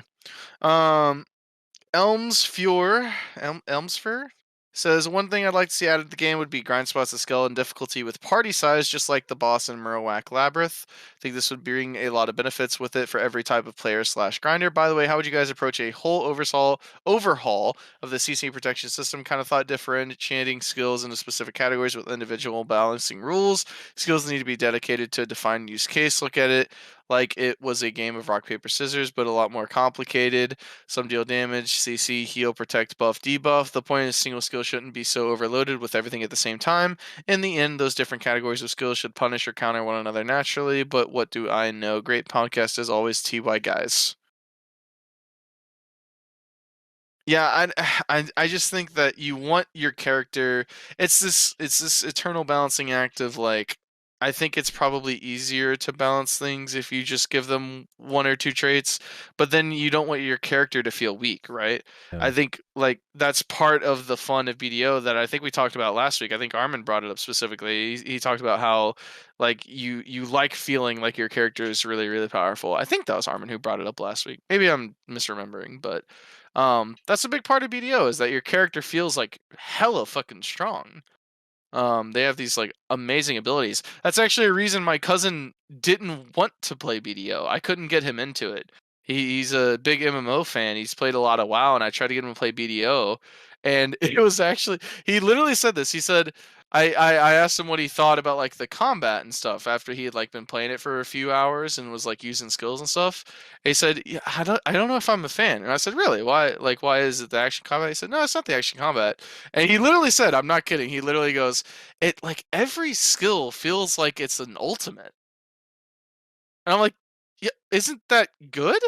Like what? Like I like that about my skills that they like most of them feel kind of crazy. But I don't know, he didn't like it, I guess. It's weird. Um I know you like feeling very powerful, Frosty. You've talked about it multiple times as well, so I think it's a big part of I it. think a lot of people do. It's one of the reasons why initially when people look at a new class, or maybe even during the reworks, you see it a lot where it's like, oh, that's like people's response immediately is like, that's busted. That needs to be nerfed. And it's like, well, it'd be cool to see kind of how it plays out, because I do think the classes should feel powerful. I mean, we're playing essentially like superhero classes, and they all should feel powerful. Like, I hate the idea of rejecting a skill because it's strong, just inherent. Like, nope, that's strong. Got to get it out of the game. It needs to be completely unprotected and unsafe and hard to use. Otherwise, out of my game. And then especially like last week, I think last week or the week before I talked about it, where the people that have had protection and protected CCs and protected grabs for a long time now hate that some classes are too protected, but we're totally fine with it when most of the classes weren't too protected, but their class was too protected, so that was cool.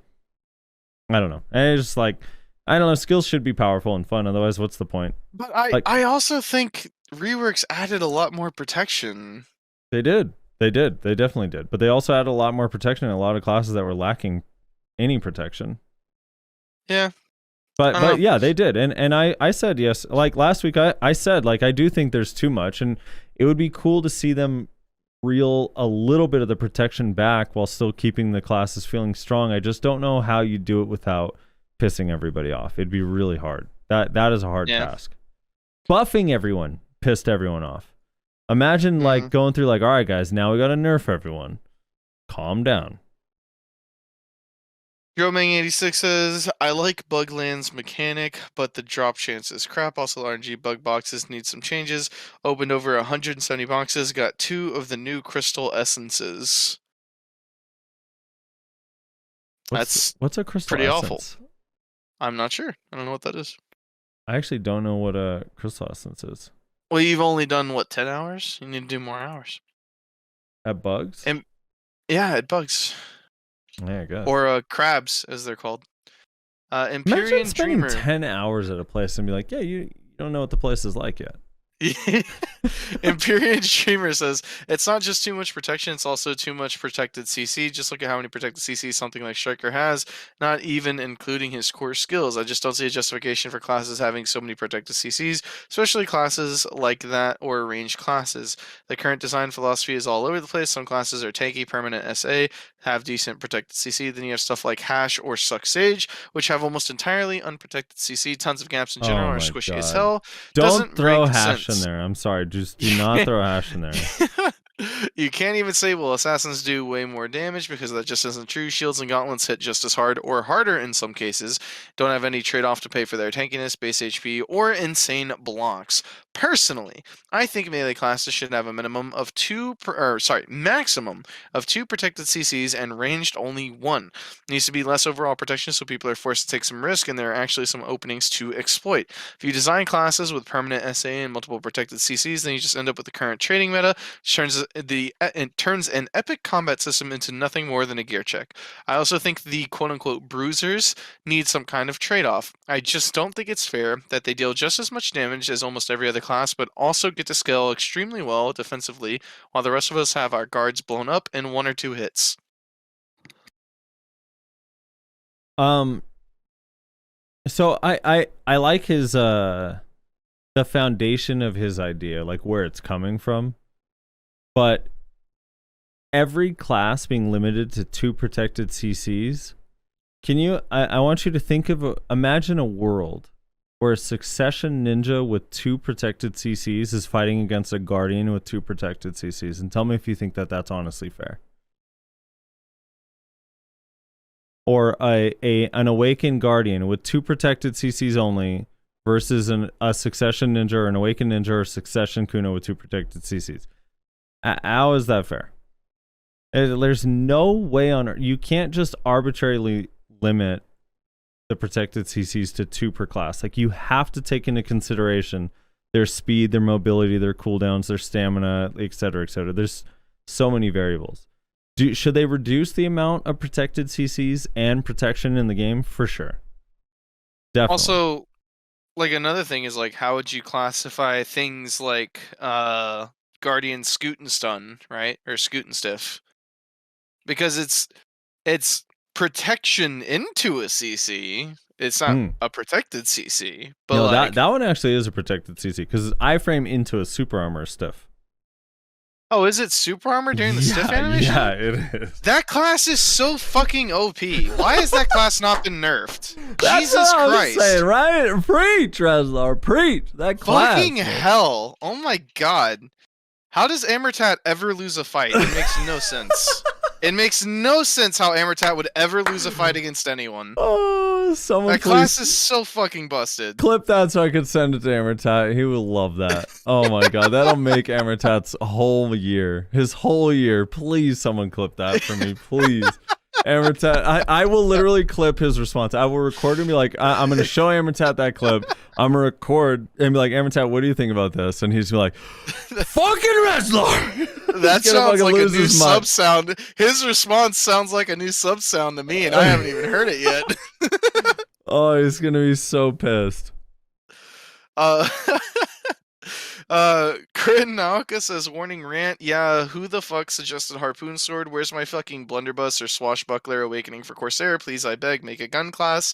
They have matchlocks and sniper rifles in the game. Their argument that guns don't belong is non-existent, and as soon as they made the life skill, is non-existent as soon as they made the life skill.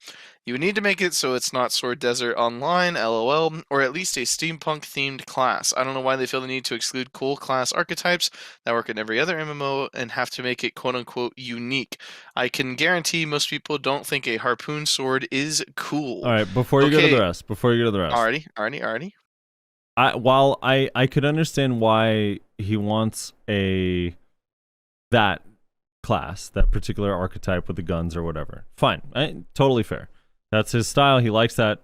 But I don't think that means like I don't think they're excluding every cool class archetype that work in every other MMO. I mean, we have a greatsword, we have a giant axe, we have 2 swords on lawn, we have a spear, we have a lance, we have a shield, we have sword, shield, we have sword and board, we have an axe and a shield. Like, we literally have so many of the common archetypes. We have a caster with a staff, we have a bow staff, we have martial artists, we have fighters. Like, literally the game includes a bunch of archetypes that work in every other MMOs.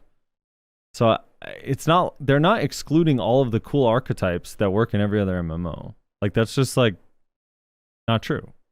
Right? Yeah. Am I crazy? I think it's more that like they're excluding like one of the biggest ones, which is the gunslinger thing. The gunslinger right? is definitely omitted entirely.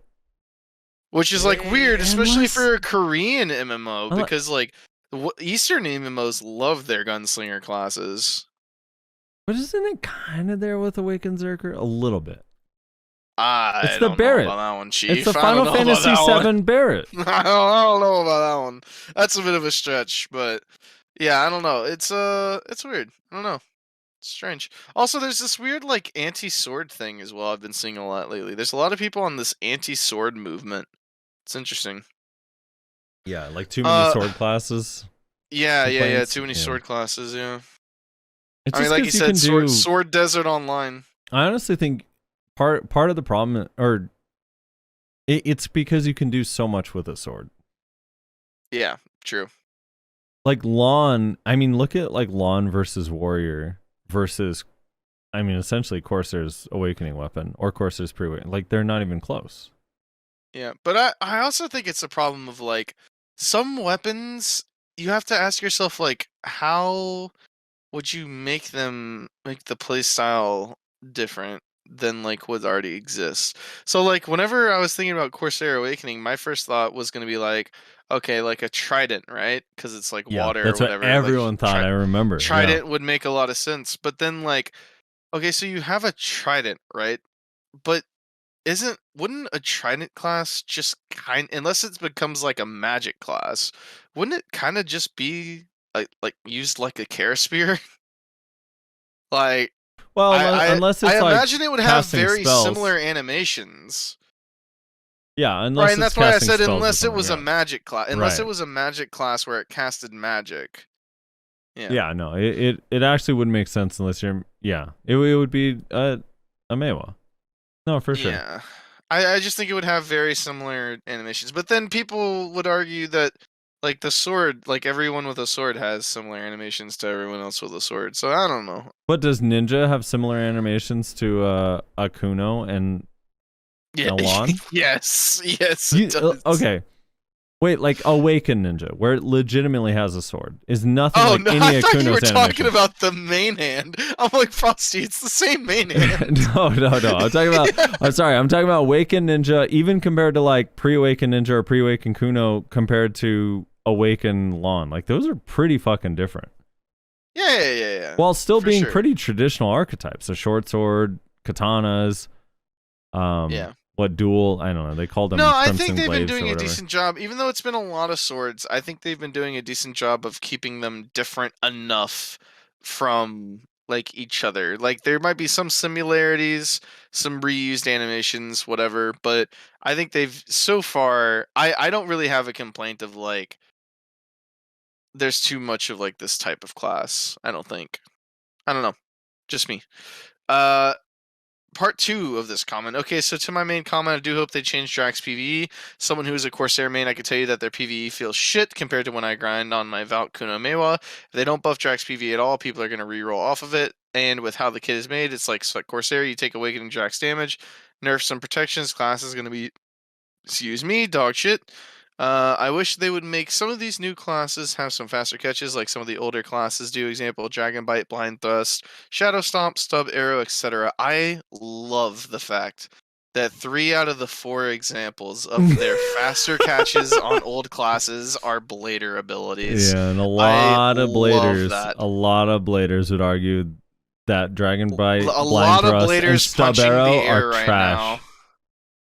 Yeah. Bladers are punching the air right now, dude. They're so mad. Yeah.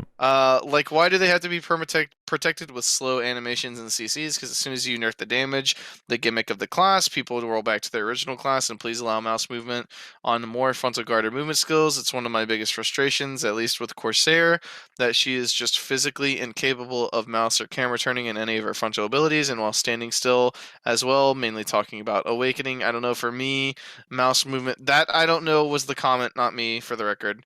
For me, mouse movement allows people to become more creative with their class. Like, imagine Flannels on Awakening Ranger without mouse movement. It'd be a lot different. TLDR, I'm a Corsair class copium. Oh, I'm on Corsair class copium. Excuse me. Yeah. To address the mouse movement thing, I don't mind mouse movement anymore. I used to kind of hate it more, and I think if it was never in the game from the beginning, would have been better. But the fact that it is in the game, it's not so bad, and if people feel like it's fun and more creative, then so be it, whatever. But I don't think every class needs to have mouse movement.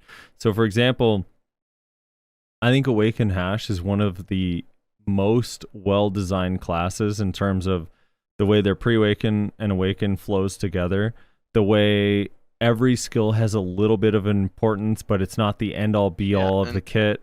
And mouse movement is integral to their kit.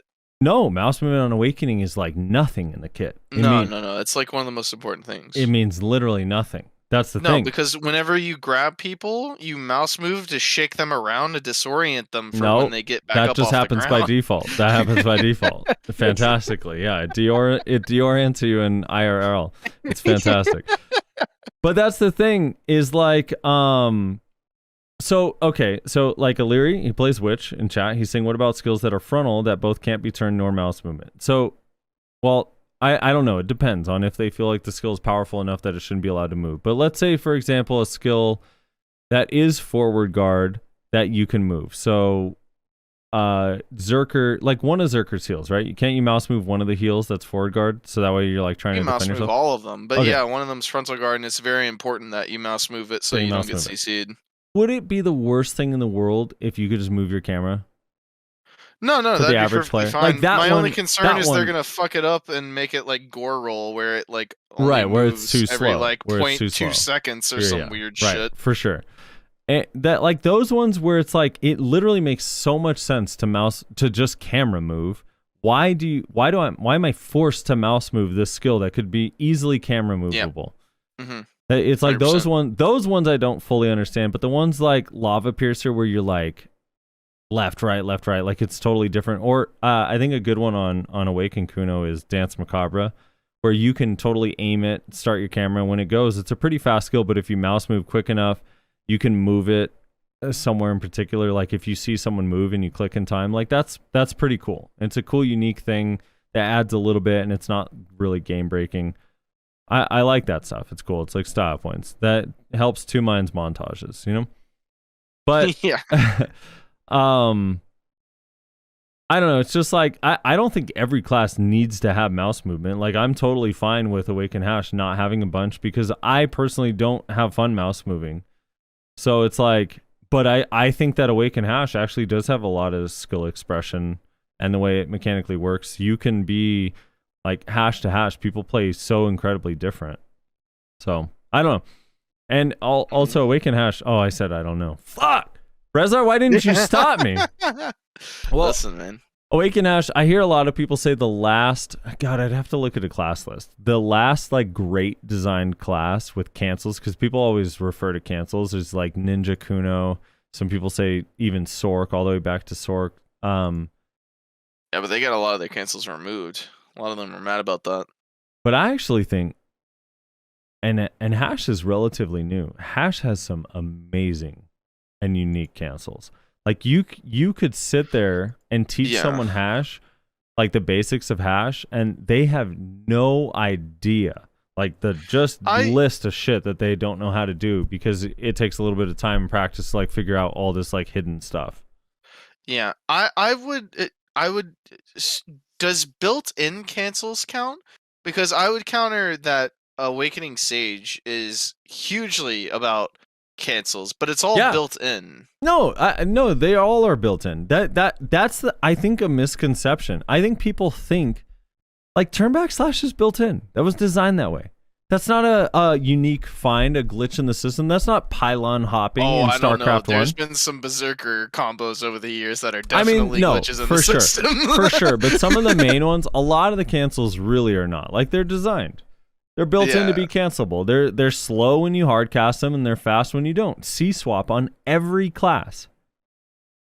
C-swap on every class is like literally gives you a slow animation unless you use something before it. If you think about it, even like weirdly and kind of the technical sense, if I'm being honest, even Succession Sage is all about canceling with its pocketing mechanism. Mm-hmm. Right? You start a skill and then you rift chain, so you cancel the skill animation, and then when you come out of rift chain, you like let her rip, right? It's like the whole gimmick of the class. So yeah, one of the good examples that I always use, because I always hear, you know, like, oh, PA doesn't do cancels anymore, like that whole thing, which I actually disagree with Sage. I think Sage is one of these ones that's like, it got overshadowed by the fact that it was too strong, so it doesn't look like the cancels and the way things flow together were well designed. And separately, I also think that the pre-awakening doesn't flow super well with the awakening. yeah, But separate 100%. issue in general. But Warrior, about now, God, 2 years now. 2 years ago, we had a patch that changed a bunch of Warrior skills. 2 years ago. This is like Warrior's been out for a long time. And they added like 15 different cancels that were brand new. Remember when it went from like block cancels some of your stuff to block cancels everything? Yep. That happened after, like that was later in BDO's life. That was post CC changes. That was 3 years, 4 years after BDO has already been out in NA. And it's like, so when I hear people like, oh, they're just trying to make classes easier, it's like, dude, those cancels kind of separated really great warriors from average warriors even more. Because now they have a million 100%. more options. So they're not always doing that. I don't know what makes them decide where a class needs to be like, have a bunch of cancels or not have a bunch of cancels.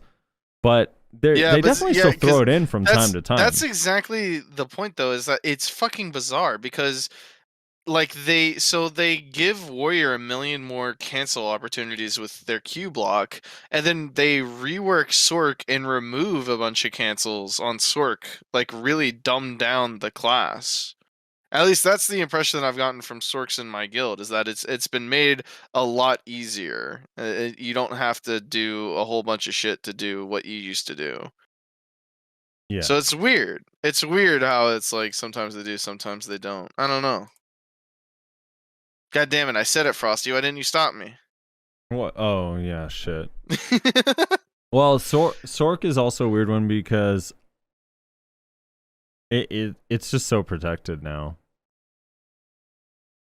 So it's like you technically could still do all of the things that you could do before. It just is less efficient because it's so protected anyway. You don't need to do all that stuff. But it is still there. It's not like they removed the absolute. Did they remove the absolute darkness C swap? They didn't. I don't think. I couldn't tell you. I have no idea. Anyway, let's keep moving. Right. Raiko says the Dracania PvE part was really disappointing. No answer, no discussion, just nothing. Did it even register with the CM that it needs fixes? Not even just add damage row, but some abilities just feel so clunky to use. Hitboxes are weird. Shift E is so much worse than, for example, Incinerator on Guardian. Yeah. Well, I mean, in fairness to Armin, like he's not the person that's going to be able to answer that stuff, right? Or say that stuff. Didn't he literally say like if you have feedback, like put it through the right channels because like we're listening. Yeah. But he said like I forget what example you used, but I think he said Reddit. He said like Reddit is not the right place to put it. Like neither is our comment section. Reddit actually. So I've been told by the CMs and GMs, and I've seen multiple times by the CMs and GMs that they do monitor like every avenue that BDO players would think. Like they at least check on them and read them and listen to the feedback. So there is an intern. Well, there is definitely someone that watches Reddit. There's someone that checks through comments on videos and stuff for sure. Does Twitch all of chat, that get translated into changes? No, probably not. Yeah. But he said looking. Dreadspark corrected me. He said Twitch chat is Twitch not chat, the place to put your feedback. Right. Twitch chat is probably less because it's just not there. They have to be there in that moment or watch the VOD in that moment. It's just not going to happen. Yeah, so I don't know. Go to the forums and like go in the Discord and talk about it because they're definitely monitoring their forums and they're definitely monitoring their official Discord. So Aaron X says fixed Awakening Mystic PA. Did they? They fixed Awakening Mystic PA? I don't know what he's saying. Or are they just saying that Draconia's PA is fixed Awakening Mystics PA? Hey, I guess. I don't know. I Fixed. mean, what's broken about Awakening Mystics PA? Is it broken? I mean, after the reworks, it works somewhat similar to Draconia's, except the AoE is way smaller. But it's kind of similar. Dude, I always had this dream. We talked about this when we had Ellie on the show, like a couple of years ago, or a year and a half ago, or whatever. Where imagine if while you were in Mystics PA, you could use Wolf's Frenzy while you're in it, in that bubble. Oh, that would be so fun. It'd be busted, but God, it'd be so fun. Lincoln Johnson says, starting to lose a lot more faith in the devs, Mountain of Eternal Winter. Where's the snowboards? I barely see much snow, etc. Whatever, back to Lost Ark. Okay. This is the perfect segue before we finish here, Rezlar, because we've got about 8 more comments, and then we're done. Something like that. Yeah. But Rezlar, for the first time, I'm here to admit to you. Okay. I haven't logged into Lost Ark in 2 days, and I'm not going to log in today. My God. I'm First of all, I'm going to need you to stop because this isn't a Lost Ark podcast. So you're going to need to take it on to our sister podcast. I think Lost Ark is a fantastic game. But I feel like in our current iteration of the game, there's not much to do.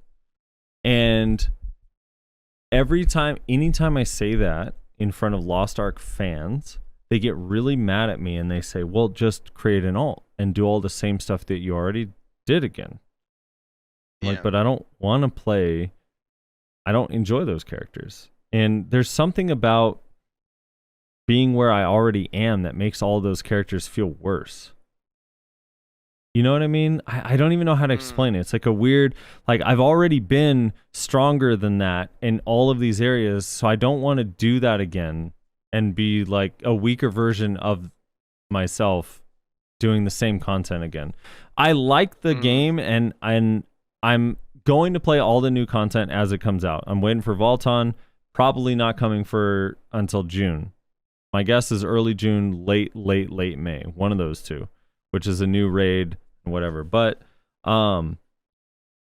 yeah, like right now, dude, it's just like everything. I don't even know why. I can't explain it, because you could easily make the argument. It's like, yeah, but grinding in BDO is a chore. And yeah, it is. But for whatever reason that I can't explain, and I was burnt out on BDO like those 2 months, these last 2 months, I would say February and March, I didn't really want to log into BDO. Like I would log in kind of begrudgingly, and then I would do an hour of grind and log in and get my rewards and sell my fish and whatever. But now I'm like, I find myself when I'm not on BDO wishing I was playing BDO. And the thought of logging in and doing a chaos dungeon and running the Night Fox again, like, gives me dread. I actually dread it. Like, I'm like, oh, I don't want to do those. They feel so long and awful and boring. I can't explain it. I do want the new raid, and I'm excited about doing the new raid. But so this week was the first time. Since Lost Ark has come out where semi-new high-end content, Volton, for example, or not Volton, Argos, which is like the endgame raid in Lost Ark, phases 1 through 3. I was like, my friends were like, hey, we doing Argos today? And I was like, oh, fuck, like, oh, I don't want to do it. But I do have to, because I don't want to miss out, but I really don't want to. Because I've done it 5 times. And it's not, the fight's not different. It's easier every time. My gear's a little bit better every time. It's literally just free as hell. I get, Right. You know what I mean? I can't even explain it. I don't know what the difference is. I'm gonna try to work on it. This is my mission when I'm flying out to PAX East this weekend and having panic attacks. I'm gonna try to put together why I can tolerate grinding in BDO, but the moment I have to log on to an alt in Lost Ark, I get this overwhelming feeling of dread that I do not want to do. You know what I mean? Yeah. It's so weird. I can't actually I explain don't it. know. I'm still like, I'm a It's- little bit dumbfounded by it. I can't figure out what it is. I think Lost Ark for me was a lesson about couple things. I actually don't mind top down As much long as you it's thought. done well. Right? As much as you thought, it wasn't that bad. Yeah. Because the top down wasn't the main thing that killed it for me. To be perfectly honest, the main thing that killed it for me is that it felt to me as if all of my friends and all of my friend groups were trying to progress as fast as they possibly could. And because I was just playing casually, I was perpetually behind. And unlike in BDO, where I'm perpetually behind, but because all I do is like PvP, and so I don't really feel that bad. The main thing that you're supposed to do with your friends in Lost Ark is like the dungeons and stuff, and that's always what they would want to do. And I can't participate in that content with them. Right. So it's like the main thing to do with your friends in there is dungeons, which I can't do compared to BDO, where the main thing I do with my friends is Node Wars, which I can do while being as undergeared as I want to be, because I can just play better if I want to be better. So I don't know. I just kind of like, it got to the point where I went from like, okay, I got to catch up to like, I just don't want to bother catching up. Because I don't even really like doing dungeons that much. The PvP is equalized, which I do think is a good thing, but that means that I don't have to care about leveling or gearing because it's equalized, so I don't have to give a shit about that. So if my friends ever go like, hey, you want to do some Lost Ark 3v3s? I can say yep, and then I can like log in real quick, and how far I am in the game is irrelevant. Yeah. So I'm looking on Steam. I have 636.8 hours in Lost Ark. Which I know a lot of people have a lot more than that. Jesus. For sure. But that's a lot of hours, right? Like that's a pretty, I mean, shit, this game is slightly over 2 months old. It means 300 hours per month. for context, every month you work what? 40, 80, 160 hours a month. So this is like double a full-time job worth of time I put into this game over the last 2 months. So I like the game. I do enjoy the game, but I guess I hit like a content wall. That's a 500 billion silver at orcs. Yeah, well, I would have run out of loot scrolls. The game, I don't know. Yeah, I don't know. For the first time ever, yeah, this week, it kind of mostly hit me.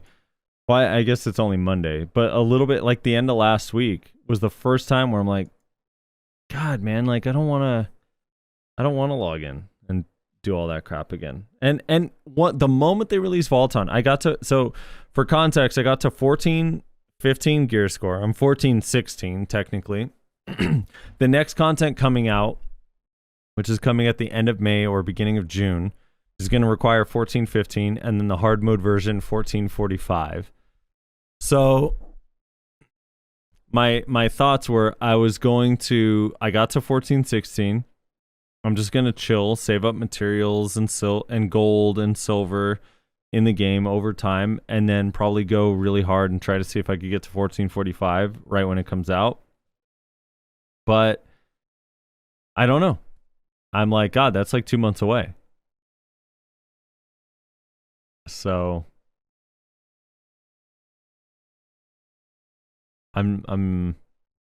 yeah.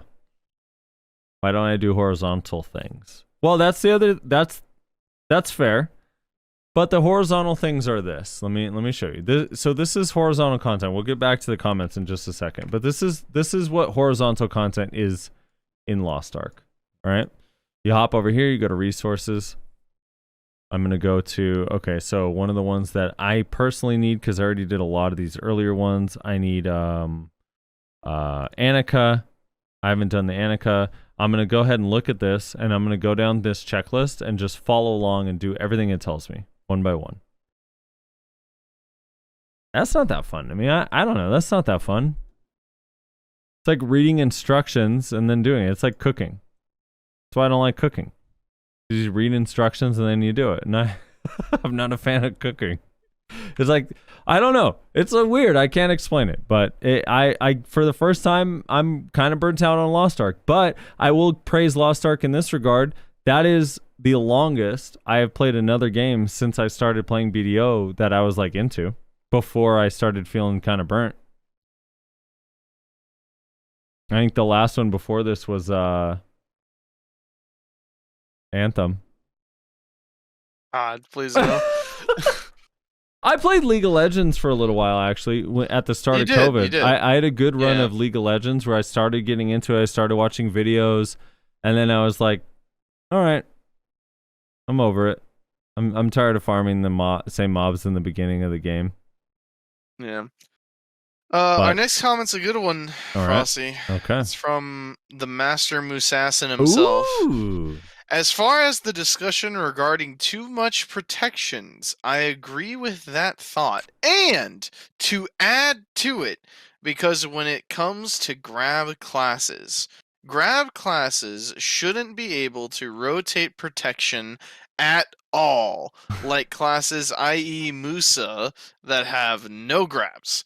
I'll use rock, paper, scissors. Okay, I gotta stop you. Okay. I'm getting a request in chat, and the only reason I'm gonna do this is because it's my birthday and I'm a little bit buzzed, but people want this read in the Musa voice, not Musassin. It's not Musassin voice, in the Musa voice. Oh, what is it? Is it a 50s gangster? Right? Is that what it is? If that's what you want to call it. So we're gonna go through this. Let me reread this.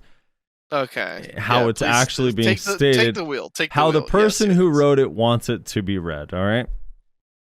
Hold on. Let me take a sip of water real quick. Hold on. All right. Hey, see? All right. Here we go. As far as the discussion regarding too much protections, I agree with that thought. And to add to it, because when it comes to grab classes shouldn't be able to rotate protections at all. like classes, i.e. Musa, that have no grabs. I'll use rock, paper, scissors. Let's say rock, paper, scissors are the different protections. Grab ignores that whole concept. It's not fair. If anything, grab classes should only get 2, have at most 2 of any protection and their grab. And if you have 2 grabs or more, depending on the specs, you should get less protection. That sound pretty good? Yeah, I liked it. All right, you could do the edit now. My throat hurts. Why, you don't have the energy to do the edit? I can't. Alright, so edit 1. Yep, I think a protection reevaluation would be good, but PA shouldn't be stupid about it. Like, i.e. for Musa, obviously we have no grabs, so if you're going to take any of our protected damage or trading important protections, you have to give us something in return. You can't bullshit us like you did Hash by taking away its accuracy passive and not giving Hash any accuracy modifiers on its skills. I don't know. I don't know what to do with people like this. What do you say? I don't know. Well, I mean, he's basing his opinion off a hypothetical. That's not. I know, but just yet. like the I don't know, man.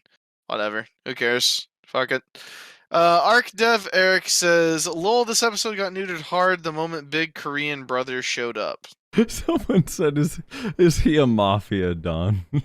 Is he a mafia don? Oh, yeah. This episode got neutered hard the big moment Big Korean Brother showed up. I don't know why you would think that. I mean, I don't know. I think we were trying to be fair to Armin, while also like, I mean, we said everything we wanted to say. I pretty clearly said a couple things that I didn't like about the region. I said a couple things that I didn't like about Draconia, especially the week previously. I don't know. I don't know if I agree with that, but anyways, Sven Hun says, "I feel like Worker Empires could use some QOL updates. Probably." Yeah. Longhorn Finch says, "Can we get a replacement for Rezlar for calling a crab a bug? Jardine is PA capturing every BDO player perfectly. Frosty just humphed at Lando." Yeah, Frosty, why'd you humph at Lando? Huh? I don't know, Longhorn Finch. I'm so sorry. I'm so sorry. Lebo says, "Oi, Frosty, when are we getting Mr. Rapolis on the podcast? Would love to hear his opinion on the state of PvE. Also, can we get Danny again? I'm sure he's happy than a motherfucker with the state of Zerky. Boy, we need you to pull some strings, man. Get these guys on the podcast. Yo, Stam Feeve is another." No, Danny got put in that position where he's like playing other classes because Zerker's too busted. Dude, I would love to have Mr. Rapolis on the podcast, actually. That would be super cool. I'd be down. Dude, the person whose comment I was looking forward to the most fucking deleted their comment. Deleted it, yeah. Oh, I'm so mad it's not here anymore, man. Yeah. I noticed that as well. Yeah, there was another comment that was like really mad at Armin for like not shitting on the game, I guess. That got deleted, I noticed. I don't know if that happened after the show got started and we talked about how we were looking forward to those comments or whatever, but yeah. That's not the one I'm referring to. Do you know the one I'm referring to? I do know the one you're referring to, okay. Yes. I'm referring to the crab one. I'm saying there's another comment that also got deleted. There was another Armin comment that someone made that got deleted. That was like this was pretty someone, vitriolic. This is someone that would talk more in like they play in a brass section type of voice where they're like, Frosty, God. You do realize that crabs are arachnids, right? And it's like, I mean, are they? Because they're not. They both have several legs. Hello? They both have several legs. They both have several legs. Thus, arachnid. Yeah, thanks for deleting your comment in time before I read it on the air. Because you literally, someone said, I was reading through the comments on my phone one night. I was like, oh my fucking God. I showed him Frosty. I was like, this dude literally is saying right now, he's saying, Frosty, you do realize crabs are arachnids, right? No, they're fucking not. They've never been and never will be. Listen, I can confirm that someone did make that comment. He is not making this up. I also, independently of him, saw that comment and went, "Wait, what the fuck?" So that definitely happened. Dex-2 says, to clarify, I am 80% PvE and 20% PvP. I was agreeing with Frosty that it is really important for PvE to feel really good on every class. As for PvP, I got lots of positive comments and good advice from the community. To be clear though, stomping a player because I outgear them is not fun. Neither is getting ganked while grinding at half HP. I really just want a system for players like me who want to learn PvP and get good in an evenly matched environment. That's why Arena Solaire, if it ever becomes a real thing, which they haven't talked about it in a month, Yeah, so right. exciting. It's been dead silent, so that's not good. Anyways, Moonman93 says, random thought. What are your thoughts on Suck Wizard using PA and DFS? Once you've given your answer, compare it to a Sork using Nightmare in DFS. Thoughts? Had some people complain about PA and wanted to know what you think. That's not a loaded question. That's not a, hey guys, by the way, look at it this way before you answer. Look, here's the thing. Nightmare is cheese as shit. But it's not in their kit. It's in their kit. So if they use Nightmare in a duel for spot, then they use Nightmare in a duel for spot. I feel the same way. I know other people get mad at PA, but my only thing with PA not bothering me so much is that it's a very long cooldown and it only lasts for 8 seconds, and it's very clear when they do it. So I've never been bothered by it in a 1v1 if someone uses PA, but I do know that there's people that are like, all right, let's duel. No PA, no E, no V. I think, I don't know. I think you said I don't know. I think aside from like I think the generally agreed upon norms of no E buff, like no 100% sort of thing.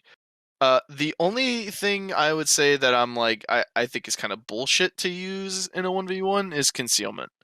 I think everything else is fair game. I think concealment is like I think that's scumbag territory if you're using concealment in a 1v1. Yeah, okay, so concealment, and people are weird because I see a lot of people that are like, use everything you've got. I'm like, dude, you want me to walk around invisible in Battle Arena? Really? Yeah, well, okay, well, but like, so my question would be what context? Because like, if we're in open world and I'm grinding and you're flagging on me, yeah, I'm gonna use everything I have. But if we're fighting in BA, exactly, like, there's a certain amount of etiquette that you're agreeing to. Yeah, you're sitting there and in I concealment. think the generally agreed upon norm is no E buff, no 100%, and then I would also add concealment onto that. If someone I was fighting used concealment, I would immediately just stop and type like, dude, don't use concealment. What the fuck are you doing? Okay. And if they said like, oh, it's part of my kit, I'd be like, all right, later. Like, I'm not gonna do this with you, my guy. Yeah, so here's my feelings on concealment, because concealment in 1v1 is such a massive advantage. The only time I use concealment is if I'm in Node War, which I will abuse the fuck out of it and sit in it and hide in it the whole time forever. No guilt, no shame, whatever. And if someone is griefing my spot, that's it. Those are the only two scenarios. And by griefing my spot, I mean like they are just there to PvP and that's it, and I'm trying to grind, and all I want to do is grind, and I'm just like, I'm just gonna concealment fuck you forever. This doesn't bother me. It's fine. If you want to stay here forever, I'm just gonna be invisible. Like you mentioned, PA is very obvious. It has a very long cooldown. I don't mind them using PA. PA to me just means disengage for 8 seconds. And kind of a similar thing with Nightmare. It's not exactly the same, where they go into Nightmare and it's like, okay, just rotate SAs until they come out, and like use slows like when I know they're about to like come out of it to try and get like a free slowdown, basically. Yeah. And I mean, that's just, I mean, is it annoying? Yes. Is it cheese? Yes. Can it be kind of like stupid sometimes and feel unfair? Absolutely. But I don't have a problem with them using it, neither PA nor Nightmare. Where were we? Oh, Dalen. Well, before you get to Dalen, question: Would you be bothered by concealment if it lasted for 8 seconds and had a 3-minute cooldown? Can I follow them on the minimap? No, but it's a 3-minute cooldown. Like that's the thing. It's like if it's a 3-minute No. cooldown, you use concealment. Then like I see you can't go still invisible, and use I just Ghost Step? disengage. Can't but- you still use Ghost Step and remain concealed? No, in the concealment? current version. I'm saying in a hypothetical world where there's like actual limitations. If it only lasted 8 seconds, then I think people would be fine with it because Then you can sure, just 'cause disengage for 8 seconds. But if concealment it- is infinite. You literally just If keep it going had- into it.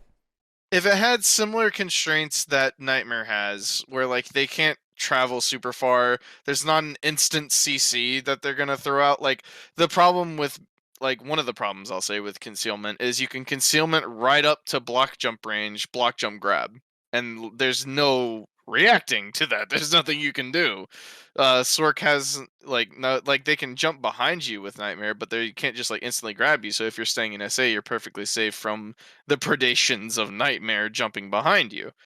I agree. I should be able to move around when I go into invisibility with block jump. So yeah, I think if they had similar limitations, then yeah, it'd be fine. But it doesn't. So no. Nightmare needs to go back down to 4 seconds. I mean, yes, I would probably agree with that. It's way too long right now. It's really annoying.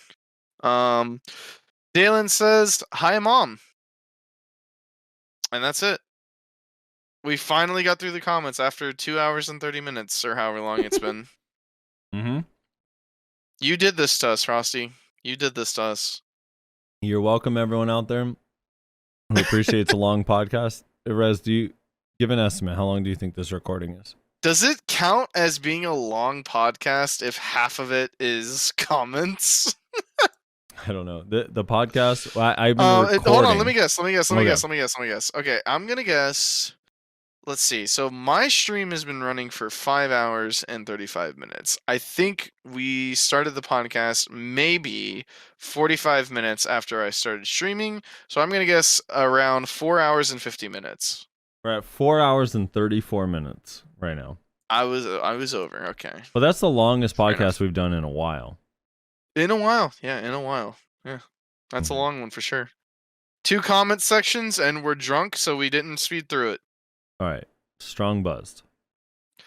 Also, I think another part of it is it's the end of the day as opposed to like early/middle of the day when we have other things that we need to attend to.